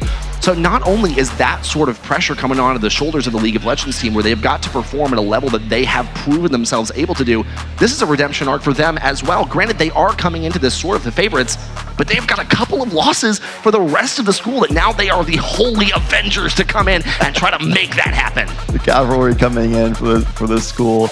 And this has been an underdog day though, right, Mesby? Both championships so far today is, obviously every team and every player that comes up to the championship, they deserve the spot here. They've really grinded it out throughout the season. They've made it claim. These are the best teams out there. But every competition there's going to be the favorite and an underdog. That's how it works on paper. The people who are not expected to win, they have been stepping up and getting those victories happening. So St. Clair got today. That's going to just be what an amazing day for NACE Starleague if we can see that happening again. Looking at this as well, talking about prize pools real quick. It's a giant prize pool across the entirety of NACE Starleague, $31,000 total. Ooh, that's a lot. It's insane. $5,000 for League of Legends itself. The winning team here gets half of that, which, man, that's a big payday for absolutely enormous. Yeah, it could be really game-changing for students, especially going through division, things like that. But we're going into pick bands right now, and we talked a little bit earlier about how I feel like they really need to target the Varus and Kalista especially, the #1 ban against Maryville this whole season has been Kalista. It's like 72%, right? Yes, but it hasn't worked out for other teams so far. But St. Clair College is going to be the ones that can really make it happen today. Ban of Varus as well. And so far, also rounding out the bans, Tilly are taking away from the control mages, really good map control. Skarner, Nautilus, and Volibear, a lot of really tanky members banned away from St. Clair. Yeah, so far we're already about halfway through the pick ban phase, and you pointed it out, they've taken away the Kalista, they've taken away the Varus, two of these champions that are really, really important. But I would also like to point out that two of the most critical picks for St. Clair are also off the board, the Volibear and the Nautilus. St. Clair picking the Volibear as their primary jungle pick in something like 6 or 7 of their last games during the playoffs. And so I feel like that is going to be one of those things that they're going to have to try and adapt and overcome. We've seen them lock in something like a Xin Zhao or a Vi, and so we do see now the Vi on the board because it kind of fits into that same niche, but that jungle presence is not going to really be the same as it is, and they're going to have to find a way to overadapt. For sure. Cogmal being picked up for St. Clair also is pretty big in the current patch. A very strong, just dishes out damage. If a lot of members on Maryville, though, pick not the most tanky, we're just going to do stand front to back, then Cogmal might lose this little gusto, which is why I love that Niles went away from the standard, like, I'll go like Cassante or something like that and hold out on top lane tank. I'm just going to take Jax, and I'm just going to jump on a Cogmal and ruin his day. I love that pickup. On the other hand, I love that they opted to take away the Lulu. I mean, Lulu Kog'Maw, that is a matchup that goes back as old as time itself. We've been seeing Lulu Kog'Maw since the beginning. It's one of those not nearly as prevalent as something like the Lucian Nami, but you're seeing it all the time. So to have that presence of mind to realize, well, Lulu, they've got that in their champion pool. Let's just go ahead and take it in. And Lulu synergizes with the Jinx, albeit not quite as well, but it's still there. And I think that's where you see the tactical genius level coming in. And now we're seeing some more support bans likely coming through from Maryville. Rel taken away right now as well. I mean, recent patches, they obliterated her from the jungle. She doesn't exist in the jungle anymore, basically. So she is definitely a support player, and it would be an engaged support that could really set up and cooperate with the Vi really well, and also kind of like dictate terms for the Cogmal to really set up, have that really instant follow through. So great ban for that Rel. On the other side of things, the Yone and LeBlanc take away, trying to target that mid lane and get rid of their like assassin, go ham and take out their Cogmal type of characters. I like the Leona ban here. Again, it looks like they're prioritizing a lot of these aggressive, engage level support. The Leona's gone, the Rel's gone, the Nautilus is gone. We have seen a Thresh coming out from Miracle before, but it's gonna be the Rakan. Finds another way around and finds yet another engaged support to pull out. It's inescapable. Yeah, it kind of is like the year of engaged supports right now. I mean, they took away Nautilus, Rel, Leona. No worries. We got Rakan still. We could have done like a Blitzcrank cheese or something like that too if we wanted to, but Rakan's great for protecting Cogmal, but also just really dictating like the setting of the fights themselves, knowing when to engage, things like that. Silas being picked up, another very aggressive, I can get in your face kind of pick up the match along with that Jax for team fights. The Lulu can support the Jinx if she gets jumped on, but also can really enable the Jax and Silas in these team fights as well. I want to very specifically point out with that Silas pick, we now have the opportunity to have that cease and desist taken away from the Vi, and that is going to be immediately thrown down onto this vulnerable, squishy Cogmal. And you see, we've got the Rakan, we've got the Vi. There's so many options and tools to try and make the space and try and peel, but Vi Ultimate doesn't care. I do have to also say, a little bit of misplay. Assume the Jax to go top lane because I've been looking at Ricky's side of things. Plays Jax top lane all the time. I thought that was a takeaway. Of course, Jax is in jungle, and of course, Yuji plays carry jungles. He plays Jax before, and Aatrox is right in Niles' wheelhouse. Still can be that Russo threat. The last pickup being taken by St. Clair is the Gragas top lane to try to just manage the Aatrox and manage this fight. So many pickups for just trying to dictate fights and manage them for the hyper carries to really thrive, or to just shut down the enemy hyper carry. Yeah, and Gragas is so difficult to try and gank earlier in the game. He's got so many tools in terms of the self-peel, particularly with something like the Jax, something like the Silas maybe coming up for a mid lane roam.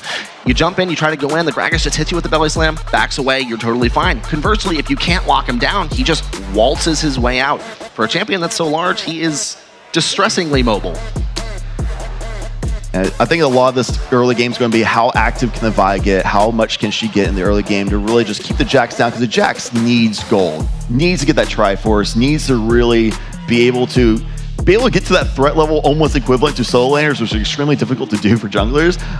So if the Vi can really shut that player down, shut down Yuji, and really dictate the pacing, because she's a very tempo jungler, then I think St. Clair can actually keep ramping up tempo, making up the point where Rakan, Gragas, Vi, they're not really going to die to those scaling champions that don't get there yet. Kog'Maw's going to mow them down as they try to get even close. Things like that can really work out. Well, we have got just a couple of minutes before we jump directly into the action. So let's go ahead. Let's talk individual matchups real quick. If we just go over things and examine, I think in a couple of cases, there are going to be ones that are inherently more favored. For example, the jungle, I feel like the Vi is going to have so much more access to the rest of the map than the Jax is early. So I feel like that mid lane priority, the constant threat of just out of nowhere, here comes the Vi over the wall, is going to be a much bigger problem. So it almost inherently requires every single player to play further back, play close to the turret, try to maintain that sort of a lane state where you can freeze, you can hang out under your turret, because with the Vi on the board, it's never safe. I'm actually really looking forward to where the Vi starts as well, because I've been a Vi one trick for a long time. So I've always been stoked seeing a Vi in game because she wasn't for forever. But now she's like always pick ban these days. But if you start blue side, it's the faster clear speed. So you get that E early, get it off cooldown, things like that. But if you start red side, you can play for bottom a little bit more strong. I'd be at that level 4 spike for ganking bottom. Rakan Vi's setup can be really good. Lulu, Jinx, they can do pretty good of like keep away. So we'll have to see if there's like aggression bottom lane from Maryville's side that might be exploited by level 4 Vi, things like that, or how things might shape up. There's so many variables in League of Legends, which is what makes it so exciting. Another big thing is just with the recent patch, the Dragon and Void Grubs, the timer's not synchronized anymore, so playing for the early Dragon early and control for that is a bigger deal, whereas beforehand a lot of junglers kind of just traded objectives. Yeah, for the most part, with the synchronized timers, which like you mentioned is no longer the case, you saw a lot of junglers just sort of doing that invisible handshake where it's, okay, you're going to go to Dragon, I'm going to go to Grubs, and we're just going to mutually trade off the benefits that come with both. But now we've got so much more opportunities through the first 4 to 8 to 12 minutes of the game, where now there's fight opportunities and you can stack those kills onto your critical carries. It's not going to matter whether or not you can just maintain for that. You actually can make an active fight. Also looking at Aurelion Sol, of course, that like safety net. I mean, that champion is so broken right now. It's just like this character is just going to guarantee just do insane team fight damage, get the stacks for the ultimate, and just scale to into infinity essentially. So I'm really looking at these team compositions, and by late game, if they play out the way that they should, and they're like even by like 30-35 minutes, it's going to be the point where it's going to be hard for Gragas, Vi, and Rakan to really die to these engages. They'll be able to really like push off the Sylas, the Aatrox, the Jax, as long as you can maintain good vision control, things like that. Meanwhile, the Kog'Maw and Aurelion Sol damage is going to be just insane once they get like 3-4 items. Well, I want to paint a picture for you. Imagine at around that 19-20 minute mark, we're gearing up for Baron. We've got the stacks on the ASOL. We've got the huge engage. Rakan dives in, hits him with the quickness, gets that 4-man charm, and then boom, skies descend, explosive cask on top, and everyone dies. It would be a fun time for your voice, I'd say so. That would be pretty exciting. The 20-minute Barons, though, are a little bit tougher now. A little bit more damage coming out of the Baron's abilities, so doing that like really quick on the 20-minute mark Baron takes will be a little bit more tough, but Vi being able to do damage percentage on max health, Kog'Maw doing a lot of damage as well is going to be really good, so I think they'll be able to take that pretty quickly. I'm thinking it's enough time for talk. Let's hop right into the game and see what these teams have got to offer, because this is going to be big. Absolutely, getting right into the game. Already taking control into the enemy jungler is Maryville. They know that they don't want the Vi to just be able to instantly dictate the pacing and the tempo of the jungle, so they want to kind of spot, is the St. Clair bottom lane supporting with like trying to get some vision control themselves, things like that. Ricky trying to play some defense up top side. But yeah, overall, mostly a line of scrimmage kind of setup, but a little bit of vision being gained by that Sylas over there towards the Vi side jungle, who is going to start red and is going to try to get that level 4 spike for a bot lane gank. Yeah, most teams in this level of play are going to default, like you said, for that line of scrimmage, just up and down the river to try and deny that jungle access. But we already see some pretty decent trading in the bot lane. Is Miracle going to take a lot of damage? Really not what you want to have in this particular matchup. Has already lost the Guardian proc, and that is going to be problematic. Absolutely. Taking that early bush is fantastic to do. You see that there's a study done about someone who had like a 90% win rate in Korean Challenger, and they literally just did that every game. And that was like the secret tech. So Maryville doing the research, finding things out. Nice little early trade from Silas as well, but it's a little bit of a push-pull for footsies in the early game. This is sort of the concession that you have to make in this Asol-Silas matchup. You got to admit the Silas is going to get those early all-ins, but already a couple of trades happening in the top lane. Ricky going blow for blow with Niles. It's not going to be that immediate damaging trades we see on the Aatrox a lot of the time, who was a notorious lane bully. Yeah, really slugging it out on the very first game. We would love to see that. We don't want to see anybody just kind of handshaking CSing all day long. Jack's looking to get an early gank though. They can get a shutdown, get that stun as well. The hop follow-up. Oh, nice flash as well to get it right out of there just in time. Excellent flash for Bakery Boy. Just barely able to dodge the counter-strike, and that would have been devastating. But like I mentioned earlier, that concession of having to realize you're going to get bullied out by the Silas, that now becomes doubly so true. You no longer have the safety net of that flash, and all of a sudden, that is one free dragon in the mid lane. Pathing from Maddie as well, taking the red buff, going straight down to full clear on the bottom of her blue side. Because of the fact that presence was there from Maryville, they didn't have good vision. They had to make sure that was all safe, and there's no going to she's happening from Jax. Going right back up. Let's take a look top lane. Actually, Ricky making his way into the enemy jungle here. Maddie here for the assist as well, and Yuji maybe in a little bit of trouble here. Takes a bit of damage. A flash over the wall by Maddie, but Yuji just able to get out at the last second. Flash for flash, but that Grump's mine, so thank you very much. Job's done. And because of that chunk as well, we'll be able to get the blue buff, perhaps. Looks for the mid coverage, though, just in case. Yeah, he was able to get the Cosmic Flight away, but again, now Rockboon maybe in a bit of trouble here in the bot lane. Is now the double flash out. Scary Jerry coming in, taps it away, and First Blood goes over, gets excited, walks away. The Kog'Maw passive not gonna do much, and that's already one kill gone over. And so much of that is from that very first level in that bush, getting that early chunk, burning that Guardian like you called out. And because of that, ever since then, they've just been managing the wave and zoning off the Kog'Maw, not letting them have an easy time with things, getting slowly chunked down more and more and more. And when they try to step up for CS, they get punished. Again, we've got to play very, very close attention to the pathing on these jugglers. So it looks like Maddie right now is on the way of taking a reset. So Yuji's still in the process of recovering from that Gromp steal, which is going to be felt down the line, particularly with the way that they have modified jungle experience and jungle gold in the past couple of patches. So losing those early camps hurts so much more than it did about 3 years ago. Absolutely, as we see the Dragons coming up pretty soon. A reset from the bottom lane for Maryville as well, on a great timing. But the reset from Silas as well. It's going to be a little bit of an off-tempo moment, so I don't think we're going to see an immediate on the 5-minute Dragon start, but both teams definitely want to set up control just to make sure the other team's not getting one for free. We do have to be paying attention. A lot of these players now are on that precipice of crossing over that level 6 threshold where the ultimates are going to be coming available.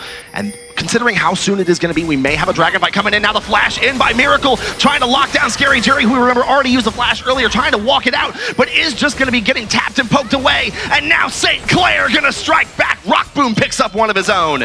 Tempo jungler Vi, she goes quick and she dictates when the fight happens faster than the Jax can be there, trying to get that full clear, because the Jax again needs to get those clears, needs to get some gold, and Vi says, that's okay, I'm going to gank the lane and get my Kog'Maw back in the game.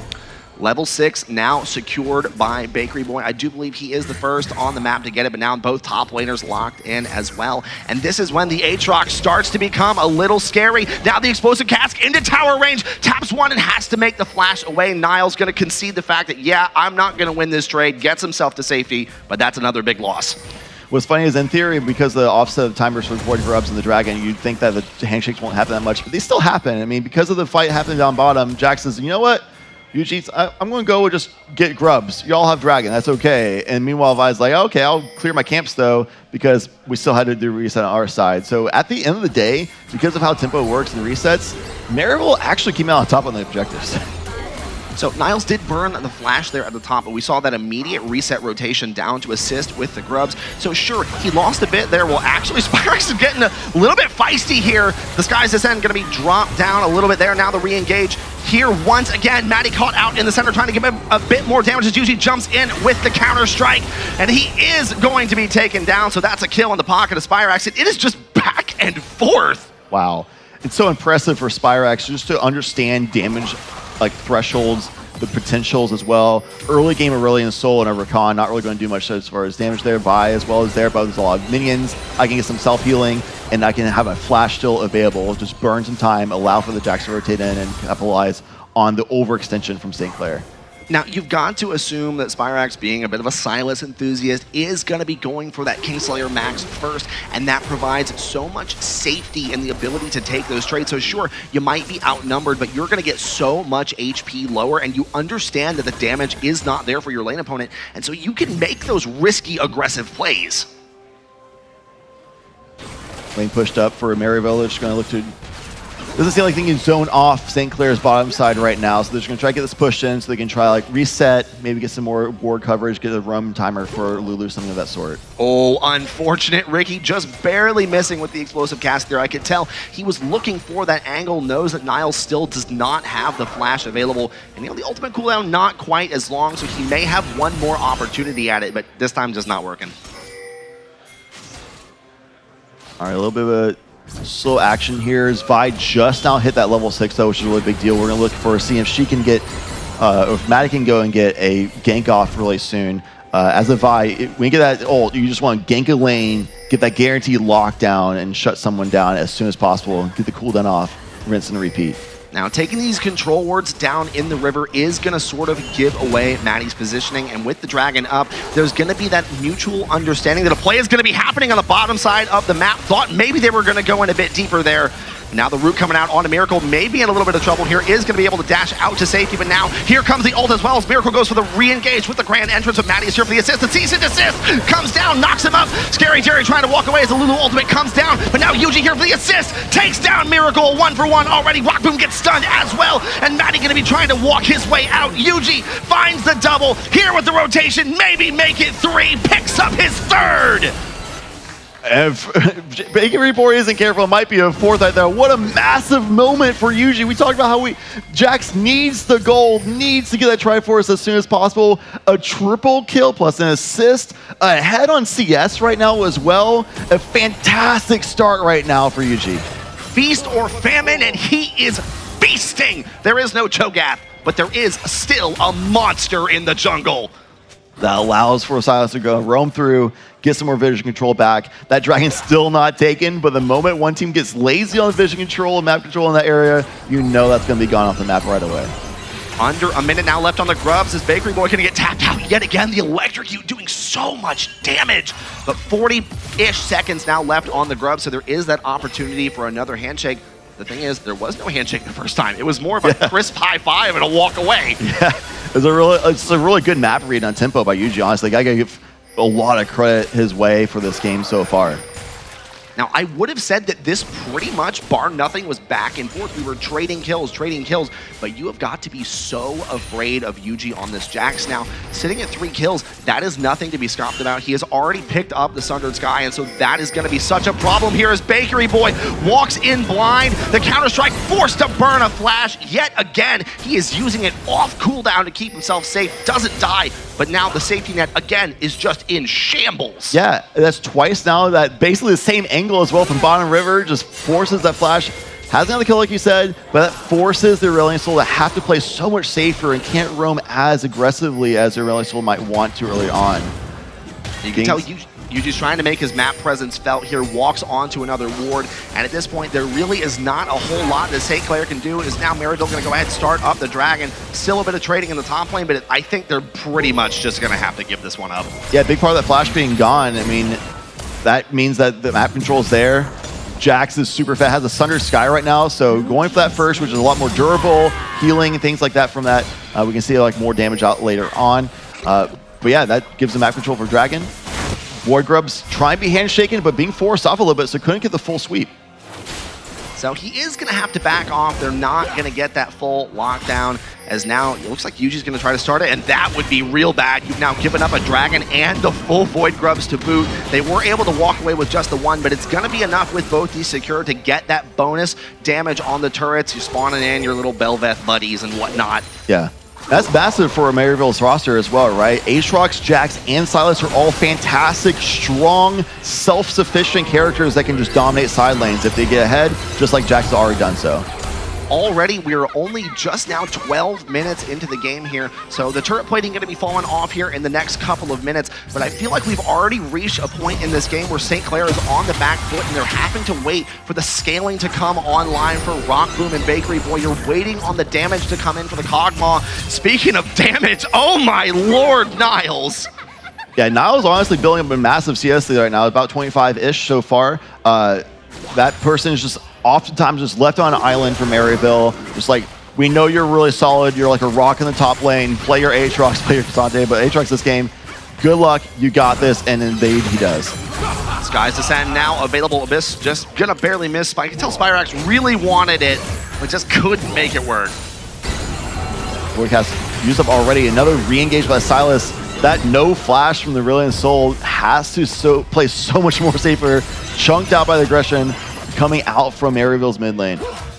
It is such explosive damage opting for the Electrocute on the Silas in favor of something like the Conqueror or like perhaps the Dark Harvest, which you do tend to see, but that's going to put so much pressure, and it's being felt by Bakery Boy once again, just sitting on 15% HP for what feels like the 100th time, and that has utterly denied. That kill is like a third HP, half quarter HP. The Jinx Rock comes through. Not even a complete item on the Jinx site so far. It's just that missing health executing that Brilliant Soul. I mean, I've got to imagine that Scary Jerry heard what I had to say. I said he's on 15% HP, and he was like, oh, execute range? Bet, I got it. Well, it also is returning to lane, so what else are you going to do other than just look at the map like, oh, sick, that guy's just sitting in space on that Q. I'll hold that off. Rockboom getting a little bit dangerous here. We can see Jerry decided to pop the Ghost here, and Miracle gonna get low as well. Now the TP coming in, the jump in for looking for the counter strike, but no, not gonna work here. Already looking for the quickness comes through, and now Spyrax finds a double and gets out alive! And there might be a return kill here for the Gragas, so they'll get a little bit something back, but still overall a massive opportunity moment from Maryville, keeping that Kog'Maw down. That was such a hero play for Zyko at the end. You saw, you could almost feel the communications going on like, I'm dead, just leave. Yeah, it looked really dicey. Oh, hold up! Whoa, what a cast by Ricky! You gotta feel for Niles, like, hey man, I've been keeping this guy down in CS. What are y'all doing down there? Why are you guys letting him get back in the game? But meanwhile, the Rift Herald will go towards Maryville, so even though things got traded back and went about even overall, still getting something back for themselves to come out on top as Maryville. That is such a big moment. Again, now 2-0 on the Gragas as Yuji going to be caught out as well, able to jump over the walls. The Skies descend, wrapped around to the side there, able to get a little bit more bonus HP, but locked in the middle of 3 is going to try to maybe make a fight happen here. Spyrax here with the assist as well as the rocket comes in as well. Niles going to get knocked up in the middle, but it's going all the way across the board. Maddie getting very low in the back is going to get polymorphed, and more than likely is going to go down, go for the trades, but is eventually going to fall. Bakery Boy drops as well, and it is still the feast, the open table for Maryville. They say sit down and have a croissant. And that's that Sundered Sky healing and durability we talked about. There's a reason why that item is the first item buy for 3 different champions on that map right now. As a continued trade happens, a little over-aggression from Maryville as Niles falls. Lulu might be the second as well as Miracle continues on the aggression, the newer player on the roster, but while this is happening, Maryville going on a nice trade. Something they always seem to be doing is something bad's happening, we're getting something at least even Stevens on the other side of the map. Scary Jerry not quite able to take down the turret because the teleport is used, but still a lot back for Maryville. Does end up going down the Grubs. The Grubs from earlier, we talked about it being such a big deal, being able to spawn those point Grubs. They got the 5, and that is all that matters, and the damage just is so much. You leave the burn on the turret, and boom. Yeah, so now we're seeing them at a little over 4K goal lead for Maryville. Just the no deaths and 4 kills on both the Jax and Silas. That is not something you want to see as an Aurelion Soul or Kog'Maw in this game. You talked about the gold lead. We've got 4,000 gold lead, 5 Grubs, 2 Towers, a Dragon. It is just all coming up Maryville. At least something back for St. Clair now, though, at Ocean Drake, which can help with sustain for sure, but we're getting to a high tempo pace, and with the aggressive engage of the roster of Maryville right now, I don't know if you'll survive in fights long enough for that recovery time to really come to fruition. So Ocean Drake is nice for sure, but something like a Mountain or Infernal, something like that would have been a little bit better. Oh no, Ricky in a bit of trouble there. Is going to go ahead and move out of the way. The rocket going to go very wide, but he is cooked. Once again, finally going to get his first death of the game, and his killing spree is going to be put to an end. With nobody else on St. Clair to answer, that's going to be another turret down on the top side. Maryville just continuing up this pace, trying to keep putting the pedal to the metal. Do not let St. Clair's mid and AD carry be able to scale to the level where there'll be a problem. I do want to point out, Ricky sort of has this understanding that he is filling that pseudo-hybrid tank role, opted for the Seraphs to start things out, so that's going to be getting finished up here in the very near future. But in the face of 2 Sundered Skies and a Kraken Slayer, that is so much damage coming out from all fronts. And we got a Lich Bane in the works for the Silas as well, so that instant burst chunking was going to be massive. Silas, the character, is pretty good at resetting and going for that next string of things. Triforce underway for the Jacks. We're looking across the items as well. I'd like to point out the opting for the Rylai's Crystal Scepter for Bakery Boy. And while it may not look like, oh, that's a definite big pop-up item, adds the versatility, and versatility it is, as Zyko gonna go ahead and flash away, get himself to safety. The Guardian going to mitigate a bit of damage, but we've been talking about it time and time again. It seems like every time St. Clair tries to get their foot in the door, it is slammed in their face. And Yuki walking in as well as the Counter-Strike gets dropped in. Miracle able to dash away once again, and they just go for more and more. The re-engage, the rocket follow barely getting out is Miracle, but I love that presence from Yuji. It's like, I know they were all just here and we had to burn Lulu Flash, but I am big, and Lulu, you're still alive. Follow me in, buddy. Everyone else come on in. And everyone had to just run away from this Jax, just like maybe Ricky should have done earlier.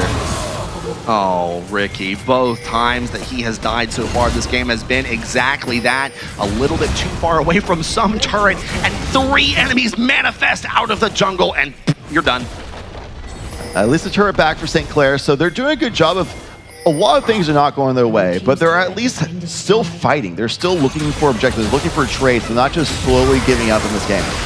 Well, another big fight now shaping up as Miracle's already found a bit of an engage. So the Wild Growth going to get thrown down, but Zyko going to go down regardless. Still one sitting in the back here. Zeragary going to go ahead and flash himself away. As Miracle goes down, Jerry gets excited. The Counter-Strike there for a bit more peel. Now Maddie on the run, but is going to go down as well. Eugene dominating! All right, so I know Zyko has the highest kill participation for this game. It is a big part of what enables everyone in Maryville, but still the Lulu. They burned everything on the Lulu. Meanwhile, everyone who does damage just says, that's fine, we'll still do all the job. Like, Lulu's job is to keep them alive. If Lulu dies to let them be able to freely do whatever they want, that's still Lulu doing her job. I mean, what are you going to do in the face of a Lulu with heal redemption Wild Growth? There is no killing that. You just sit there and the HP bar keeps going back up. It just manifests out of nowhere. You're like, I thought that this was a support. Why is there an HP bar the size of my room? Congratulations on having a big room, by the way. That's really nice. This economy.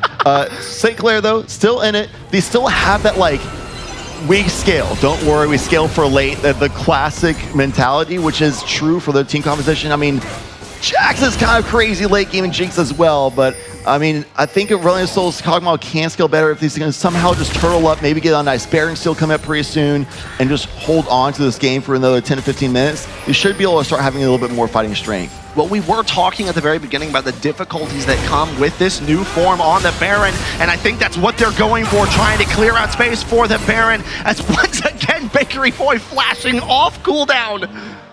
Yeah, no aggressive flashes for Reliant Soul this game, it seems like, so always being put on the back foot. So honestly, I give a lot of credit to Maryville for doing everything to keep this Reliant Soul on the back foot, not be able to be relevant. UG in position, can hit that little, the plan to start off the passive proc, things like that, but not going for the Baron just yet. They want to get a pick first to make it really guaranteed, keep the tempo up. God, oh, Maddie was able to get away. I was worried. You saw them clearing out all the vision in preparation for that, because the moment that Maddie goes down, the Baron is open. It's pretty much just, we have got to give it up. There is no way to secure that. They don't have the guarantees of some kind of an execute. There is no Nunu, there is no Cho'Gath, there is no tool for them to use. So once your jungler's out of the equation, it's pretty much just over. I'm really curious that, so patient. They're waiting for the Baron. Huge trying to solo it because the Rift, the Skull Crab was taken. So the vision is there. They didn't want to let them know. Scary Jerry said, I don't care. I'm just going to never big bed. fight on all fronts as Niles is already thrown down. The World Ender is going to be looking to end some worlds. Ricky's still very much in the front. They're going to wait and let it expire, and that's going to be a big utility cooldown. And Rockboom finally coming alive, and here it comes. Yet another Skies Descend, but here it comes once again as 2 more kills come out for Spyrax, and it is coming undone! Oh, that silence in the backline was such a problem for St. Clair. They're like, what do we do with this guy? We finally shut him down, take him out, get that shutdown goal, which is nice, but that allowed so much time for that Jinx to start ramping up, the Jax to start ramping up, and everyone else to just pile through the front line of St. Clair, what little there is for them, and the reward for Maryville is, of course, this Baron buff. Again, 22 minutes into the game, up double the kills, 10,000 gold, and a Baron buff to boot. Things are not looking good in game number 1 for St. Clair. If they're fast enough, they might be able to get this Dragon Control as well. You see pings from St. Clair talking about, hey, there's a lot of vision, those waves we can get on top side. If we go Dragon right now, their reset with Baron recall timer is so fast. We probably just going to have to do a 5-5 again, and I don't think it's going to work out for us. We need to just trade off other sides of the map, try to buy ourselves some time. It's okay to give up this next Dragon. And it looks like Maryville understands that St. Clair's plan. Not worrying about the Dragon themselves either. We want to keep getting those kills, being a problem in your jungle, and not let you be able to have even a chance to get back in this game. There is almost nowhere safe on the map for them to be able to go now. Here is Spyrax again taking away that cease and desist. Is going to go all the way in the World Ender for Niles as well. But no, it's going back as Rockboom was able to shut him down, gets a little bit too aggressive, and now the counter engage. They decide that this is not going to be the way that they end. The redemption coming down as well as Maddie there to end him as well. What in the world is happening? Yuji comes in as well. He's got the wild growth on top, and they're in the middle of trying to retreat. Here, Scary Jerry comes in as well, and now the ADC has arrived. Rockets flying left as right as Yuji finds a double kill, looking for more as the polymorph comes down, and Jerry gets one. Rockboom may go down as well! Ricky wants to try to get that big Gragas AP build burst off, can do some chunks, try to delay some time. He knows that Jax is pretty low. Maybe Ricky can do something to hold on to this turret, but it's going to be a tough task. Oh, Ricky, it's like I'm seeing visions of the past. Once again, he's out in the jungle behind a turret with 3 players on all sides.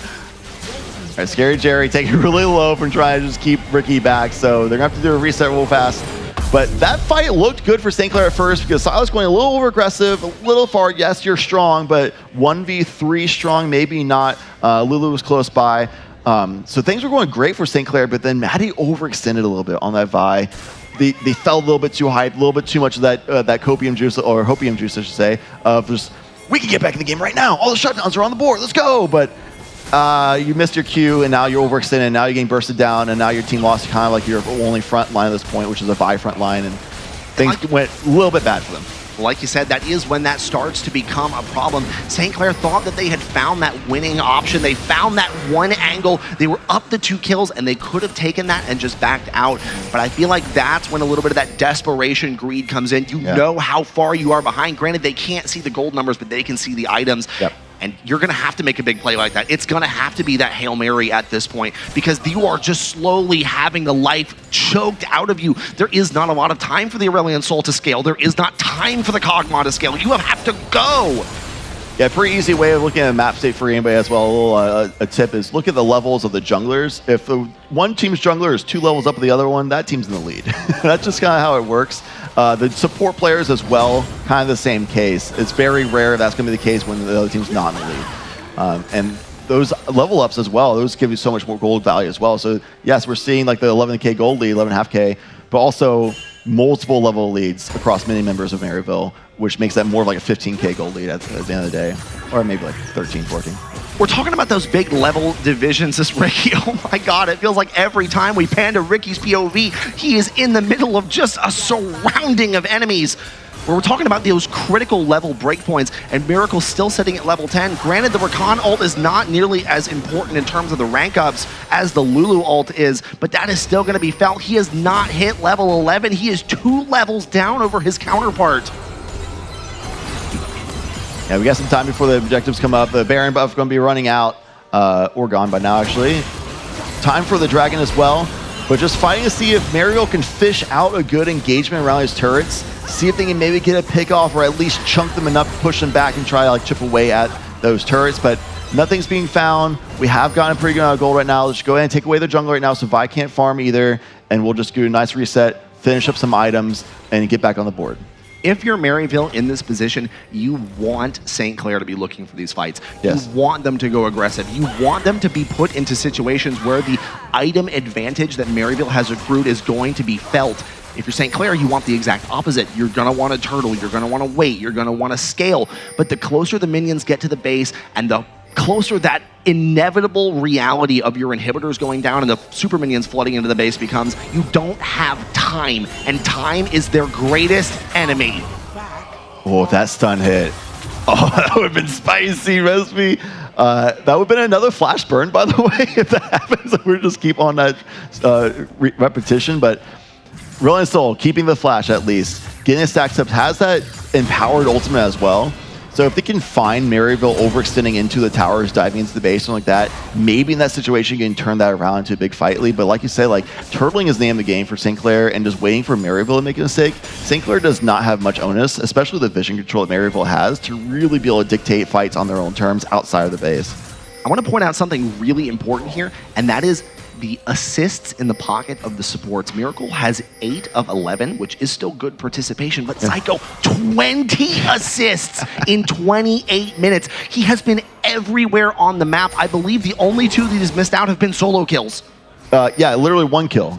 Because the kill themselves has been part 21 of the 22 kills. That is insane. That is a support like diff in the chat at that point. Oh God, once again, Yuji jumps right in with the counter-strike, but this time it's gonna be backed away. The skies get descended, drop down. And it's going to be a question whether or not they try to go all the way in here. Matty going to go ahead and drop it back, but Bakery Boy just cannot find space. Barely able to keep himself up and is going to go down. Yuji goes legendary, and they're going to continue to chase. Miracle not going to find one of his own today, and this may be moving towards the end. Ricky going to go down as well. A double kill already picked up, and that is an ace! And that's going to be the game. Look at those death timers. They already got minion wave at the base as well. They have multiple of them. There is a teleport available for multiple members to keep minions alive if they need to have that buff as well and turret damage.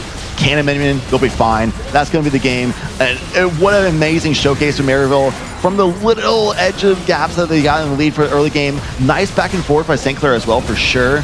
But those little inches ended up being miles for Maryville at the end of the day. For the first time this season, St. Clair taste defeat on Summoner's Rift as Maryville, in very convincing fashion, pick up game number 1.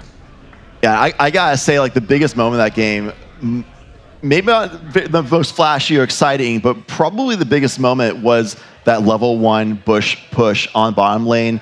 I mean, being part of an opportunity where they can chunk out the enemy Kog'Maw, keep them weak. The Rakan can't really do much on engage because they can always just wrap around. Jax later on the very long chain of events ends up getting a triple kill bottom lane as well because of the leads generated earlier on. That Jax became a problem for St. Clair very quickly in that game. You made a really good point about the level 1 in the brush. We pointed it out as it was happening. Miracle getting chunked down to half HP in the first like 30 seconds, and that was a problem. But I think more than just the one play, we should go back and look at a whole at what some of those problems were. And the best way to do that? Instant replay.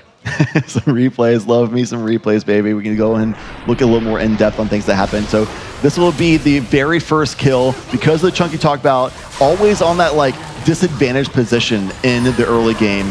And later on, the gank from Jax. Vi was there early, but a little bit of overextension, and Jax capitalized on it. Lulu there, keeping people alive for so long and just enabling this bruiser threat in Yuji. Now, wait. Run that back just a little bit. Run that back just a little bit.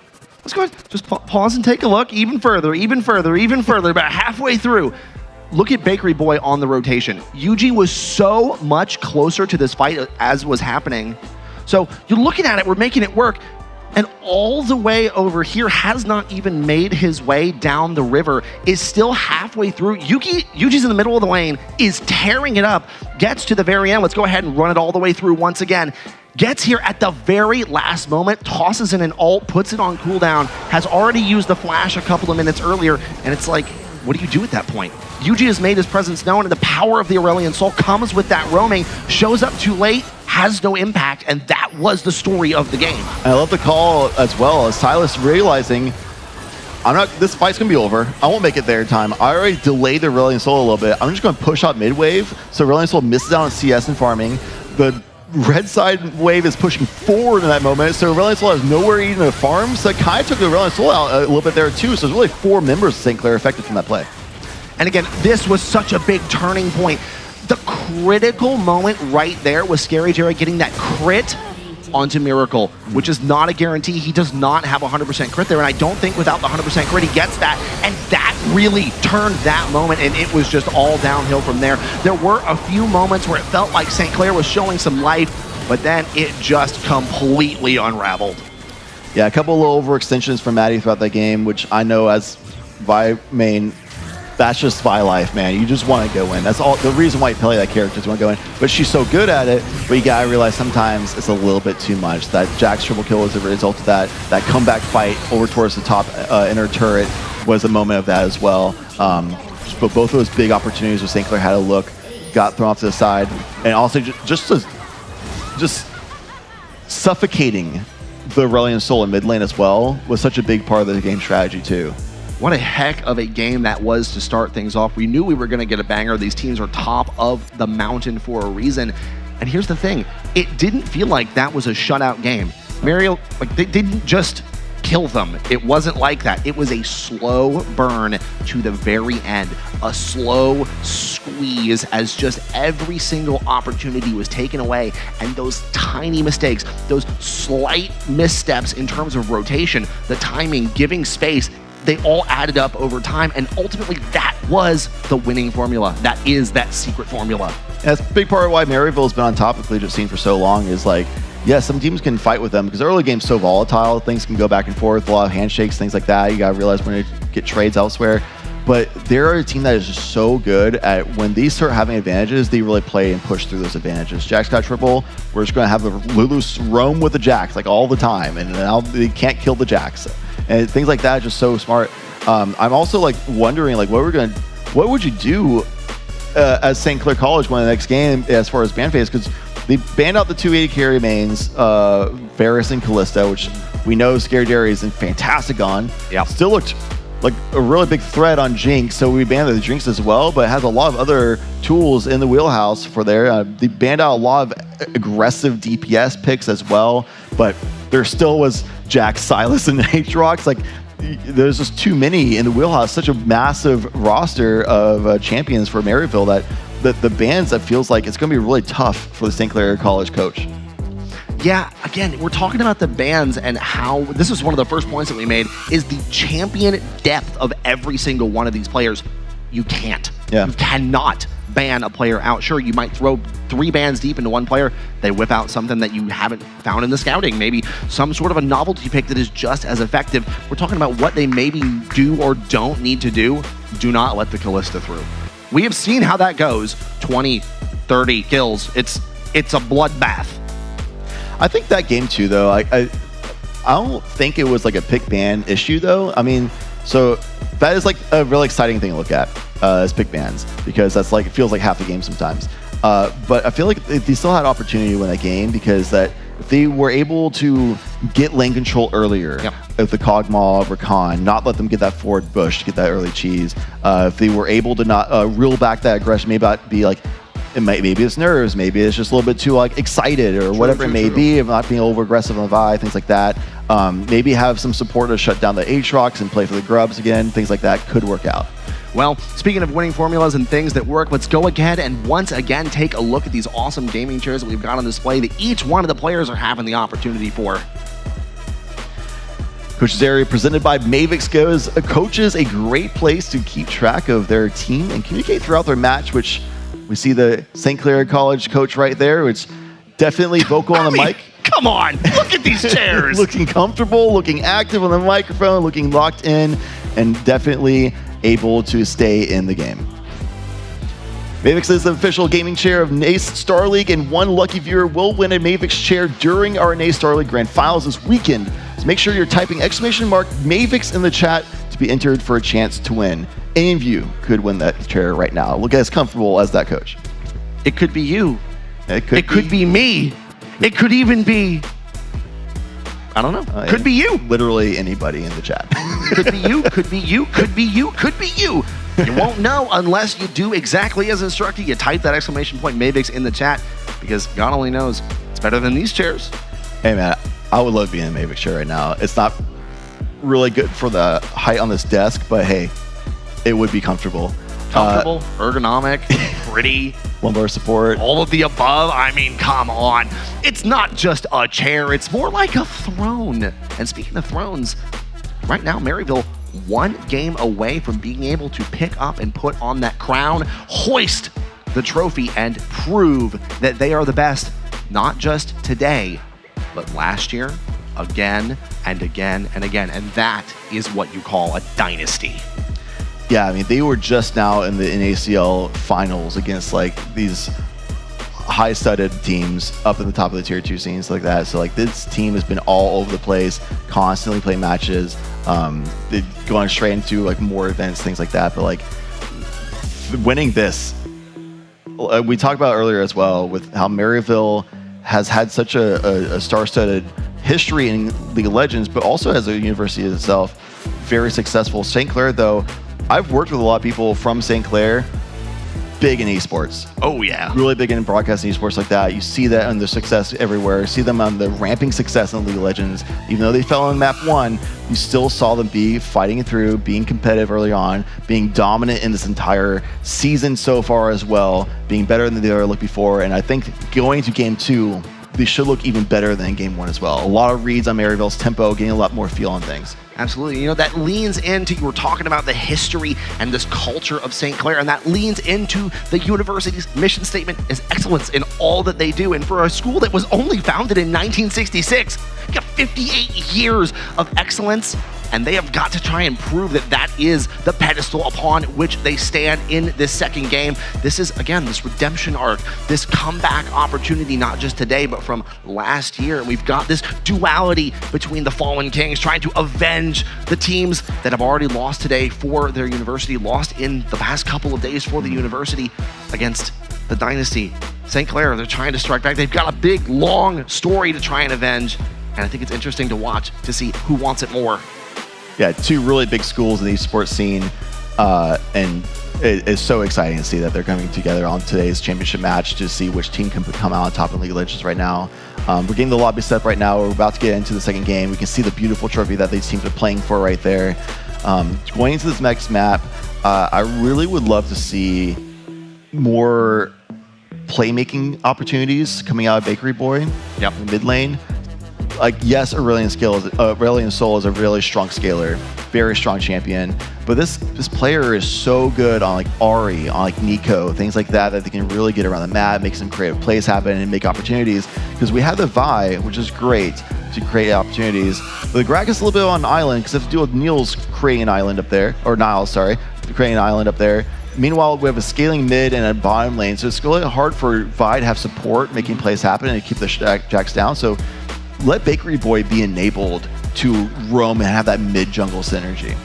Absolutely. Now we're already hopping back in to Champion Select for the second time here, and already right off the board, the Nautilus taken out of the picture. They do not want to see Miracle on that champion. Similar bans to the last time, but in different order. The Taliyah was banned first this time by St. Clair, not the Varus Callisto, so I'm wondering if they have to go away from that game plan. They banned the Lee Sin instead. So trying to get rid of these playmaking carry junglers from UG. Skarner lockdown, so similar bans from Maryville makes sense. We won that first game. Why fix what ain't broke, right? So just keep banning the tanky engaged stuff. LeBlanc taken away as well. So bans a little bit all over the place, but a lot of those are all playmaking, roaming the map kind of characters. Now I got to point out as well, I think it's very interesting that they're opting to ban the Lee Sin, because we did have the opportunity to go and sit in, watch a couple of these teams warm up, and Maddie was in the practice. The practice tool was insecting the bots, like was preparing the mechanics, was cooking that up, had that on the board, had that coming through. And so to see them intentionally take that off the board, that's very interesting. Definitely interesting. Varus and Eclipse both left up. Left open. Jinx taken, which is a comfort for Rockboom. Recently had a very big performance on that character. Great traps were being used, things like that by Scary Jerry as well. But I feel instant concern and worry for St. Clair because of the fact that Varus and Callista are up. Like now it's going to come down to Scary Jerry being like, which one do I take? Callista, people, it's the highest banned champion against Maryville the entire season for a reason. 72%. And he gets to play in the championship when they're already up a map.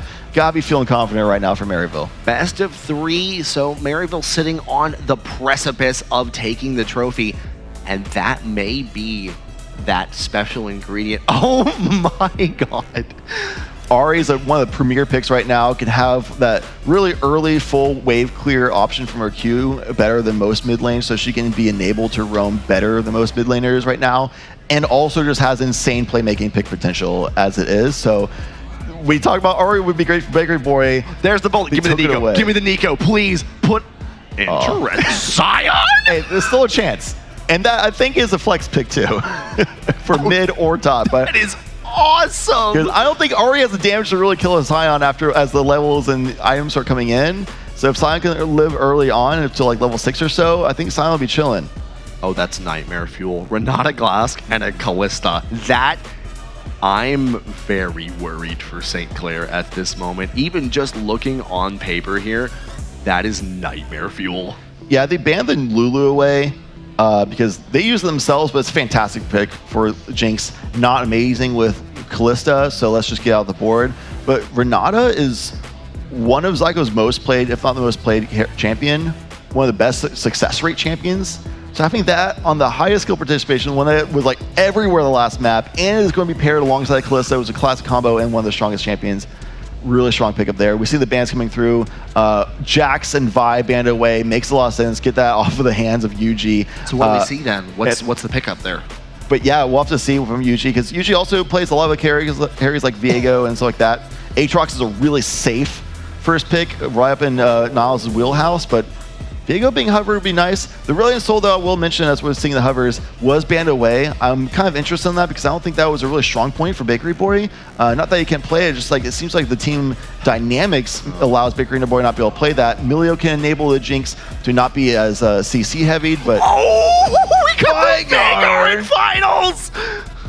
Okay, Bakery Boy cooking up something here. Try to just control a fight to allow for the Jinx to, like, this is an insane front to back composition from St. Clair. I just saw them hover Kled. I am gonna lose my mind if they lock in Kled in the finals. Niles almost always plays like a Aatrox or Cassante. Zach, I'm not surprised about either. Oh my god, they're looking at Zach top in the finals! It did just get nerfed, so laning Zach is a little bit weaker because the health regeneration got nerfed. However, I don't think Sion's going to really dish out the damage to really make that a problem. So he should be just fine and still be able to get to that level where he can just engage and just be a nuisance in team fights. I am flabbergasted. I am gobsmacked at the reality of this game. We have a Veigar, Sion, Zach, Milio in finals. That's fantastic. I mean, I see this Viego as well. I mean, Yuji loves his carries so much that he's going to be just power farming just like on Jax. He'll show up in fights, maybe a little late, but it was fine on Jax too. Volibear's going to be the one dictating like earlier ganks most likely.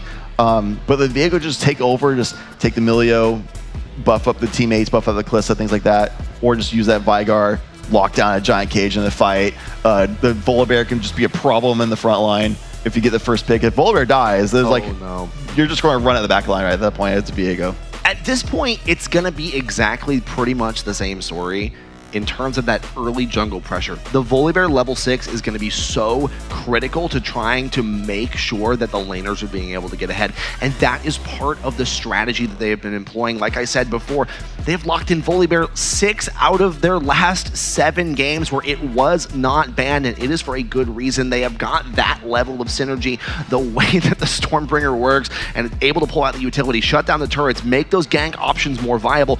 That is going to be so important, and if that can be denied, cook it. Yeah, absolutely. I mean, we'll see, like, looking at the team composition, though, like, if the game state gets super aggressive and starts snowballing, I can just see Maryville just rolling through. It's going to be really hard for St. Clair to have, like, this, like, insane like playmaking, pick potential, things like that. They drafted such a really strong front to back composition. Jinx, hyper carry, Ari can maybe make some picks and roams, but really just enables the early game to really make sure they can get to those 5v5s.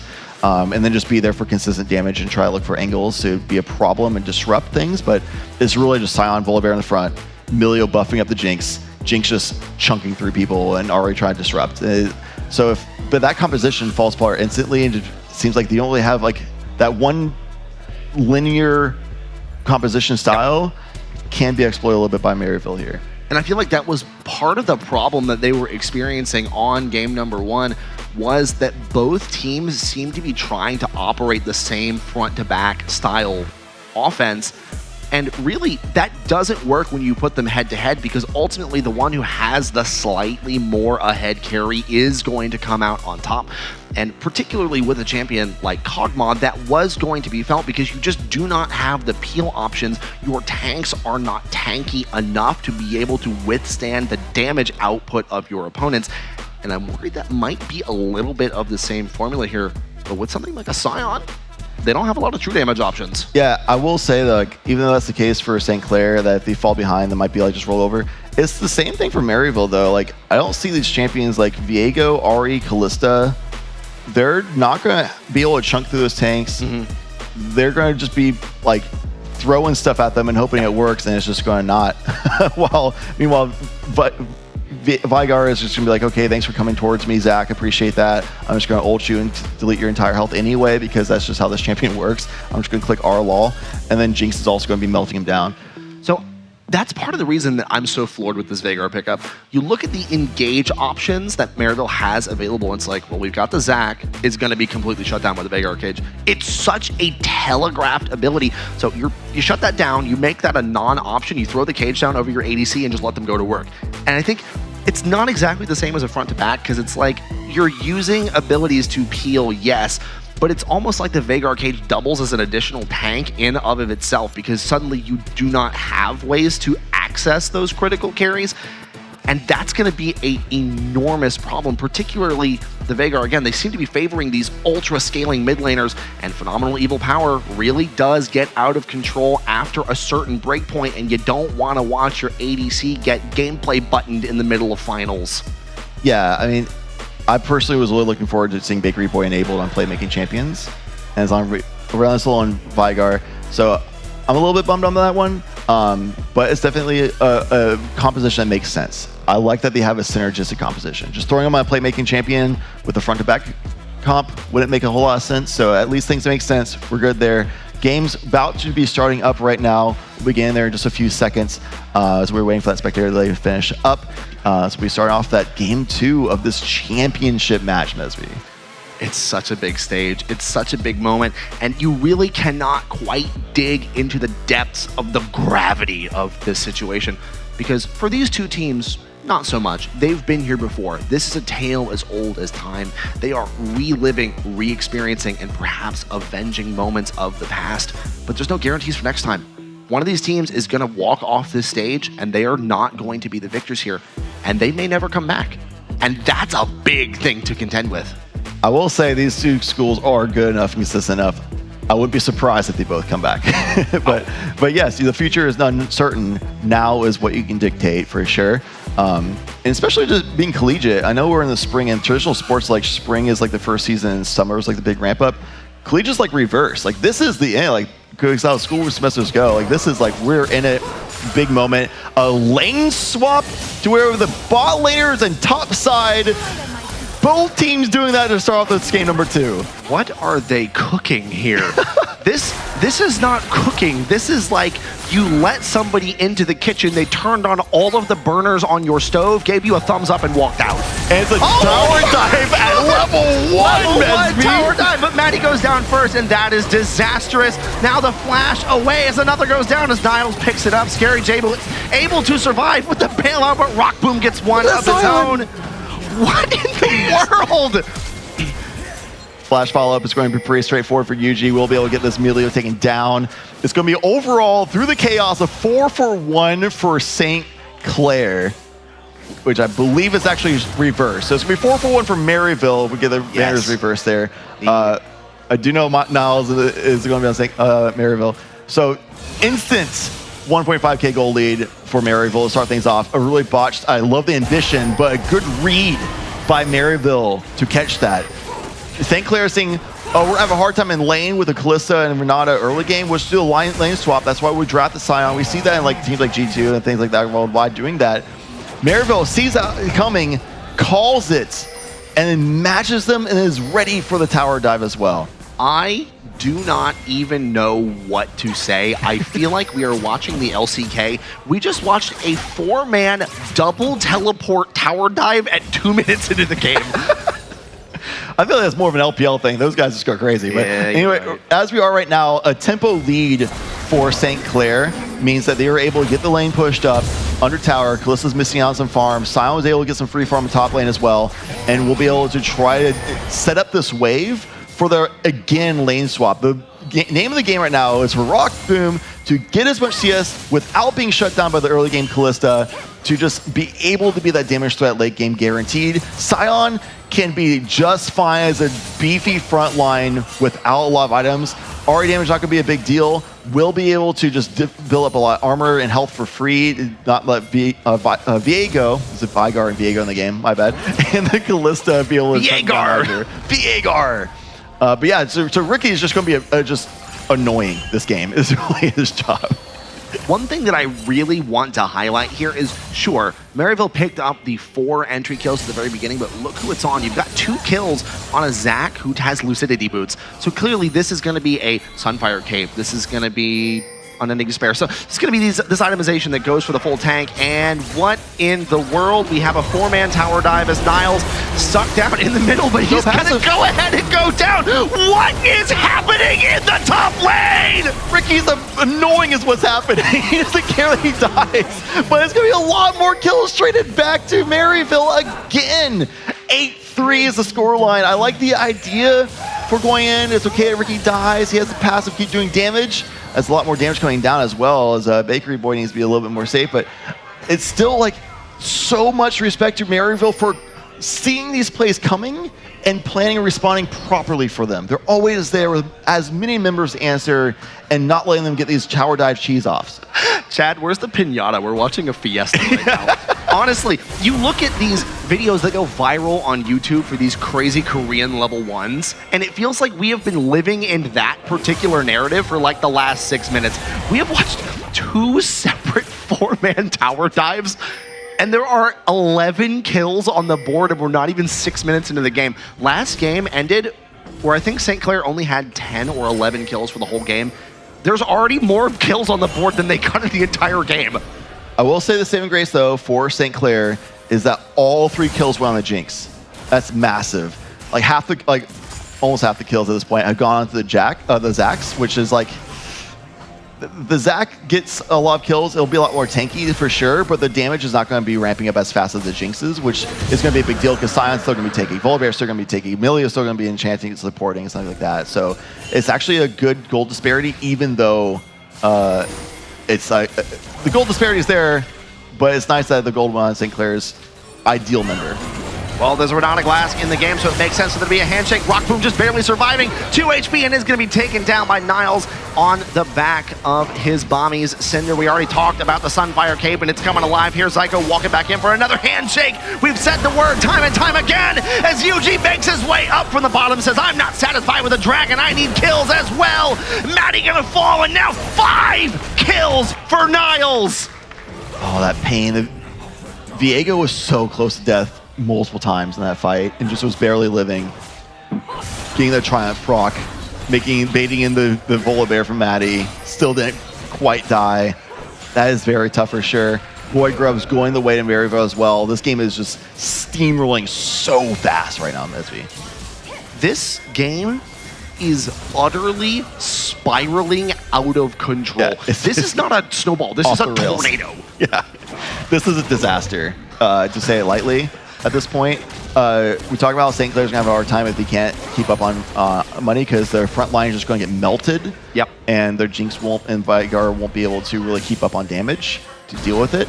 And that seems like that might be the case right now. Is we're seeing a level 6 already on the Viego. Volibear still at 5. Level leads are starting to come in. And it's just such a massive lead right now for Maryville. Oh, that's just disrespectful. With the way some of these enormous tower dives have gone, these climactic engagements, and how one-sided they have almost been. I mean, 2 of the kills on Renata at this point for Maryville. Granted, we've got all 3 in St. Clair, but it feels like somebody released the... Oh, no. Oh no, Yuji caught out alone here in the midst of 3, but now the full 3v3 coming in. The handshake comes down for Zyko, but now already re-engaged. Here as Niles comes in as well, and it just doesn't matter. Maddie's dead again.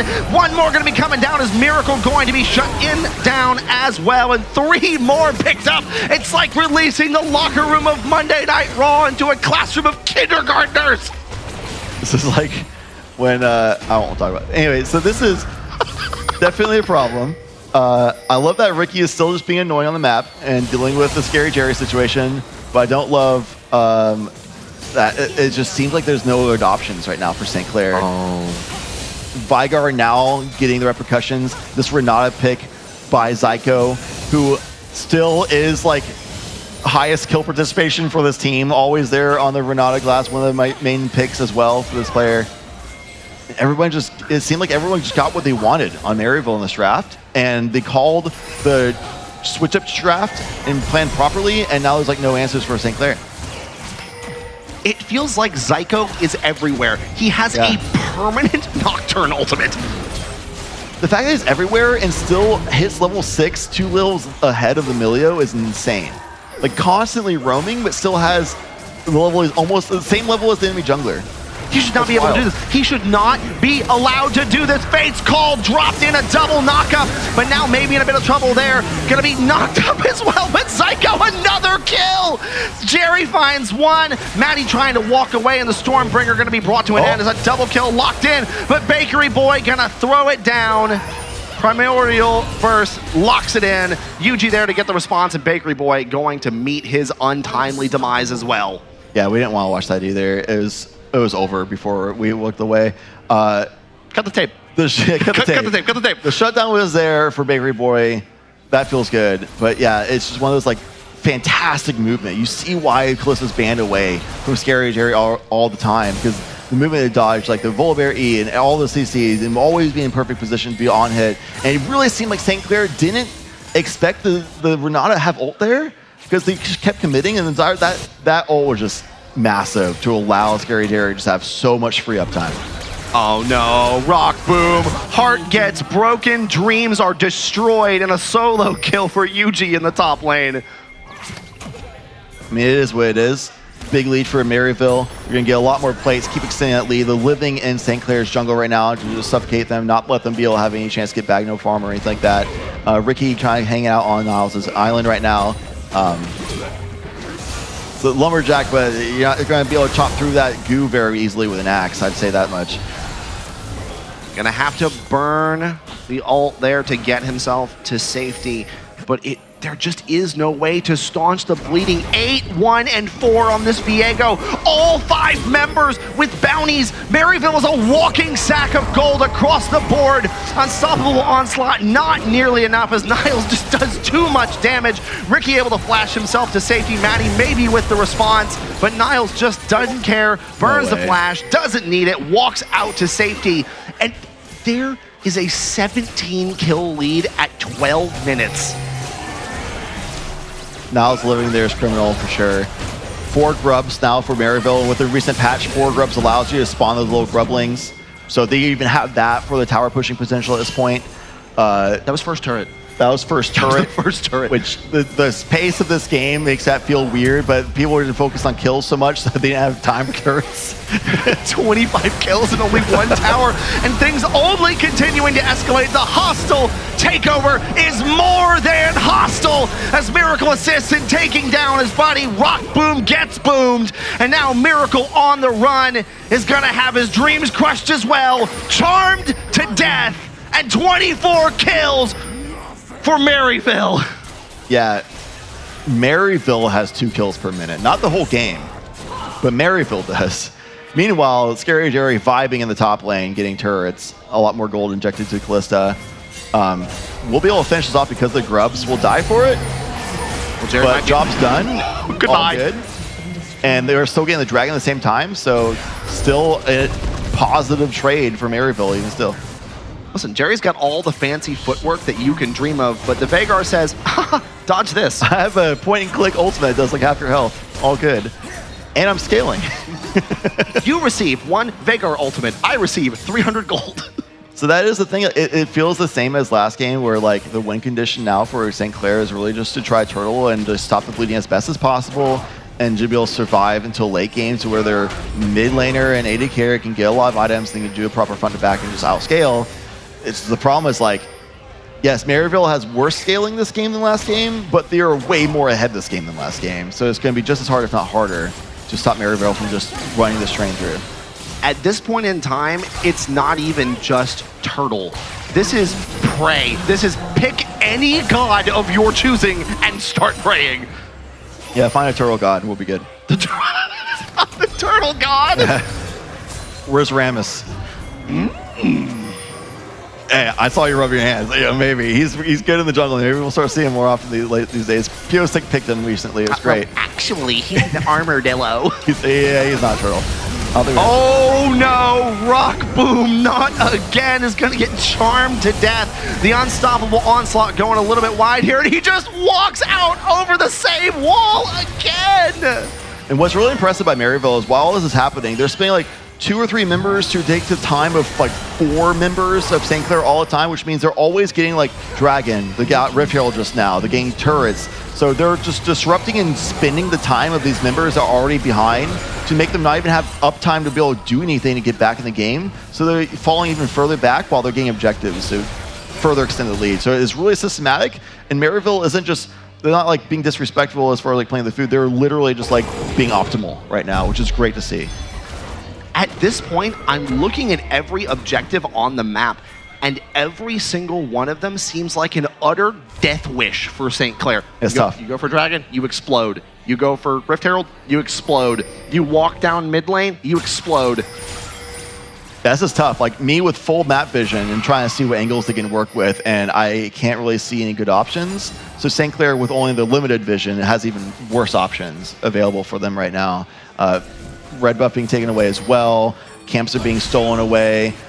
Usually just hanging out on vision knowingly, and there's nothing a Bakery Boy can even do about it because the team's not there for it. And oh no, and it's over. Goodbye. Nest Grubs, that's going to be bottom tower for Maryville. We've got Baron in about 4 minutes. Another Dragon in about 2 or 3, if I remember right. They're pushing the tier 2s already. Yes. Like, we are 1 minute past turret plates going down, 21 kills up, 14,000 gold, 2 dragons, 4 grubs, like... Doing some chunking to keep them away from the turret, to allow them to still have the Void Grubs doing damage, the minions doing damage, and now here comes the climax already! Dropping it in as UG goes legendary. Scary Jerry drops in one of his own, and this may be the end. The Primordial Burst will not do a single thing. Bakery Boy gets burnt, Rock Boom gets booed, Miracle gets killed, and I think this is the end. The Kings have arrived on the Rift. It's a little dicey for Maryville now, especially though with Rock Boom, so maybe a little early, a little too soon. As Maryville was a little bit too loosey-goosey on that engagement. They got a little chunked out a little bit too much, so Maryville is still for sure in the driver's seat, and they will be able to reset in time for the Dragon spawning up as well, so they should be able to control that type of things. Again, the inhibitor is massive too, to keep the map control in their favor. There'll be a pivot from the Dragon to the Baron later on as well from that, but at least that's the shining light for St. Clair. They just picked up so much gold in the terms of bounties right there. Bounties, baby. I would have told you beyond a shadow of a doubt that that was just going to be it, but the respawn timers came in at just the right moment. Rockboom was able to get that Super Mega Death Rocket off, found the lucky kill, got excited, walks in, and they're able to clear it up. The thing is, that's like a drop in the ocean of problems that need to be solved for a winning solution to be found for St. Clair in this game. What's crazy is Viego just died and still has a 400 gold bounty. Like the Overflow bounty is at 400 for Viego, which is wild. 150 still on Kalista, who just died as well. Oh, so no. more bounties can be claimed by St. Clair, which is good news. UG 11-2-8 on this Viego, 9-1-2 for Niles on the Zac, and it just keeps going. Now Soul Point for Maryville, and the question is St. Clair even gonna live that long? They survived the last onslaught in the base, so who's to say that they can't survive further ones? It really comes down to if Maryville can do it cleanly. You can have all the gold in the world, but if you're diving past turret Nexus towers into the fountain, doing things like that, being a little reckless and a little too lazy about it, you can't provide opportunities. We've all seen it. We've all seen massive comebacks before from teams just being a little bit too sloppy at the end things. But Maryville won't expect them to do that. They're a top form team for so long for a reason. Oh no, Maddie gets hand shook in, has to burn the Stormbreaker to get himself to safety, but now the TP comes in as well. One more turret's gone down. Nexus turret number 2 is already under fire. They're trying to make it work, but the handshake just a little bit too crispy there. Still trying to make it work. Niles getting pretty low here, gonna have to maybe pop the passive, but already 2 kills picked up by Jerry. Now a double for Niles. The last one standing is Bakery Boy in the face of so much opposition. Now it's back alive as well. No bounty claimed today. The Nexus will be destroyed. We will see our champions crowned today, Mesby. It's the ace. It's the end. Maryville once again find themselves on top of the mountains and will once again be your NACE Starleague Spring Grand Finals champions. What a fantastic match. I mean, that match was just like a formality of League of Legends having to be played out, but so much in that match was already decided from that level 1 tower dive, like immediately in that game. Which one? There was like 4. The level 1 was the way it was dictated. St. Clair tried getting back, stayed true to their plan, and tried again, but Maryville called them again on it and shut them down again and gave them further lead. So St. Clair respected them and tried to make it happen anyway, but honestly, there's so much props to Maryville to be like, wait, they're doing kind of like a lane swap comp with the Scion and Jinx setup here. Let's just scout a little bit and try to see if they're going to, yep, they're doing it. We'll be here for it. There was just, we kind of pointed it out, map number 1 felt almost like a boxing match. They were trading blows. They were back and forth. It was going kill for kill until that late game stretch. This did not have that. It was almost as if Maryville launched a haymaker from the very beginning. And speaking of haymakers, I want to go back and look at some of those big one-hit punches. Let's see the instant replay. Yeah, I want to look at these replays as well. Just to really highlight that Maryville was where they needed to be. This is actually from the first game, though, where Maryville had the lead still. Silas doing the job of just being a menace in the back line while the front line gets deleted and keeps St. Clair on the back foot, having to run. They don't get the uptime on their damage much, and they just convert that into a Baron, close out the game very strongly. And that, like, the game was already in Maryville's lead, but that fight was like the final nail in the coffin, basically. The rest of the game was like unwinnable for St. Clair at that point. You can see here a follow-up fight later on to where like it wasn't even close at that point. Ricky couldn't really make stuff happen either, and Maryville was able to just push through and to end the game. It's so difficult to overcome the mental circumstances of losing that game number 1. Particularly, I mean, come on, 2 minutes into the game, they're still sort of decompressing and dealing with the emotions from game number 1. And this just was not it. And Psycho hit everything in that fight as well, which is even more impressive. Now we have a Zac. There's no passive on the Zac at this point to be at least acknowledged, but Viego still under tower, gets a kill, gets some resets as Viego under tower. That's tough to deal with. Now, run that one back. There's one really important point that I would like to go over in that particular fight. And, well, you know what? Maybe we just continue. Yeah, honestly, there's a lot of cool stuff that happened. Like right here, Zyko we pointed out was level 6 already. Really early in the game for a support to be level 6. And was not something St. Clair expected there. So it's this. It's that right there. Bakery Boy gets that pick in the river, and then he walks down and dies. And that's what every single trade felt like. You get your 1, but then you lose 3 in response. And it was just the story of not just game number 1, but game number 2. And it felt like there was this escalation from the first game. The snowball got going. And normally when you play League, there's a reset between games. And there wasn't one. Right. Honestly, in this game, like if I'm looking at like player of the game, player of the match, it's hard to say because everyone did the job great. But yeah, it's just one of those things where like everyone deserves respect on the side of Maryville. Now, with all things in mind, that was a tremendous series, an excellent showing for both, because again, this is the peak of the mountain. This is the top, and that cannot be overstated. So sure, St. Clair did not come out on top this time around. They don't get to hoist the trophy. They don't get that win, but making it here is such an enormous success all its own. They got to sit on the stage. They got to make their way all the way down from Canada to here in sunny Winter Park, Florida. But now, we've got something more to go for. There's a victor to be crowned, and they've yet to hoist the trophy. So let's go ahead and check back in with the lovely Tracy Wu, who is on stage now with our winners. All right, thanks so much, guys. We are here with the winners. Maryville University right here, all the way from Canada. League of Legends champions. I'm here with the wonderful team, and of course, Niles over here. How are you guys feeling right now? Really amazing. You know, we prepped really hard for this match, and it feels really good to just smash them, take the match seriously, you know, and just do what we do, you know, take care of business. So we're feeling really great. And you definitely took care of business. How do you feel about that lane change in the second game? I mean, that was crazy, right? Yeah, so, I mean, after the first dive, top lane went bad for them, we just, like, busted out laughing. Because, like, if you fail that, like, at the very beginning of the game, that there's no coming back. So we were like, they might go for this weird strategy. We countered it correctly. You know, we had to use our brains, but we used our brains correctly, played it well, and after that, it's pretty much over from that point. So, yeah. And now you've won. How are you guys going to celebrate this evening? Jerry? We'll probably get some food and, you know. Maybe hit the karaoke. All about karaoke with League of Legends. Where are we going so we can all come hang out? I haven't looked at any places, but maybe we'll go to Disney World as well tomorrow. That'd be good, right? That's what you have to do in Orlando. You have to go to Disney World, so. When you guys go to Disney World, I will be back here for more esports. But congratulations again. Let's give these guys a giant round of applause. Well done, gentlemen. Feel free to get off the stage, and yeah, we're gonna move forward. What do we have next? I think we have Rocket League next.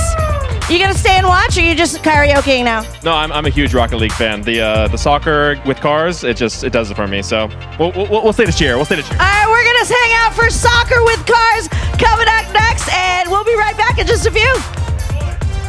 Woo! If you are thinking about quitting nicotine and want support, Truth has a free texting program that offers tips, motivation, and daily check-ins designed to help you every step of the way. Check out thetruth.com/NACE-Starleague to sign up. Mavix is the official gaming chair of NACE Starleague, and one lucky viewer will win a Mavix chair during our NACE Starleague Grand Finals this weekend at Full Sail University. Tune in this Saturday, April 27th, and Sunday, April 28th for a chance to win. Last year, more than 120 players from over 25 teams joined our Super Team page to raise over $30,000. Join the NACE Starleague Super Team page to help change kids' health to change the future. Already created an extra life team? Connect with us on the NACE Starleague on Discord to get your fundraising initiatives amplified. Our NACE Starleague spring season is possible thanks to sponsors like Dunkin'. NACE Starleague runs on Dunkin'. Truth has helped over 700,000 young people on their journey to quit vaping nicotine with their free texting program. Check out thetruth.com/NACE-Starleague for more information and to start your quitting journey. Get ready to level up your gaming experience at Walmart's free event, Game On. Dive into our gaming den for an immersive journey featuring the latest from Meta, Xbox, and PlayStation. Enjoy free giveaways, gaming stations, and expert tips. Click on the Twitch panel below or link in chat to find an event near you. Don't miss out. Let's #GameOn. Truth knows community support is so important when quitting nicotine. That's why their free texting program shares tips and motivation from other people quitting. If you or someone you care about needs support while giving up nicotine, check out thetruth.com/NACE-Starleague.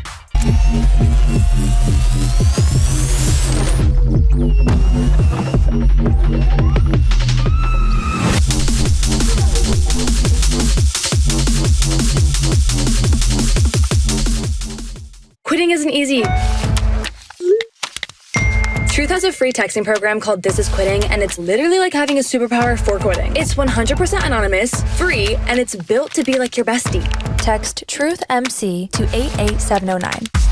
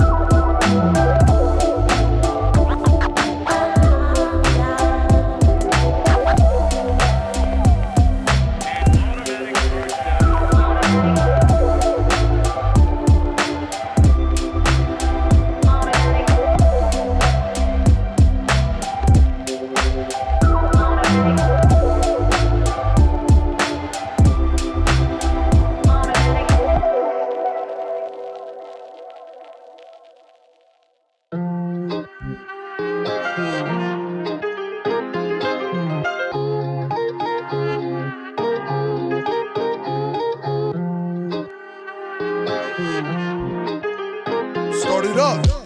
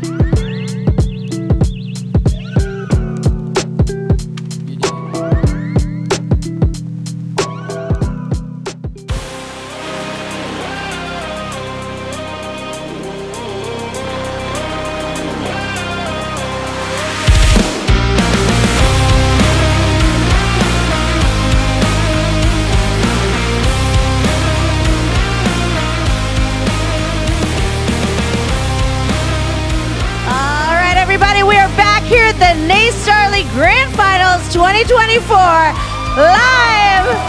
live from Full Sail University, and we have seen some incredible face-offs so far today.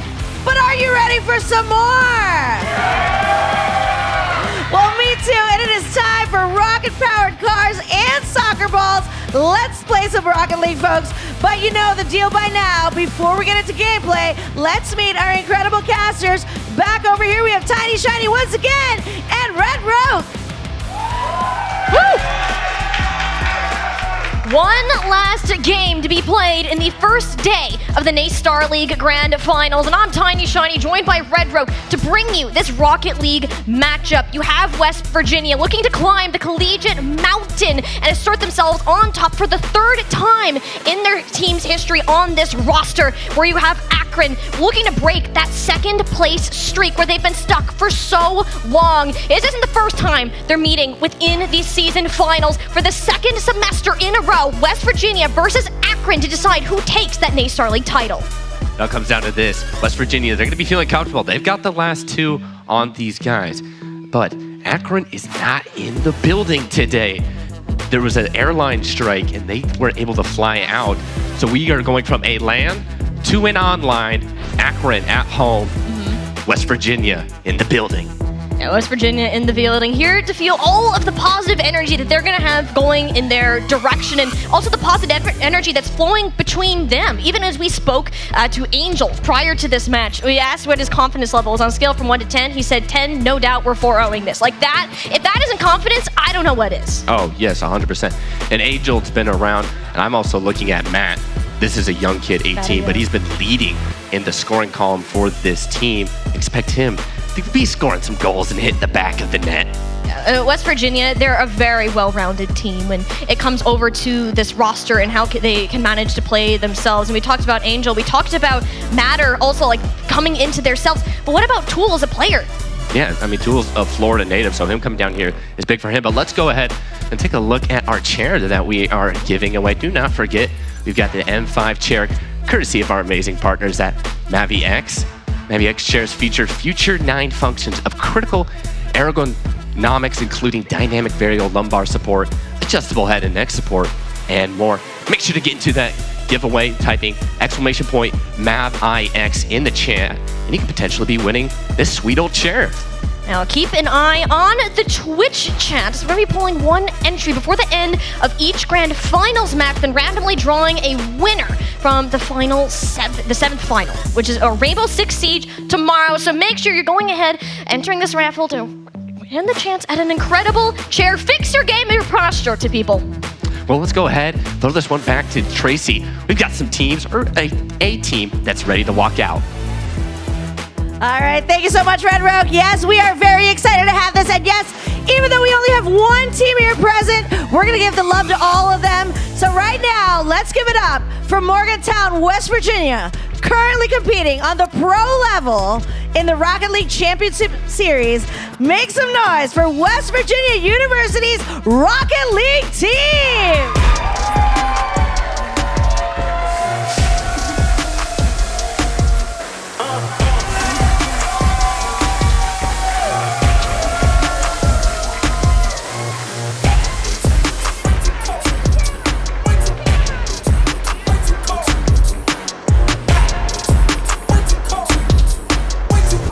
Oh yes, these guys getting all the love. Settle in those chairs, guys. And of course, even though they are not here, we are giving them the royal treatment. They're competitors from Akron, Ohio. Let's give it up for the players from University of Akron who are playing with us remotely. Give them a big round of applause.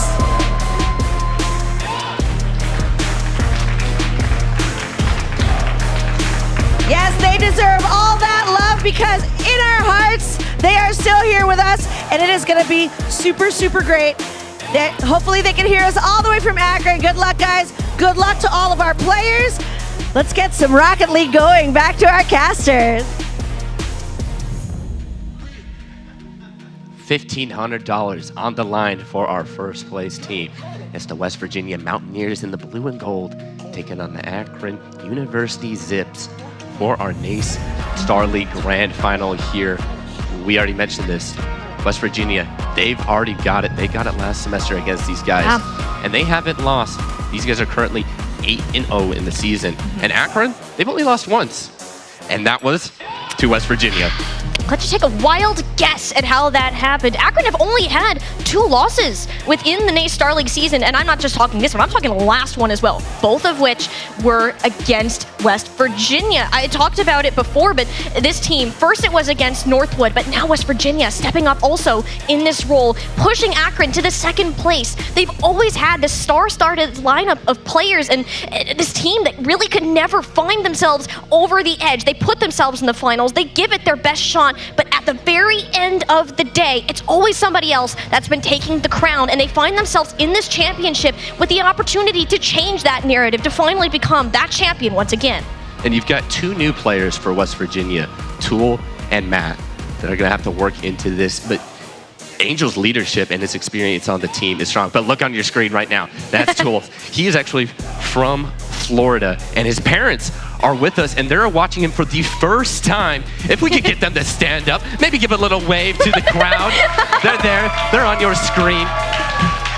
But yes, I asked these guys, hey, what does it mean for you guys to come down to Florida to compete? And Tool said, well, for me, this is the first time that my parents can finally come and watch me play. So it's cool to see that emotional connection come onto the stage as West Virginia tries to get their 2nd title.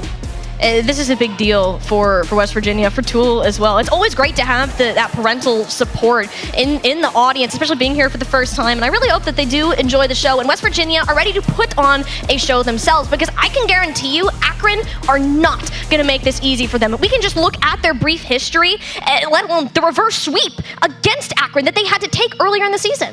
Yeah, and then now we're just going to start talking about Akron. Yeah. How can they get into this potentially? And you mentioned the reverse sweep. They went up 2-0. Yes, they haven't had their number, but they can show that they can put themselves in positions to win. Can they do it from home today? Yeah, that's the big question on everybody's minds. It's a massive difference playing here on the LAN with the crowd in a new environment. It's not really something that you can practice for. It comes down to a very much a day of. For a lot of these players on West Virginia, Tracy mentioned that they played in the RLCS, that pro level of Rocket League competition. So they know how to play at a top level, and they've had several LAN events. This is I believe it's their 4th within this just past year alone. So this isn't nothing new to West Virginia. They're coming into this like, okay, we're confident. We've played against Akron before, and we have beat them every single time. Akron are a team that often do better if they come from behind, if they're the ones to start to climb that hill. But are they going to let West Virginia get too far up that mountain before it becomes too late? Let's go ahead and take a look at our casters, our coaches, see what those guys are up to as they try to prepare their team. Well, we've got West Virginia's coach on this screen. And I mean, we're only going to be really looking at one. Yeah, we got him on the screen, sitting in one of our lovely Mavix chairs. And I can tell you, those do look pretty darn comfy. I kind of wish we had them up here. I would love that extra support that he's getting for supporting up his own team. West Virginia have been relying on their coach for game theory, for feedback, just having this external perspective. For a team that doesn't always win their matches cleanly, you learn a lot more from losing than you do winning. This is why you have your coach, where he can come into play and help support West Virginia for in their hopes, another national title. I just want that chair. Can I pull out my phone, put in the code, and say, maybe I could win myself a Mavix chair? Well, you can, guys, as well. So make sure to get in the chat, and you have to be there tomorrow during Rainbow Six Siege when they will announce the winner. You gotta be there for it, though, so make sure you keep entering that draft, because you certainly want to get yourself a nice, comfy chair to help even watch more of this wonderful game that we have coming up. I just got word that players getting loaded to the lobby, and we're gonna be set up for some action here momentarily. And we've hyped up the stakes, we've hyped up the teams, we know what they're coming to play for. That is nothing new. This championship environment is what is going to matter. This is how it's going to pop off. West Virginia, Akron Esports, kicking off game number 1. West Virginia in the orange, Akron Esports in the blue. Our team from Ohio and playing from Ohio has to start off with the shot, and Matt forced into an early save here. we're going to be looking at a best of 7 for our grand final. So you got to take 4 if you want that cash prize. Here comes Matter, pushing down that right-hand side of his offense. And you can see he's trying to get across into the box. However, it's going to go right up into the air. A demo onto Patty. Take a look at our catches. West Virginia, a very aggressive team, one that See what Akron those guys like to mirror, but of course that's going to depend based on these first 5 minutes and how that's going to go ahead and really define how this series is played. When we look at this initial portion of the game, it's all about understanding your opponent's patterns. So much time has passed since West Virginia and Akron first met in that March game. So when you're getting into it, you're starting to feel out this initial environment. Both are going to be back and forth, yet it's Patty demoing Tool towards this goal line, putting an end to this offensive push. Win their matches cleanly. You learn a lot more from losing than you do winning. With Nether America Canada in the RLCS Open. So when you look at that potentially, does that last-minute game where he's having so many fixtures to play, does that start to take a mental effect? Because his team was actually the other 2 players, Angel and Tool, here prepping yesterday. Maybe I could win myself a Mavic shared. Well, you can, We're gonna guys, go ahead and so make sure to get in the chat. keep playing this You a have to be relatively there slow game so far. during Bullseye. Rainbow Six Siege So having when a they will collision down announce the winner. midfield. West Virginia really trying to keep him in check. Bullseye came up from Akron's B team for this upcoming, this year, past year, and he's really had big shoes to fill. Buzz, a former player on Akron, a big reason for their previous success over the past 4 years, moved on. Bullseye stepping up to fill that role, and these massive demolitions, fireworks are going off all over the field. This is what happens when you have 2 very physical teams absolutely brawling it out. Patty trying to come down the right-hand side of West Virginia's field. It is still in the orange half. Here's Matter, the 18-year-old. He goes around one. Oh, there's a build on the other. It's just a goalie remaining. And Patty stands to the test. Great save there to keep this one 0-0 up into the air. Now West Virginia, they have to play some defense, and it's going to be Matter. He won on the offense. Now he's on the defense. Bullseye off the backboard. It's going to drop right in front of goal. Anybody there to try and tap that one in. It's going to bounce up into the sky. A little fiesta. Patty might be able to break the pinata.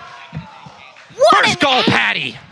What an angle from Patty. Every single player from Akron got their hands in on this initial play. First it was Bullseye to kind of tap it up over the net, keeping the ball alive. Tristan came in for a second tap, and it was Bullseye to nail, or excuse me, it was Patty to nail it down on one of the sharpest angles that you can possibly get. An incredible goal, nearly impossible to defend. Those are the type of shots that we're going to need to see if you're going to break through some of the best players you have in Collegiate.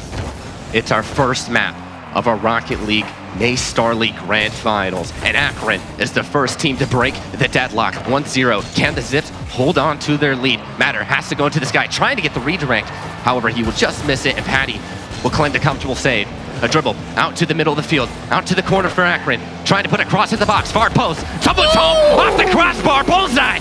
Give him another. Look at how Akron is setting up their players in front of the goal line. Bullseye actually bodies people out of the front corner, denying any sort of recuperating on the defensive end, and shoots it in from downfield. Akron firing on all cylinders, 2-0 lead over West Virginia. Akron playing from home. They weren't able to get to that flight with the airline strike. Now they find themselves up 2-0. Patty with a save at that close range as West Virginia tried to find a way back into this map 1. Going to be cleared out from the side. Tools tries to go up, however, he's just beaten at the middle lane of the field. Matt on the left-hand side, just trying to start a dribble. Goes up into the sky, redirects it off the corner. But across towards the baseline is comfortably dealt with Akron. But as I say that, a follow-up shot from Angel hits the bar. Back into play. Anyone there? Akron's there. But still, some pressure from West Virginia. And the redirect from Tool is saved by the recent goal scorer, Bullseye. Akron's reads on the defensive positions are ridiculous. West Virginia are pouring their heart and soul into every shot that they've managed to pull off so far, yet it is announced to absolutely nothing. 60 seconds remaining, and Akron sitting on an insurance goal. West Virginia, if they want to come back here in game number 1, it's going to have to be an explosive push on out. They've been predominantly in control of this offense throughout this final 2 minutes or so, and they're going to continue that. Tool knows how important it is. It's a demo from Matter, yet Bullseye, last line of defense, keeps him alive. Angel up in the sky! 36 seconds on the clock. West Virginia on the board. And we've got a 1-goal game here in map 1. And the captain goes up into the sky and gets it off the backboard, and the double tap smooth underneath the bar. And it's 2-1. the beauty of Rocket League, your game can change in a split second. As much as we say, it ain't over till it's over, that is a scary and an unfortunate situation to be in. Unlucky draw off the pinch, the ball left in normal, wide open net that Akron just nailed. Tristan off of that little Fugaze kickoff, just out in the middle, punishes that one. 33 seconds left, and as soon as West Virginia got themselves a lifeline, it got taken away immediately, but there's still time here for the Mountaineers. Tool into the air, he's gonna be met by Bullseye. Patty in his corner, can he begin a dribble out to the midfield? He's gonna go for the air dribble, finds a teammate off the backboard of West Virginia. Tristan's there, gets a shot on goal! 4-1, 17 seconds, and that might be map 1. West Virginia, Angel gets the whiff. Tool gets bumped out of the way. It was that play from Patty that just opened the doors wide open. It made it look so easy on the screen, but Akron had all of this planned out in the backgrounds. Great team play there from Akron. The pass, the finish, and most importantly, the bump from Patty. As this aggressive team from Akron. However, West Virginia will get a goal. We've got Tool with assist from Matt, who gets on the end of the shot, but Tool, he has 6 shots. He's been putting a lot of pressure. Yeah. And Akron, they've been playing, we talked about it earlier, Molly, they've been very aggressive, Akron, throughout the season, and we saw it with that bump to get them their 4th goal. But West Virginia would need a miracle to get 2 goals.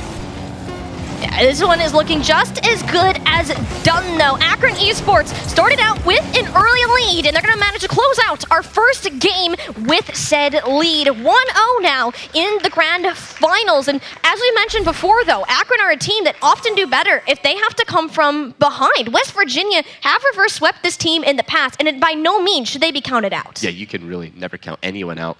But Matt, he's the top goal scorer for this team. We didn't really see him in the final third, getting on those last balls and getting the shots. Akron's pressure was immense. They were able to close down, win their 50-50s, and their last-minute impressive saves and goal was what really made the difference and kept their team in that one.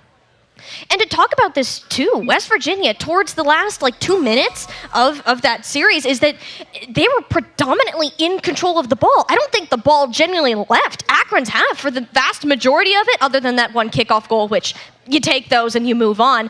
West Virginia can play this offense. It's just Akron has been incredible when it comes to these defensive plays, that in the few opportunities they do have on this attack position, they are firing on all cylinders. We saw that incredible bump that Patty put out, buying them that 4th goal, and they're like, okay, we can close this out, no pressure. If Akron wants to take down a team like West Virginia, these are the plays that we need to keep seeing.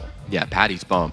That might be play of the game. It should be. That was we play the game, that's what it is. There was the dribble from the corner, and then we saw the shot come in, and then all of a sudden, Patty sent the goalkeeper flying to his half of the field, but we got just about a minute until our map 2. In that final third for Akron, if they can find, or excuse me, not for Akron, for West Virginia, if the Mountaineers can find that final pass, get the target that they're looking for, they can start opening up this Akron team. But the aggressiveness from the Zips is really putting the blue and gold on the back foot.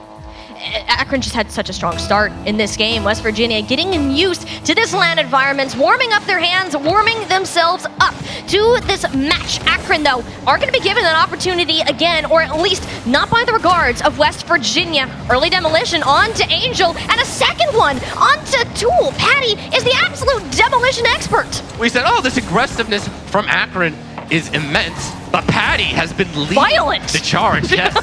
He's getting his tires on all over West Virginia's cars. And there's a trade. Tristan and Angel both send each other to spawn. There's still 2 players up for Akron as they try to charge at that corner. However, West Virginia is going to launch a counterattack. Tristan is there, still in the half for Akron. They've got to get a clearance, and they do. However, it will go right back over to the captain. Angel trying to go past one. Bullseye going to get another demo. Patty, open goal, open net.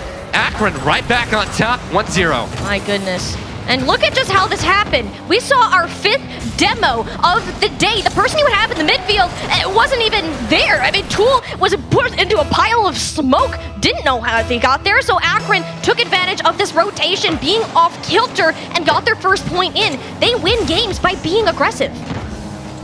Into the blue half we go. Patty meets Tool in the sky. However, Matt can't get there. So he's trying to beat into the ball, and it's still alive for West Virginia. Angel makes the save onto Patty as it goes towards the sky. It's gonna fall right in front of the net. Ooh, and beautiful! Tristan reads the backboard, gets the goal 2-0, and this is Akron. Akron every day of the week, or at least today on Saturday, because this is the day of Akron. We doubted whether they would be able to perform up to these same standards, but we need to put all of those doubts to rest. This is a team that has been cursed to finish second. They can never be that star of the show. Ooh. They want to change it today, but if you've got a star like Matter pulling out a textbook, a double tap, this is not going to be as easy as they thought. Crowd, they need you. Sheesh. Get loud, get ready, and Matt is doing it there. Way to read that one off the backboard, put it into the corner, and the talisman for West Virginia finds himself on the score sheet. 3 minutes 53 in our map 2, and West Virginia is trying to fight in this.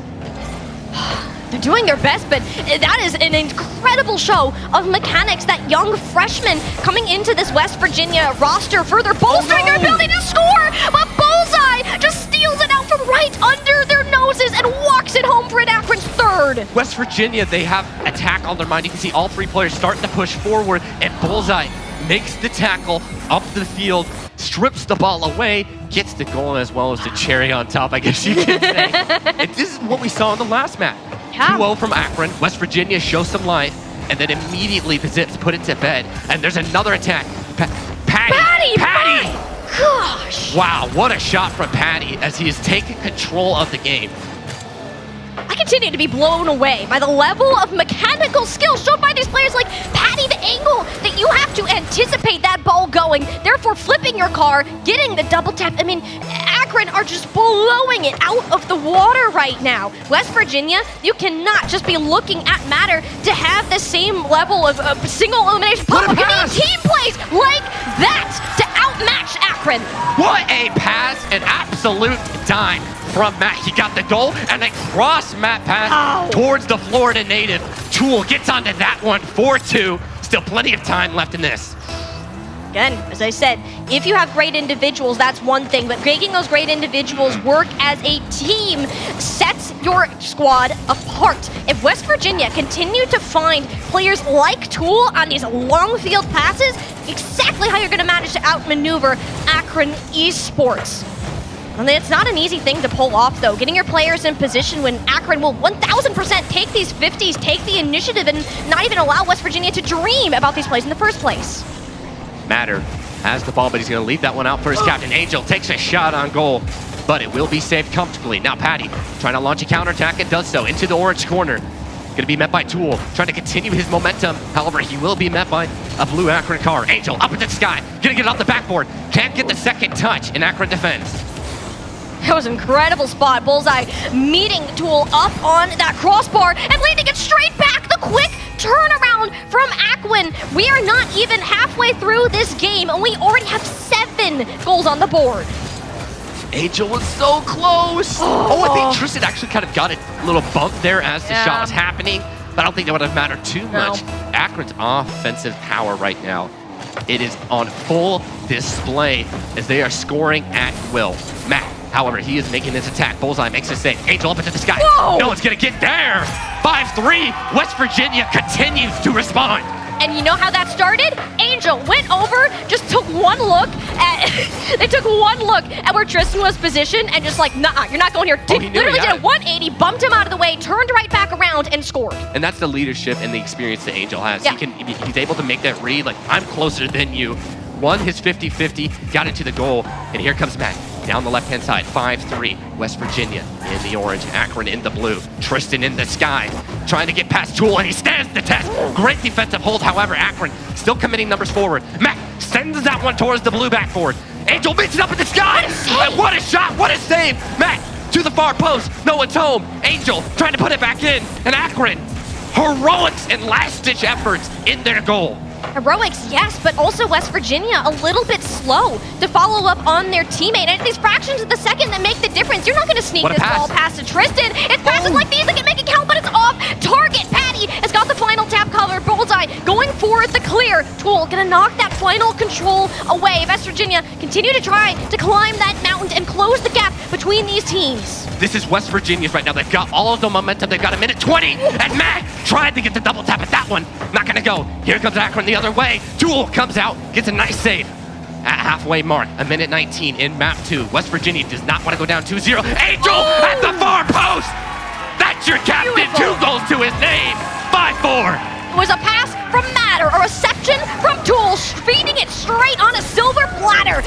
Angel, the captain, that solid pillar to rely on, has taken a game that we thought was over to just 1 point difference. What a comeback here from West Virginia in map 2 of our NACE Starleague Grand Finals. Get rowdy, get loud. Akron trying to defend. West Virginia on the offense. Tool into the corner, a minute on the clock. Ball comes into the mix. Gonna be cat out by Akron. Patty coming down the right-hand side. Gonna put some pressure. Tool, once again, who else? Gets the clearance. Bullseye can't get a great hit. That's gonna leak into the Akron half. Patty is gonna get the clearance. West Virginia trying to get back as Akron has numbers forward. Patty into the corner. That one's gonna come into the box. Tristan up into the sky. Saved by Angel. The Guardian Angel, West Virginia in this series because of him, but they need to turn it right back around and prevent this from happening. Tool, though, doesn't get the touch that he wants, but neither does Patty. This one's still very much game. Bullseye. It's gonna go a little bit wide. If West Virginia want to make this difference, they're gonna have to get control of this ball as soon as possible. 20 seconds left. West Virginia knocking on the door here in map 2. Bullseye meets that one. Matt trying to get into the mix.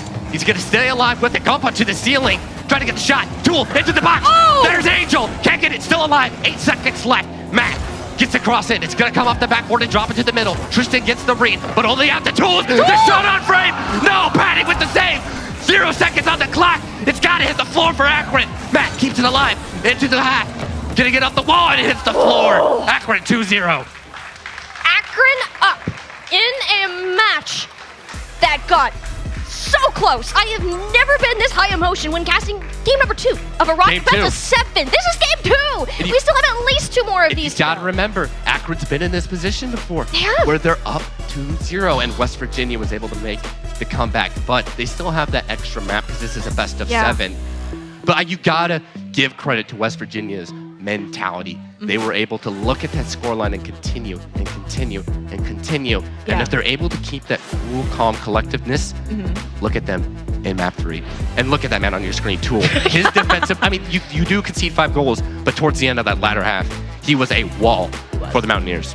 The Mountaineers all stepped up within game 2. There is no doubt about it. As much as I am a fan of an underdog story that in Akron, who've been the 2nd place, I am not going to say anything until this series is over. They have strong starts, but have struggles finishing this off, and a lot of that has to do with that mental game. West Virginia have been in this position before. It's not entirely new to them, and honestly, with that last game, 9 points being scored in total, they can fire on cylinders. You can break through the Akron defense. The biggest weakness that I have seen from them is these transition phases, and it's not necessarily because they're struggling to find the passes. It's because Akron is getting up in their faces. They're either bodying them out of the way physically or just taking the contests mid-air, so you can't find these passes and therefore struggle to form any resemblance of an actual valuable offense. West Virginia was able to pull back into that one, but it was just a little bit too late as they were facing it up against the wall in map 2. And it's a great response from West Virginia. And Angel, the captain, he was starting to really lead that attack, and he's got plenty of experience in the RLCS, playing in multiple splits. But we've got our game loading. Map 3, Akron up 2-0. They weren't able to get here in person and made this one an online game.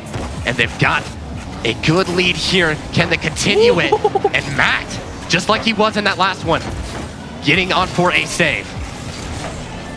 Akron have owned the first half of the game, but not this time! They find themselves with their pants down! It is West Virginia to strike first. Angel What a breakaway. leading the attack, had his defender in his sights, but just unable to get there for Akron. West Virginia hold their first lead of our grand finals. It was a demolition, taking out that 3rd man, and Akron had no idea what was happening. I mean, this is the West Virginia that we're scared of, that has the potential to make these plays. Sure, Angel just walked it into the back, but the rest of the team followed up on it. This is the biggest deal that they're going to have all weekend long, and I want to continue to see more like it, but these midfield brawls also need to start going a little bit more their way. Akron has these strong starts, the strong presence in the area. If they can continue to find those demolitions, they're going to have significantly more offensive opportunities. Bullseye out wide for his side. Can he get his team back on level terms? Matt sends that one flying forward. Angel given orders to run. However, it will be met. Matt resumes the ball back into play here at the halfway line. 3 minutes and 52 seconds as Matt says, oh no, and Patty takes a demo. Angel trying to get off the backboard, can't get the shot. 1-0, and this map has started to really slow down compared to the ending of that map too. I know, like game 2, we're like, go, go, go, go. No, the fireworks have settled, and these are teams like, all right, we've felt each other out. We know how the other is going to play, and that's where those adaptations start to come in. You're going to see a lot less of these breakaways and more organized team. They're playing cautious, they're playing safe. West Virginia know that they have things that they need to change, and it's already paid out for them, maintaining this lead so far. You're really starting to see those pre-final jitters eliminate, and this is becoming a more methodical game. Oh, Angel! Angel again! With a brace, exposing his will onto the Akron backline, and he just muscles through that one, forcing an error out of Akron's defense. 2-0 for West Virginia this time. I'm sorry, is Angel driving a car or is he driving a tank? Like, he just straight up ran over Akron Esports defenders, 2 of them at that. West Virginia, as this is the largest lead, actually the first lead that they've had all game, and they're going to continue to build on that. Those first minutes that have belonged to the Zips in the past, it's now all Mountaineers territory. Significantly less time that this ball has been in the orange half of the field. Akron is in the orange half now. Angel trying to deal with it off his own backboard. Can he come off the wall? No, but he will have Tool to help bail him out. No and no way, one's home no for way. Akron. Patty with the last minute heroics as he's able to get his tire towards that shot and parry it away from his goal. Nail biter there for a second. They've managed to keep themselves alive for now. Half the time still to go. And game number 3. And Bullseye has just been getting bumped left, right, and center. While the demolitions have been quieter, and these teams are still like somehow making this game like a demolition derby. Like, while we're not seeing it in the game feed, it's incredibly important to West Virginia's success in particular. They've been having this control in the midfield area. Akron, though, dominating these corner balls, not allowing Angel to get his way. Tool out wide, trying to get across. Bullseye says no, sends that one up to Tristan. Angel makes the interception. Patty up into the sky, has a little dance, but he can't complete the move.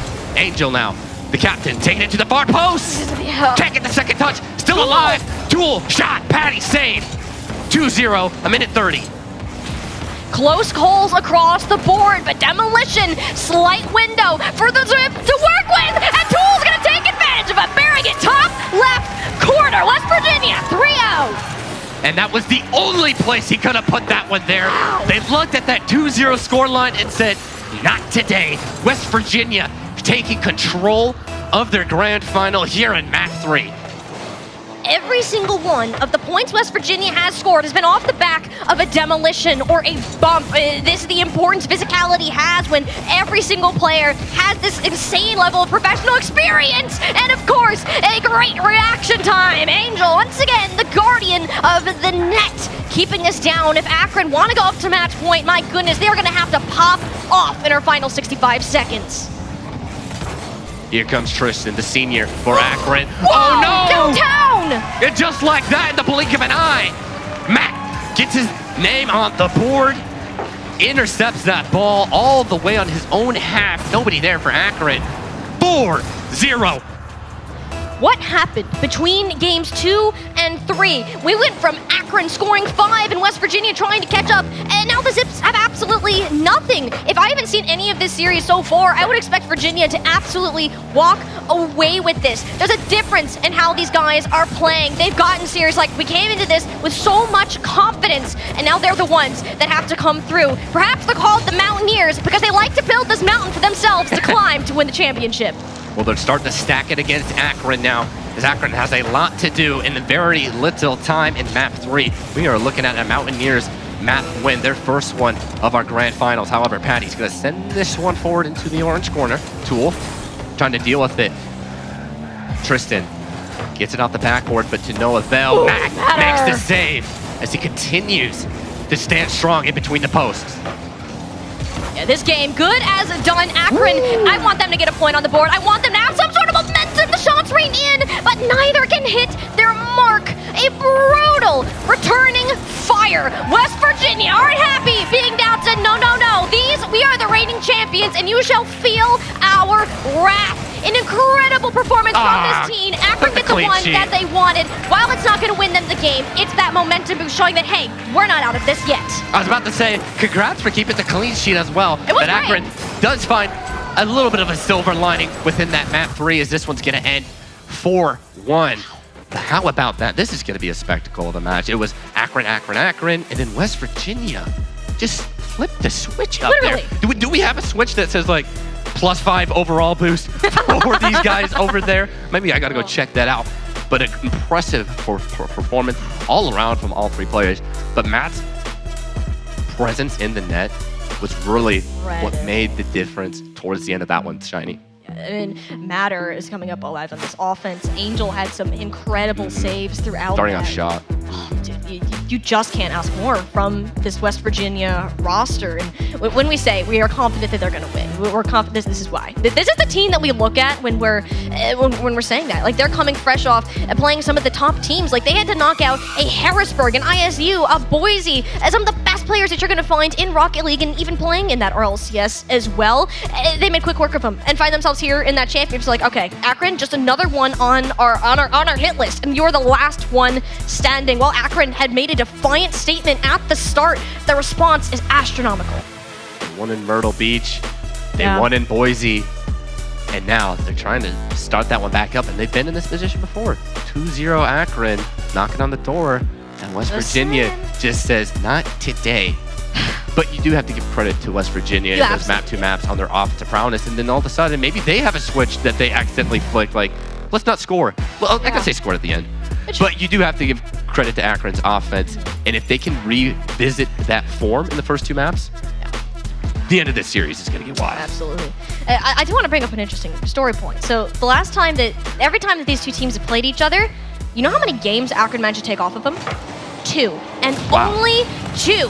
If Akron can manage to break through that wall here in game number 4, perhaps they can still have a chance. And starting off with a shot like that, it is possible. Matter, though, the quick response, bringing it down to the other end of the field, setting up Tool, Angel, and we can already tell that this series has a long ways to go.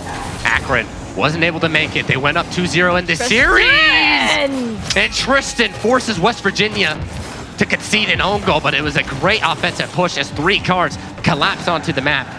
And they start just like they did in those first 2 maps. Oh, Angel misread that one, thought he made the save, but he ended up just turning it to his own net. Akron starts off strong. If you're Akron right now and you just played against West Virginia that just kind of dominated for the last 4 minutes, the best way that you can turn off their mental is with a goal that it could have been prevented. To say the bare minimum, I need to see the Mountaineers respond as soon as they can here, because that's not a good look of fate. Akron suddenly have this confidence back. They scored the last 2 points that we've managed to see. Angel crossed into the box. 2 cars there for Akron to deal with that one. Still in the Zips half. Matt into the skies. And I want to see a lot more of that for these defenses, getting on their own backboard and not allowing it to fall in the hands of an opposing player. And you just saw it there from Akron. Still alive for the Mountaineers. And partially over the line. And a whisker away from an equalizer. 1-0 still for Akron. Akron barreled up in their own net. That original West Virginia presence in the offensive side is slowly making a return. A pass up to Angel at lightning speed. The coordination, that timing, even a hair off. That doesn't go in. But it's West Virginia. They can make anything possible. Angel finds a way always to get his team on the board first. Another opening goal for the captain as it's a tied up map here in our 4th map of our NACE Starleague Grand Finals. $1,500 on the line for our first place team. Patty gets tackled up in midair. Tristan and Matt exchange lives as they both head to respawn. Bullseye Goes around Tool, but does get tackled, leaving it here for Matt. He's got a player out wide and multiple demos happening on the field. 3:20 on the clock, Shiny. Went from a relatively quiet game to back to our good old fireworks go boom, but Tristan holds it on the goal line and nobody stopped Tool. He just pulled a Yui, taps it in with the front of his car. It's the slow ones that are gonna get you. West Virginia retaking the lead for the first time today. Tristan wasn't able to get that hard clearance out from his back, and it just ended up on the goal line. And West Virginia says, thank you. Stealing candy from a baby there, and they just collect that one for free. 2-1 back in favor of the #1 team. West Virginia, the #1 seed, both teams qualifying from the Super Conference, the top level of competition in the NACE Starleague. Seen each other before, they've seen each other play some of the other great teams that you're gonna find within Collegiate Rocket League, and facing off here for that championship title, for that cash prize. Of course, the bragging rights matter a lot to these players and how they can manage to pull through. Akron looking much better in game number 4. More splits possession on the board, yet to break through. It's West Virginia last line of defense. Matter with 2 saves gives West Virginia an opportunity to double their lead. Bullseye in the corner. Angel meets it. Can he get across to a teammate? Still alive here for the orange team, and Tristan. A point blank save onto Matt. 2-1, 2:20 on the clock. Angel, demo, crosses the box. Matt rises, shoots. Just wide. West Virginia on the attack. Tool puts it back into play, and great defense there from Akron as they're gonna look to breathe. They're gonna take that reset. That demolition came in before, slowing down West Virginia, and hopefully the second one will do exactly the same. But Patty low on boost. No momentum to push this ball fast, and just like that, it's back into the hands of Matt. He goes up, flip reset for the shot! A bullseye, denying his tap, and Patty with the second. Akron is standing in front of the net saying, not today. However, West Virginia do still have the lead here in map 4, and now finally, they're able to escape from that trap that the Mountaineers had set. West Virginia, now they're able to go right back to it. Here comes the attack. Tool fakes, gets bullseye up in the air, but he stands tall to that one and gets the save. West Virginia gets across, but Patty is gonna just carry that one all the way over to the other corner. Tool, cross, not gonna happen. Matt with the demo. Matt's gonna get counter demoed right there. 1:18 on the clock. Virginia with the slim lead. A slim lead, and one that you should be taking with a grain of salt. Seen it done before. Akron has the potential to flip this at any point. West Virginia need one more to truly feel safe, and they're gonna do it. Wide open net, demo on the goal line, and all it is Tool waiting for the pass. Matt just goes right by bullseye, nobody home, and Tool says, I'll take that. Can't do that, Tool, give it to Matt. Doesn't matter, you're in the grand finals, just score them. 3-1 West Virginia. A minute on the clock, Akron have to find a response. We're gonna have to do so. Very little time. Carry. Long one from Bullseye. Outmaneuvers Angel. Doesn't have the shot on target. That was up to Patty. It goes towards the crossbar. Triple commit. Tristan a little bit shy. Bullseye keeping it alive in front of the net, but West Virginia aren't fooled that easily. They have these defensive rotations down to a T. The ability to carry it over other end of the field. They know that they are safe. All it is playing keep away from the Zips. Tick, tick, tick. Will we see a boom, Akron? You've got to get 2. 30 seconds on the screen. Bullseye gets the clearance. He needs to launch an attack now. He's got 10 boosts to his name. He's going to expend that all into the corner. Cross is not going to happen as Angel gets onto that one. 18 seconds left. West Virginia is holding on. It looks like they're going to be closing out map 4. Ooh. And with that goal from Matt, West Virginia looks poised to take map 4. Oh, it was a friendly fire. Friendly pass. Tristan, actually, excuse me, Patty was looking for Tristan to connect the pass, but you know who put himself right where it went matter. It made it look like the ball was directly towards him. West Virginia up 3. Akron, nearly impossible for them to come back. Despite that slow start, oh my goodness, Kyler, this is why the Mountaineers should never be counted out of a series. They've ran it to them in the game 3. They've done it again in game 4, just like that. We're all tied up. Tied series, West Virginia. You can almost start to call them now the home crowd, as it's only their fans. No Akron in the building, and they're getting loud as they start to find their mojo. And now Akron has to show a little bit of that resilience that we just saw from the Mountaineers. Akron, though, they don't have written history of this. This is where West Virginia shines, not on Akron. We said before that, yes, they're a team that is familiar with coming from behind. Recent history doesn't tell us that at all, and it looks like history is about to repeat itself with the direction that we've been going in. Somebody needs to knock the Mountaineers off of their high perch. You're gonna let them keep playing like they have and let their confidence soar through the roof. There's nothing more difficult to take down than a confident player. And they looked so cool right there on that last shot. They're so chill. It's starting to get loud in here. I mean, this is one of our smaller crowds of the day because everyone's left. But I can hear them through my headset. They're getting loud, and it's all West Virginia in the stadium. And can we see Akron fight back into this one? This is uncharted territory for them. It is. We've seen this from West Virginia where they can snap back into this one, but the Zips have to start to do something that we've never seen before in NACE Starleague from them. If you're first coming into Collegiate Rocket League, Akron is that team that you're always like, they're always up there, but they're never the best. They're never the top. They have national titles under their belt, but there's so far few in between, at least as of recent, because of this uprising West Virginia has had. They planted their flag at the top of the collegiate scene, won the team here, Game 5, decides who goes up onto match point. It was almost a zip to start it off. If you're in the chat, show some love. And if you're in the stadium, get loud. West Virginia, Akron, all tied up as we head into mat 5. Offensive push here for Akron. Trying to get that one into the box, but Matt stands tall. Angel sending that one onto the ground. Tool gonna assume possession. Akron will send in on the defense. Angel, shot. A little too high there. Just gonna come off the backboard. And Akron's gonna take a moment to breathe in our first 30 seconds of mat 5. That whiff, though, complete drive-by of the ball gives West Virginia another chance, centering it towards the front. Won't be able to grab it. It's now on Tool for this flip of defense. West Virginia not leaving any of those doors unlocked at night. I gotta give some gas to Tool there. He was on the back foot, flying backwards, but he's able to calmly control the ball. But what a 1-2! Akron, link up play, great teamwork, and Patty shoots on the open net. Nothing West Virginia can do there. Been a minute since Akron has opened with a goal. And a much needed change of dynamic should they push this series even further forwards. They want to break that narrative. We're no longer the supporting act. They want to be in that front spotlight. Patty giving that to them initially, but can they hold on? West Virginia made quite the comeback in game number 4, and they were just about to do it again there. Bullseye, forced to make a save off of Tool's shot from deep. Now, into the West Virginia half. The Mountaineers are going to take this one. Angel has a chance to dribble up. He's going to leave that one for Matt. He's got one player to beat, Tristan. Gets up into the sky and says, see you later, alligator. Tool into the corner. Angel trying to get off of the blue backboard and get the cross. However, Bullseye is smart and aware to that one. Matt can't get the shot on target. And they're starting to put a lot of pressure. We've seen this in the past couple of the past couple of maps. West Virginia, they're just continuously inside of Akron's half.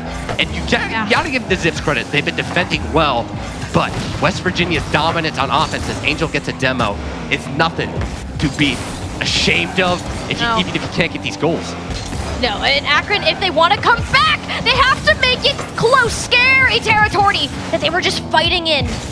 West Virginia, as you mentioned, has these rotations to grab boost down to near perfect. If you want to break through, bring back this physicality. Bring back a lot of these demos that we were seeing in the first half of the game that got you the win. Or just have Tristan give it a little bit of a walk into the Mountaineers' net. Right into the danger zone goes Tristan as he takes to the sky like Tom Cruise and Top Gun. Puts that one in off the post. 2-0 Akron, but we've been here before. In all of our maps, I can't even keep track. It's always a 2-goal lead. Tied up here at map count. Akron with the lead. 2:34 on the clock. West Virginia, what do you got here in map 5? Despite having the majority of the possession throughout this game, Akron have made opportunity out of the small pieces, the small glimpses they get of this orange part of the field. And it doesn't matter who has the ball most of the time, it matters who's scoring those points. West Virginia can do whatever they want, but these demos are taking advantage of them. They're destroying their chances of a comeback, and slowly that bar between possession is going to start to shift on over. It's a matter, another centering ball, but Bullseye plays this backboard so well. We've seen him do this all day long. Matt gets demoed in the background. It is floating inside the blue box, but nobody home to punch it. for West Virginia. Into the corner we go. Matt has to deal with it. Gets around Tristan. Shot on frame! Tucked it under the bar. Bullseye with the snipe as he hits his target. 3-0 from Akron. And this is crunch time. And you can see the Zips are standing tall. Incredible angle. Tool had no idea that that shot was coming because 9 times out of 10, that doesn't happen unless your name is a Bullseye, the sniper of Akron. We mentioned that he has these massive shoes to fill of buzz, but he's been doing so plentifully. Akron want to break that streak. Can they manage to take more than 2 games off of West Virginia? We're going to find out within the next 90 seconds. Minute 25. Angel out wide. Tristan gets to it. Now it's Matt's turn. Oh no, he missed. And now West Virginia's gonna have to start the defense. Tool has a crucial line of possession. He has to get around 1 and does so. Great possession there, but however, Bullseye does make the interception. A minute on the clock. West Virginia, you've got to get the goals now if you want to take the series lead. As close as it was, Akron returning to their double digits. roots. They'll tend to actually assign players on these demolitions, but it's been from everybody, and it's this aggressive gameplay. You're not letting West Virginia play the game that they want to, who are physically removing the pieces of the clock that make this machine work. Falling behind, West Virginia seem lost. They need a way to break through this defense, get an answer yet to be found. West Virginia unable to find any kinks in the armor of that Akron defense. 30 seconds on the clock.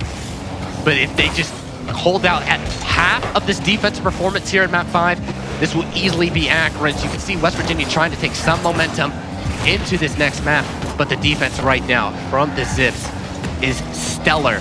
They're protecting their backboard. They are meeting West Virginia at every 50-50, and they're gonna comfortably reclaim their lead here in the grand finals. Akron Esports, despite all odds, despite the title that they came into this grand finals with, they're going to defy the odds and for the first time take a 3rd game off of West Virginia, putting them up at a match point. An incredible showcase from Akron coming on back. Again, majority of possession, West Virginia. Majority of the shots, West Virginia. The few breakaways that Akron had, they made every single inch count, turned it into a mile, turned it into a point, and now find themselves up on that championship point. Crowd, what do you got for me? West Virginia, you feeling them? They've shown it there. They went down 2-0. It's match point here for Akron. Can they get back into this one? And we've seen the offensive dominance, but Akron played so cool and calm on that defense, able to make the rotation plays, and they really locked in. They were like, oh, we just lost that lead. Let's get it back there. In West Virginia, they're going to have to throw some sort of curveball into that offensive play because really unable to find that final piece in that last map. But they've obviously shown it in the previous 2. They're getting those goals, but it was just they were unable to replicate it in that last map. Once again, we know what West Virginia are capable of, and I won't be shocked if we end up in a 7th game today. This is a team, but when their backs are up against the wall, they're like, okay, we've been calm, we've been cool and collected, but there's some piece that's starting to slip away. You have to look at your game. How are you playing? What exactly is going wrong? We saw the coach getting up on the stage, talking to these players, talking through to them of what could be that last match. It's always what could be, but what West Virginia need to do. Picture it as what it can be. Make it into that championship. Make it into that opportunity. But Akron Esports, this is their chance to defy the odds on match point, the chance to close out the team who has shut them down all season. Game 6 underway.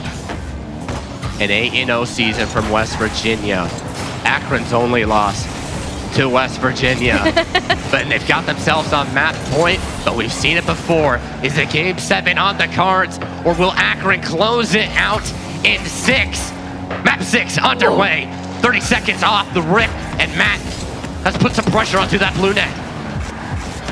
Starting with that pressure, but again, the demolition comes into play. West Virginia, it's not reasonable for them to follow up. The 3rd man isn't there. The breakaway comes through. That's what come back to bite them in our previous games. Akron Esports, more specifically Tristan, controlling that corner. Tool winning out the duel. All 3 players corralled in one part of the field. It's Angel over to Matter. Yet it's Bullseye. That last line of defense remains as solid as ever. What a shot and what a save. West Virginia has found their offensive dominance once again in this opening minute as they put a lot of pressure onto this Akron net. Angel demos Tristan and sends him back to spawn. Patty can't get up and hit that one. There's the captain once more in the corner. 3:48 on the clock. Tristan sends that one wide. Tool meets it, puts it at halfway. Patty into the sky. And it's going to be comfortably dealt with West Virginia as this one starts to really slow down as we await our first score. As close as it's been, it'll be Tool with the nail in the coffin. The desperation, you can see it in Akron's eyes in this exact moment off the crossbar. Every player committed to the save, none of them hit, except for the one who scored the goal himself. West Virginia in the lead. Akron are yet to win a game when West Virginia starts out on top.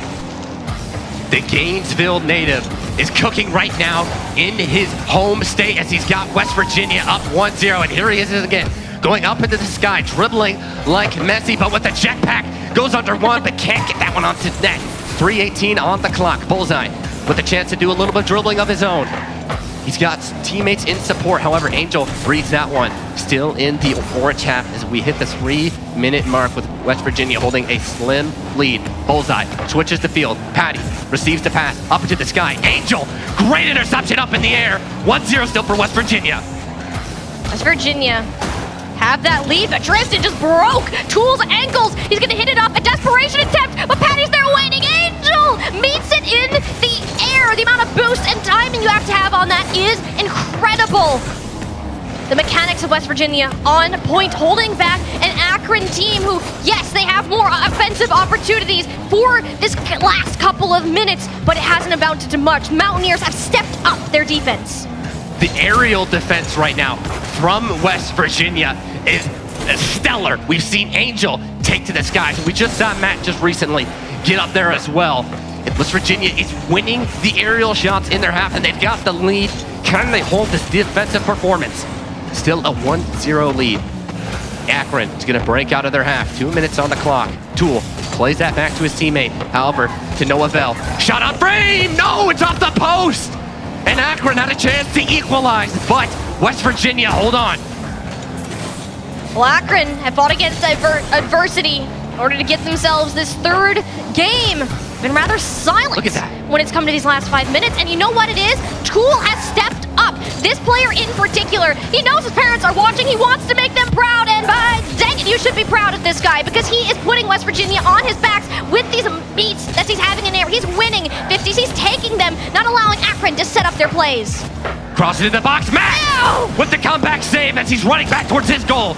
Able to keep this clean sheet intact for his side. 1:20 left. Akron on match point. We're looking currently at a map 7 to close out day 1 of the NACE Starleague Grand Finals. A minute on the clock. Akron, they've been scoring, but so far in this map 6, they're unable to find the answer. Here comes West Virginia. Bullseye makes the interception. Tool forces a save. Akron gonna calm this one down as they've got a minute to score. Slowest game we've had in terms of a score line. West Virginia need this to push it to a game 7, yet Akron, they can smell the victory. They can taste it. All it takes is a point to push them over edge, potentially put us in our first overtime, but when can they do it? It's all been up to Tool. This guy rules the skies, and no one has had a chance at contesting him. Great 1-2 between Tool and Angel. Oh, so close! And the stellar tiki-taka play was almost online for West Virginia, but they still got their lead! Oh! And it's Tool with his second of the map. West Virginia looking to go to map 7. Whoever have a missing piece, Tool is the answer. He has everything that West Virginia needed. He stepped it up in game 6. It's just so important for them to go to those finals, to bring it to a 7. We wouldn't have it any other way. Akron Esports looking darn near impossible to make a comeback here. Game 7 about to commence. Ton of players like Patty to tap up on over, but with how little time is remaining, Tristan and Patty can pass all that they want to. It has to go in though, and it's not gonna happen. Angel's defensive prowess, making a spotlight once again matter. Final tap on the net, it doesn't go in, and they don't need it. West Virginia, Akron Esports, we're going all the way to 7. Get in the chat. Stand up if you're in the crowd. Map 7, NACE Starleague Grand Finals. West Virginia, they haven't had a map lead here in this Grand Final, but they keep on fighting. And then that map 5, it was defense from Akron. And now in that map 6, West Virginia, they were able to win it in the air. They were able to win it last second. The defense was shining to take that last map. Tool is the MVP of Game 6. West Virginia are still in this because of Tool. This man has taken the game to an entirely different level, and Akron genuinely don't know what to do about it. Tool is taking every single contest that I've seen so far proactively, and he's been winning the vast majority of them. If you're just stuffing Akron in their own end and not even giving them the chance to take these passes with each other, how are they going to score? How are they going to go anywhere on the field? West Virginia are taking this less physical approach, but more of this relying on Tool and his incredible mechanical skill to push them forwards to this point. $1,500 on the line, a position that both teams are familiar with. And if you're Akron, how do you talk about this one? What's the comms right now? What are the coaches saying? What would you think, Shiny? There has to be some sort of pep talk. The mental's getting to you. At this point in the game, you've been in this position. You know how it feels to go out in these final moments. And I guarantee you that entire history of these past matches, the past NACE championship, as a matter of fact, is going back through their heads. These next 5 minutes decide our NACE Starleague champion in the Rocket League division. Akron Esports wanting to change the narrative. West Virginia looking for a repeat. We've gone the distance here. Oh! And just like that, 10 seconds is all he needs. Angel has put his side up in map 7. And West Virginia look to do what they did in Boise, Idaho, and grab another NACE Starleague title. West Virginia fought from behind the entire series to take down Akron, and it's also taking the lead for the very first time. Akron, though, an important game, one that I don't want their nerves to get to them. Such a talented roster that has continued to move pieces in and out. You look at these 3, Tristan, Bullseye, Patty, some of the best that you're going to find out there. Oh, no. West Virginia are going. That's when they get confident. It bounces off the hood of his car, and it's Duel a second in just over 30 seconds. Oh no, it's starting to crumble for Akron, but Tool's aggressive press onto the Akron offense gave that goal. Beautiful defensive work there from Tool, and a little bit unlucky from Akron. And you can see they're a little flustered. They committed a lot of cars forward. Nobody home for the defense of Akron as that ball went right over the hood of the car. 2-0 West Virginia. Still plenty of time here in map 7, but it's all the Mountaineers. Again, anytime West Virginia start ahead in the series, Akron lose. If you're going to take down the titan of the current NACE Starleague Rocket League scene, you're going to have to do it from behind 2 points. Time is on their side, but certainly not West Virginia's confidence level soaring through the roof right now. You know, the demolition, the physicality, they're just straight up bullying Akron into a corner. Can West Virginia continue be the history setters, or can Akron rewrite the script? Bullseye, save onto Angel. 3:30 on the clock. A collision at midfield as the ball remains in the blue half. Angel, cross inside. Tristan saves Matt's shot. Here comes a counterattack for Akron. However, Tool, once again on that counter defense, standing strong. Now it's Matt's turn to maybe show some magic on the stage on the biggest of nights. No, Bullseye makes the save onto Matt. 3 minutes on the clock, 2-0 in map 7. 2-0, Akron, silent when it comes to these shots, when it comes to this offense. They haven't been able to get it online. A lot of it, they don't want to overcommit, but this is what they get to see you do. Triple commit forwards, high risk, even higher reward, much needed point. And the script is now potentially starting to be rewritten for Akron. They've never won against this team in this situation. They've got all sorts of reasons to be nervous, but they found a goal. 3 minutes on the clock. West Virginia, they've shown some great defense excellence, and they've got a slim lead. Plenty of time here at map 7.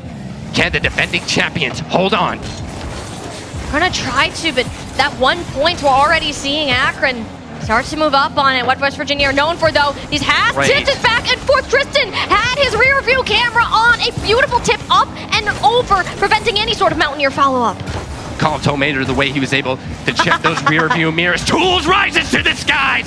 It says, not today, Tristan.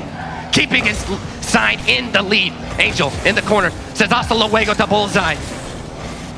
Trying to get a second one. Oh, a little flick off the bar. Anyone there? No. And almost a heroic solo play from Angel. Gets shut down by the post of Akron's goal. And Angel comes right back and gets a save. Game 6, the story of Tool. Game 7, oh, it's Angel all over the place. Another shot to follow up. This guy's back and forth. Shot, save, shot, save. He is working on overdrive. This guy, the most experienced player, and he's making it count. Akron, though, opportunity. Patty tries to go in, yet all of his players have already committed. Resetting for boost, and it's all up to Matter now. Patty went for the pass there, but he had the defense scrabbling for West Virginia. He could have went for a shot. Here comes Tristan. Gets Angel off-centered, but the captain does stand strong. West Virginia has a minute and 29. They're holding on for dear life. Bullseye gets it off of his own backboard. Tristan up to Patty. No, Angel says, not today. Shot, save, 2-1, a minute 18, and it's still all to play for here. Zips, they're not gonna have Patty immediately, and gives Matter a chance to kind of just turn this play right back around. Patty, though, is back a little bit faster. West Virginia know how to hold this near post so well, and just as soon as it started, it ends. 60 seconds on the clock before this champion shall be crowned. Akron Esports, this is what they've been fighting for. They got as far as they did to Game 7. One more point to push you to an overtime 2 to win. 40 seconds. West Virginia is away from to take this title. Tool on the defense. Akron, they've been shooting, and West Virginia's been stopping. 30 seconds remain. Tool with a demo. Can West Virginia just seal it off with the goal themselves? It is still being jostled for in midfield as possession unclear for which side. 20 seconds. West Akron has to get on the go pedal right now. They have to move in, but it's Angel who has the ball. Someone needs to rip it away from him. It's going to be Bullseye. 10 seconds on the clock, the last play that Akron are going to have of their entire season. Should this not go in, they need to get the ball to go forward. Tristan has the first half. Is he going to grab a second? Yes. Can he get it over the top? Oh my goodness! It's a final second goal! Akron Esports keep themselves alive by the skin of their teeth. Tristan sends this one to golden goal. The flip reset all the way from his own half. And you have to stay composed. You have to stay composed right now. It's all to play for as we see our first overtime match. You're far from done. Sudden death. 1 point decides the victor, decides the champion. When it comes down to these overtimes, it's about endurance, a battle of nerve. The players, their hearts are racing. Their hands are starting to sweat. So much relies on 1 point to Matter with the first shot of OT, but it's not getting anywhere too far fast. Get loud, get rowdy right now. We're in golden goal in map 7, a dream scenario for the spectacle fans. West Virginia, can they continue their dominance in NACE Starleague? Tools stand strong on the defense, into the blue corner. Can a cross be generated here for the Mountaineers? Bullseye gonna take it out from his own half. Angel stands strong, pop it to the sky. Patty sends that one to the orange backboard. Tool clears that one away. A minute has been played here. A minute started within our overtime. Could very well be here all night with how even that these players are. No one wants to take the risk. No one wants to be the one to make the mistake. Akron, Tristan bought them that ticket, pushing them to this overtime. They don't want it to go down to a waste. The conservativeness in this team's play style is starting to come away. Takes a demolition. The net is wide open. West Virginia to rein it in. West Virginia are your 2-time NACE Starleague Rocket League champions. What a performance from 2-0 down to bounce back into that one. They didn't see the lead at all in the map series. They go to overtime and they go strong. What a performance. Oh, it doesn't get much closer than that. You saw them holding their hands over their chest, their hearts racing. Months of practice, months of competition led down to 1 point. And they managed to get it. They have maintained themselves as the top dogs within the Collegiate Rocket League scene. Congratulations to West Virginia Mountaineers and Akron. Sad that we couldn't see you here, but what a performance from you guys. West Virginia, man, what a spectacle. That might be our greatest match of our spring 2024 NACE Starleague Grand Finals. If there's something that tops that, like, throw it all out the go window. for it. But what in the world? You get to a game 7. You get a last-second goal, no time on the clock, a Tristan solo play. Akron, we're so close, yet so far. Sudden death, golden goal. That's all it came down to. The rest of the series, irrelevant of how we got to that point. That is what it came down to, an absolute ultimatum. And it's been the story of this new rivalry. The discipline, or lack of, I should say, from Akron when they have that lead. They did it again, and West Virginia stands strong. We're going to continue to stand strong at the top one more time with these players, with their coach, and they very well are deserving of being in this point. Well, let's go ahead and take a look at some of those insane moments in our 7-map series as West Virginia gets it done. These replays, you started out, Akron, this was their series from the get-go. Games 1 and 2 had the zips written all over it. And then the transition came through. We had the change. Something in West Virginia, the beast was awoken. And the series was tied up just like that.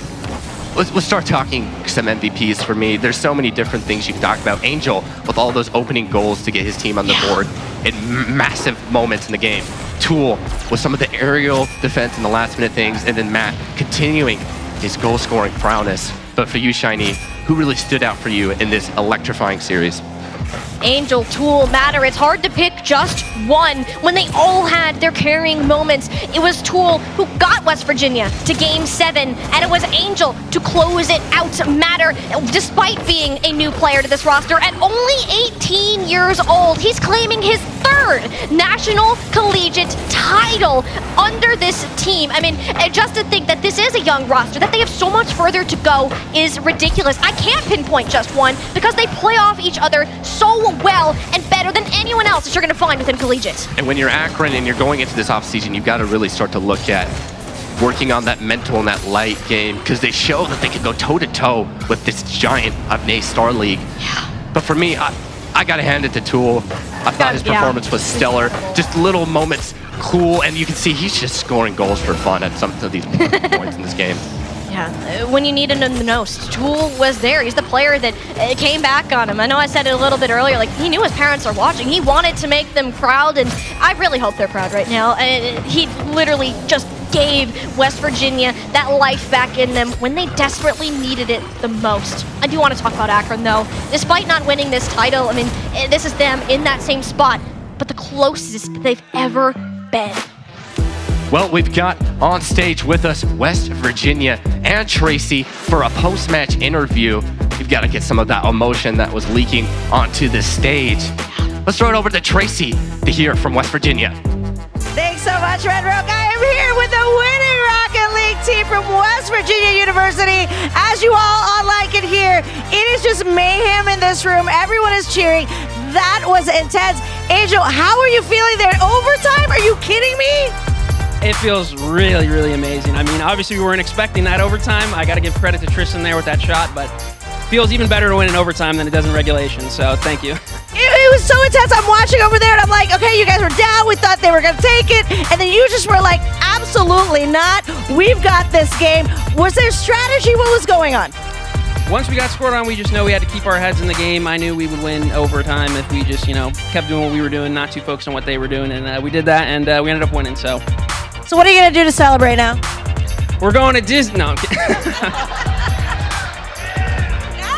We're going to go get some dinner first, and then we'll see what happens tomorrow. We'll see what happens. People are watching online. I'm sure you have a lot of your fans out there. Anything you guys want to say to those guys? Check that camera up there. Let's give them a wave. And any love for all your fans?